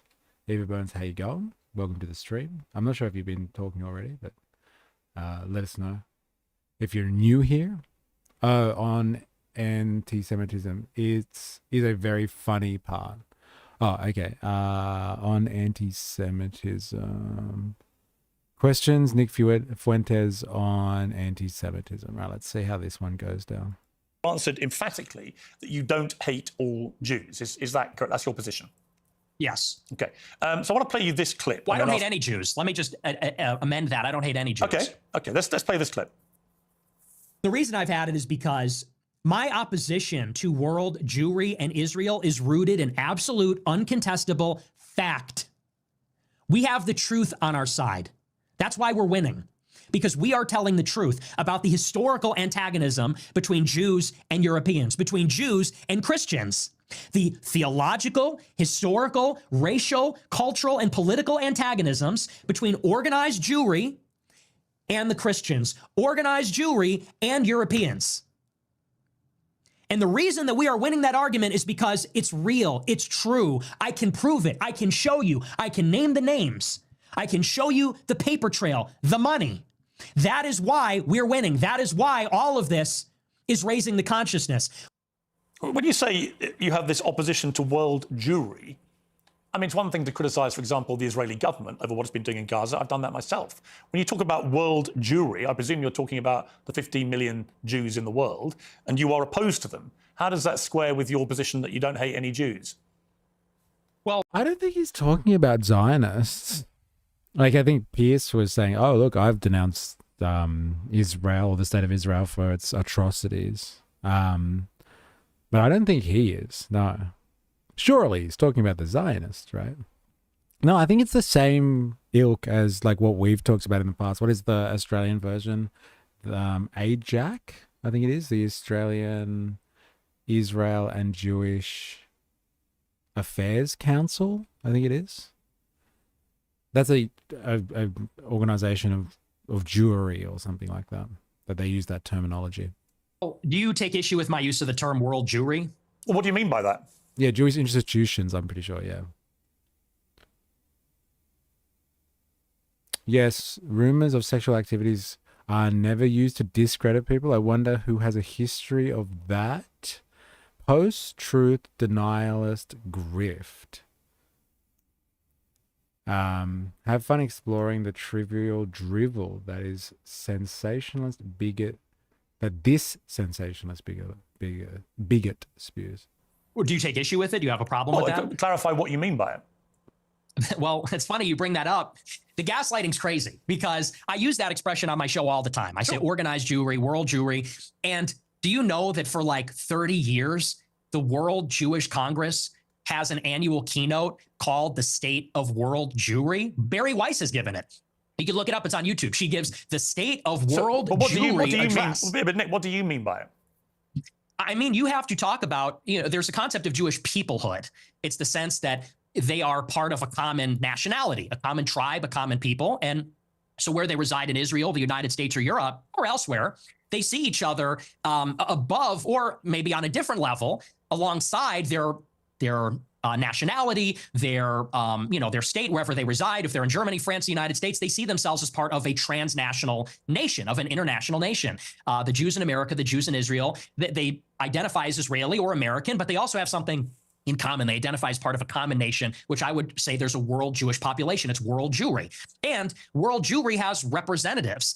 There is such a thing as the World Jewish Congress, where they actually elect, it's democratic, all the local Jewish organizations elect representatives to represent proportionally the Jewish population in their area at the World Jewish Congress. And it's sort of like Davos. It's like the World Economic Forum, but it's exclusively for members of the Jewish nation that exists across the world. And so that's a real thing. And I didn't make that up, and that didn't come from 4chan. It's like I said in that clip. I read what they write. I read their books. I watch these speeches. I watch. They do look strange. His hands don't fit his body. It's an interesting one. Brother, the amount of money in all of Israel compared to the amount of money in majority Christian USA isn't even a comparison. Even during the Crusades, the other powerful Abrahamic religion was Islam. Jews have never had money or power. I have never understood the conspiracy theories there. It's wild to me.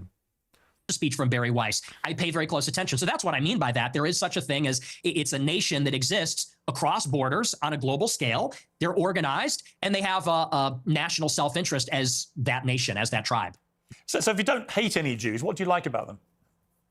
I like a lot of things about them. I think they're funny. I think they're smart. I think that they're pretty remarkable people. And as Christians, especially as Catholics, we say they're remarkable. And this has been adjudicated in Catholic doctrine for thousands of years. We say that they're a witness people. And so we actually, there's provisions inside of Catholic doctrine that says we need to give them special protections because they were a witness to Christ's passion. So, this is why you can't clip the show. You have to watch the whole thing. I say this repeatedly in interviews. I do think they're remarkable. By definition, they're exceptional people. It's just that there is a sort of natural opposition between them and Christians because of the theology. We believe that Christ is a Messiah. They don't. They have been a minority in Christian lands for thousands of years, and they have been pushed around and expelled, and they've been persecuted and segregated. And that's why there's a lot of paranoia. There's a lot of distrust. There's maybe some sense of chauvinism among Jewish people. So there is, like I said in that clip, there is an historical antagonism between these two peoples, between Christendom and Jewry, and that is always... Yeah, his thumb is fucked up. There's something going on there. Right? Maybe if he is true that he's a virgin, maybe uses the hands. He's overused his hands a little bit too much. Or was it the left calling everyone racist when they weren't? And now this is the result? I don't know. It's a bit of a stretch, man. Like, he's the result of everyone being called a racist, just specifically Fuentes. Why do rappers wear so much jewelry? LOL. Yeah, interesting. Interesting. Well, it's definitely edgy. How about that? I'll give you that, Dilemmas. It's definitely edgy. Always been the case in Europe, but I don't hate them. And I think I actually sort of understand them in a weird way. I think that because I've studied a lot of their politics, I think I really kind of know them in a way. And it doesn't come from a place of hatred. Do you have any Jewish friends? I do. I have many, yes. But that's weird because you said this. Because you said Jews and Christians have never been friends, ever. Not since Jesus Christ fought with the Pharisees. Have we ever been friends? Not since Saul was leading the charge persecuting the Christians. Not since the Roman Empire, not since the Middle Ages. Never. We've never been friends. We've never been allies. We've always been set against each other, actually. And even here in the United States, it was communist Jews who were the architects of both communism and the civil rights laws that are dispossessing white Christians of their land and civilization. The Jews and Christians have never been friends ever, except for you and your Jewish friends. Yeah. Jews were the architects of communism. That one always gets me as well. Jewish Bolshevism. That was actually Nazi rhetoric, that one. So he's definitely taking something out of the Nazi playbook there. We got him. He definitely uses Nazi rhetoric. Those damn commie Jews. It's a reference to Marx, yes. Because his dad was a rabbi or something, or was Jewish, but they converted to Christianity, I'm pretty sure. But like the Nazis used to paint all the Bolsheviks as Jews so they could, demonize them, because they had to spend a lot of time demonizing communism because there was so many fucking socialists in Germany, and they had to go through basically a re-education program to convince everybody that Bolshevism wasn't the answer, because it's somehow associated with Judaism, and the Jews are evil, right? So are the commies, because they're all the same thing. Commies and Jews, they're the same shit. So be afraid, be very afraid. Because like people would have still been very, very in Germany, like a lot of socialists would have still very much listened to what was happening in Russia and in the Soviet Union. Jews are the descendants of Atlanteans. I believe this more almost than almost everything else. I don't understand. You keep referencing the like Atlantis and all that sort of stuff. Is this like some like in joke or some reference to something? I just don't get it. You've done it a few times. So easy as peoples, as nations. Got it. Not saying every individual Christian, and of course there have been Christians and there have been Christian converts to Judaism, Jewish converts to Christian. You're nodding your head, but you're asking this. I'm saying as peoples, they've never been aligned. I'm a Catholic like you, and I have many Jewish friends. I'm just trying to compute what you're trying to say, which is Jews and Christians have never been friends ever. And I'm like, well, you have Jewish friends, I have Jewish friends, we're both Catholics, therefore we're Christians. It doesn't really quite add up.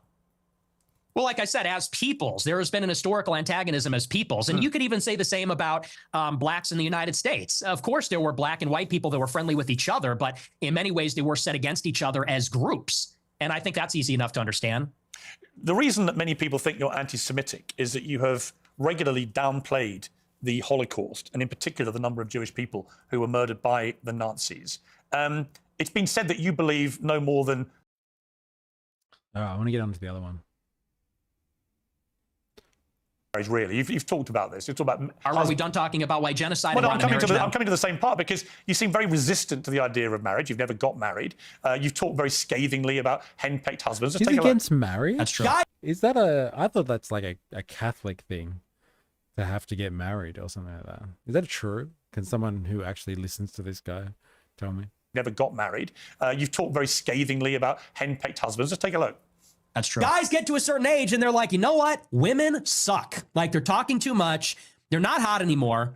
Like, you're fat, you're chubby, you're not as hot as you think you are. You fucking talk too much, you're a bitch. So we'll obviously get to the brazen misogyny part of that a little later, but I'm just curious. On the one hand, there's this terrible genocide going on of white people. On the other hand, you want people effectively to stop going near women because they all turn out to be so ghastly, so they shouldn't presumably procreate. So how does that work? I mean, aren't you, with your rhetoric, actively encouraging men not to associate with these ghastly women, therefore not... They make great tunnels as well.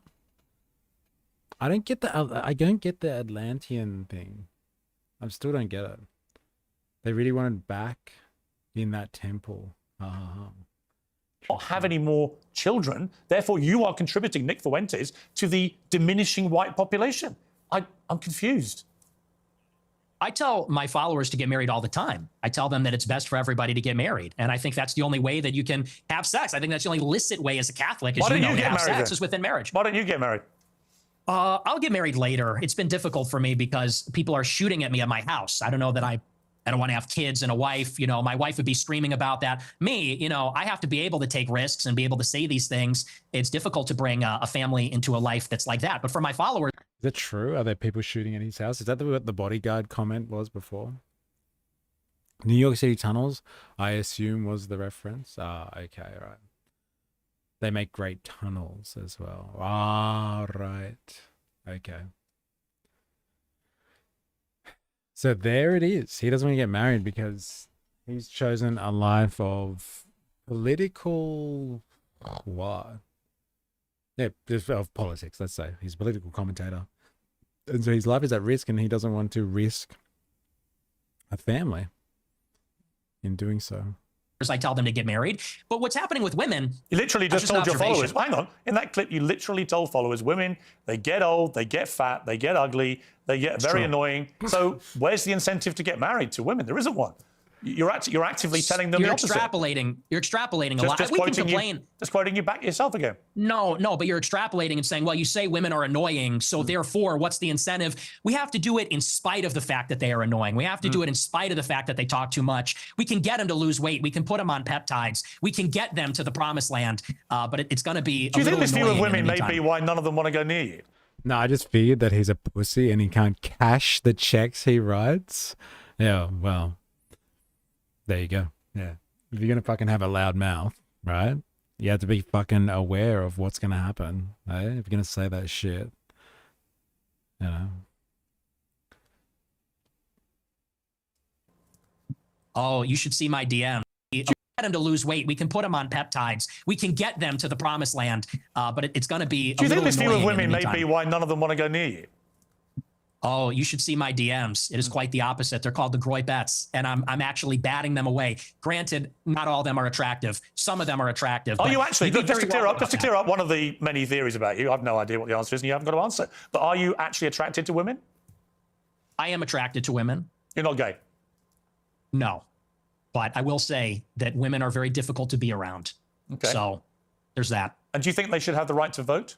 He's attracted to women. I've got you now. It's my personal conspiracy hypothesis. Oh, okay, right. I thought this was a reference to something. So close, but their faces couldn't handle the heat. Yeah, I've seen the documentary, Indiana Jones. Yeah, they all melted. I saw it. I do not. No, absolutely. What did he ask him, sorry? No. But I will say that women are very different. The answer is you haven't got to answer. But are you actually attracted to women? I am attracted to women. You're not gay? No. You had to think about But I will say that women are very difficult to be around. Okay. So there's that. And do you think they should have the right to vote? I do not. No, absolutely not. They should stay at home? Well, yeah, absolutely. So basically, you're just a misogynist old dinosaur, aren't you? For a young guy. Yeah. I mean, I know I'm the Yeah. boomer. I know I'm the boomer here, but actually, you're a 27-year-old dinosaur, aren't you? Aren't you, Nick Fuentes? All women. I am. All women are annoying. All women grow fossil. old. They all get fat. Says the guy. Have you ever had sex? No, absolutely not. Wow. Says the guy who's never got laid. That's the Wow. thing, though. You boomers, it's Do you think always you're an get expert in laid, women, free love. given you've never got laid? Yeah, we are going back to the Stone Age. You're absolutely right. This, you're talking about empathy, and your kids are empathetic. Amen, brother. Amen to what part of that exchange? That was a massive exchange just then. Oh my God. And they would never laugh at a joke about the Holocaust, and you're a misogynist. You're a simp yourself. You're totally henpecked. That's the problem. So Let we me are play, going let me back to play the way they- another clip of yours about women. A lot of women want to be raped. And when I say raped, I mean like, that sounds bad when I say it like that. But there's like a lot of women that really want a guy to beat the shit out of them. But also they have to pretend, but part of it is they have to pretend like they don't. You think women want to be raped, do you? That's what the studies show, Piers. That is what these statistics what you say. believe, They is have it? fantasies. They have fantasies about it. I don't think that they want to actually get raped. But there's a study out there. Get ready for this. It says 62% of women have rape fantasies. And if you read anything that they're reading, if you watch All what of it? Yeah, I know, right? Look at all of it. This is crazy. Oh my God. It's crazy. Haha, oh, Nick. He never gonna get that little dick. Well, eh? According to him, he's not gay. It's definitely not that. And he's got to protect. He can't bring a family into this world because he's a political target. watching, what do you think 50 Shades of Grey is about? What do you think Twilight is about? I mean, that's just true. You think women want to have the shit beaten out of them, as you said? Yeah, and it's very disturbing, but it's true. Do you think your views on women might change if you actually ever had a relationship with one or had? I banged a chick that was into consensual non-consent. She was weird. Interesting. Interesting. There you go. So she's part of the, what is it, 62% or whatever claim that he was making? Sex and actually had a proper relationship. I mean, people say the reason you're so angry about women is you're basically an incel. I'm not angry about it. You sound very angry. You sound very, very angry about women. They get I'm passionate. It's an issue You're I'm passionate passionate. about. You're sounding very bitter about women, as if women have done a terrible disservice to you. But when you don't have relationships, you don't have sex. When are they doing these terrible things to you that's made you so hateful towards women? I'm really curious. Was that? I don't think that was a hateful clip. I think I was laughing. I said they want men to beat the shit out of them, and that's just true. I mean, when you look at the state of modern women, all they do is lay in their bed, doom scroll. They're chilling out. They're getting a little they're getting a little fat. It is what it is. I don't know what the average weight is, but they're getting a little heavy. And any guy that is playing the field these days will tell you that. I mean, and I know a lot of the Chads. I am an incel. I'm friends with a lot of Chads like Bradley Martin, Clavicular. They agree with me. You know, there's sort of like this alliance between the guys that don't have sex and the guys that get the most sex. We know what women are about. It's the guys in the middle. Guys like you in the middle. It's the beta male orbiters that say, she's amazing. You're a misogynistic pig. Because I don't know what that is. I guess Well, come on, let me explain to you what I think it is. I think when a 27-year-old guy who's never got laid, never had a meaningful relationship with a woman. I'll try to summarize. Atlanteans use technology based on vocal sounds and telepathy, like how sound can affect water depending on frequency. That's the basis of the advanced technology. Thank you. I've always wanted. I had a GF for like 3 weeks that would act like a cat. Let's just say that some weird shit went down that I did for a laugh. Like literally just like randomly would act like a cat. Interesting. Yeah. Interesting. Who's gonna suck his dick? Who's gonna take one for the team? He needs a freebie. Ninja does. Oh my god. Yeah, no, coming in hot. That's how they built the pyramids, etc. The Younger Dryas happened. That really emerged as shown in all the religious texts and tried to share the technology, but it died out. Dun dun dun. This is quite the theory. Interesting. I'm gonna let him finish this segment here, but like I gotta bounce. But like we're almost there. Woman says that women meowing and with scratching and all sorts of. Okay, very interesting. Sorry, I'm late. The ninja signal was up in the clouds. Yeah, well, welcome. We're getting you're across like Fuentes and stuff like that, right? But yeah, we like Pierce and Fuentes went head to head, and it's a crock of shit, as he's described. It's a bit of a shit show. Shouldn't be allowed to vote. They should stay at home. That all they do is fantasize about being raped and being beaten up. That's what they want. That they're annoying. That they get fat. That they get ugly. That's a misogynist. Now, you may not understand it because your knowledge of women is so incredibly tiny, but actually, you are the embodiment of a misogynist. It couldn't be clearer. And if I was, in a way, you have the deep-rooted misogyny of some of the actual boomers I know. Yet here you are, 27 years old, and most of the current studies show that a lot of men are really disenfranchised from society. Was Jon Snow the word? Was it? Yeah. No longer have physical relationships. That was during the height of Game of Thrones. Interesting. With women, if they've ever had them, never associate with women and build up instinctively misogynist views about women. And I fear you're in that position. You're just a bit of a lonely guy who wants to get laid and can't for whatever reason. And it's made you bitter about women. And I don't know where that's coming. Yeah, this was Wired, like couch funking Wired. Like, who talks like this in public? That's part of the shtick, it would seem. It's part of the shtick. Come from, but it's fascinating. No, see, here's the thing. First of all, you're very caught up in the labels. It's always, you're a racist, you're a misogynist. You said you were a racist. Mean nothing to me. Well, you gave yourself, can I respond? You gave yourself the label. What is this? You said, I am a racist. I didn't give you the label. Okay. You said, Nick Fuentes, I am a racist. Calm down. Calm down. Did you or didn't you? It's okay. Did you? Yeah. Okay. But so here's I didn't give you the label. You did. Why are you yelling at me? Because you're trying to infer something that didn't happen. You said, I gave you the label of being a racist. No, you did. You said, I'm a racist. You gave yourself a label. You're going to have to tone it down a little, all right? You're going to have to bring it down a notch and relax. This is just an interview, okay? Please calm down. All I said is you're hung up.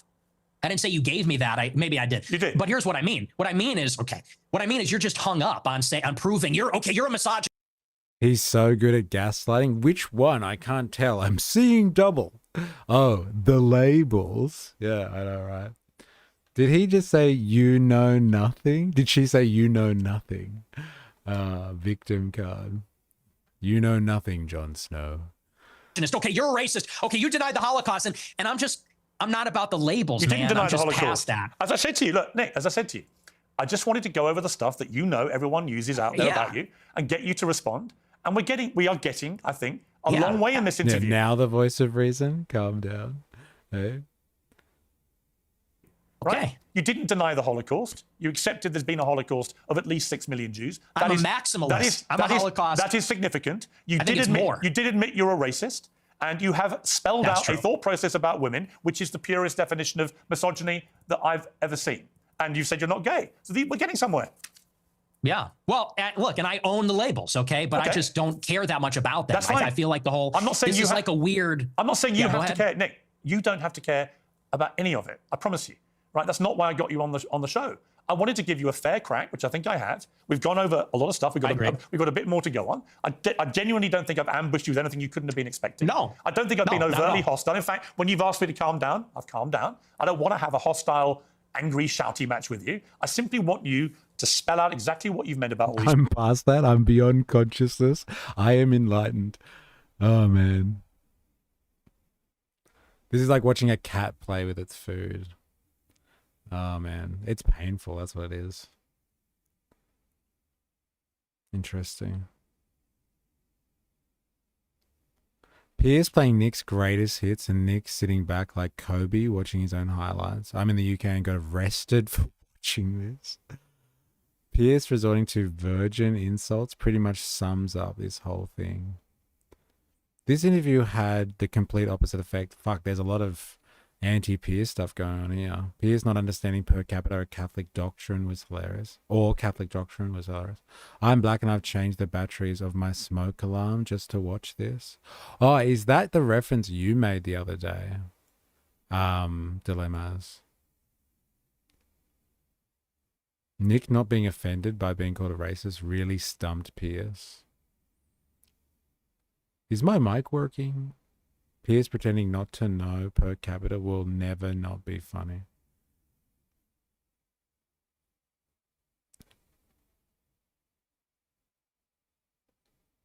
Interesting. Me, me dad, buy me book, rubs hands together. Interesting. All right. Bro, check the comment section. Yeah, I've had a look. Let's be fair, as the stream's healthcare SME, they both have a Grindr account, and I bet they both do things that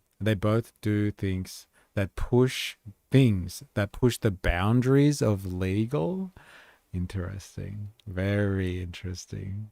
And here we are as the stream's healthcare SME. It has been said, and it can't be unsaid. Let it be known. All right, I have got to bounce. I've got to bounce. Check their hard drive. You might see my comment. I did a land acknowledgement so I could watch this. LOL. How far down are you?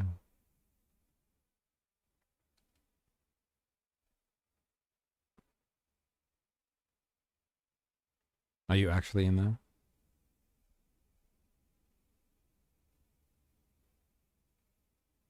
Man, there's so many fucking comments, man. How many times has this been watched? 4 million times? Jesus fucking Christ. My God. All right, look, that's it. I'm out. All right, have a good weekend, everybody. Thank you so much for chilling out today. Hope you have enjoyed your stream. I hope you, enjoy your weekend. Get away from the clutches of capital. I hope you enjoy some free time. That is the measure of wealth. Whether you have some free time to yourself and you can do with your time what you will. And yes, if you have liked this, if you're joining us from YouTube, make sure you hit the like button before you go. And we will be back next week with more. So enjoy your weekend, and we'll see you on Monday. Until next time, please remember, I am, you are, we are.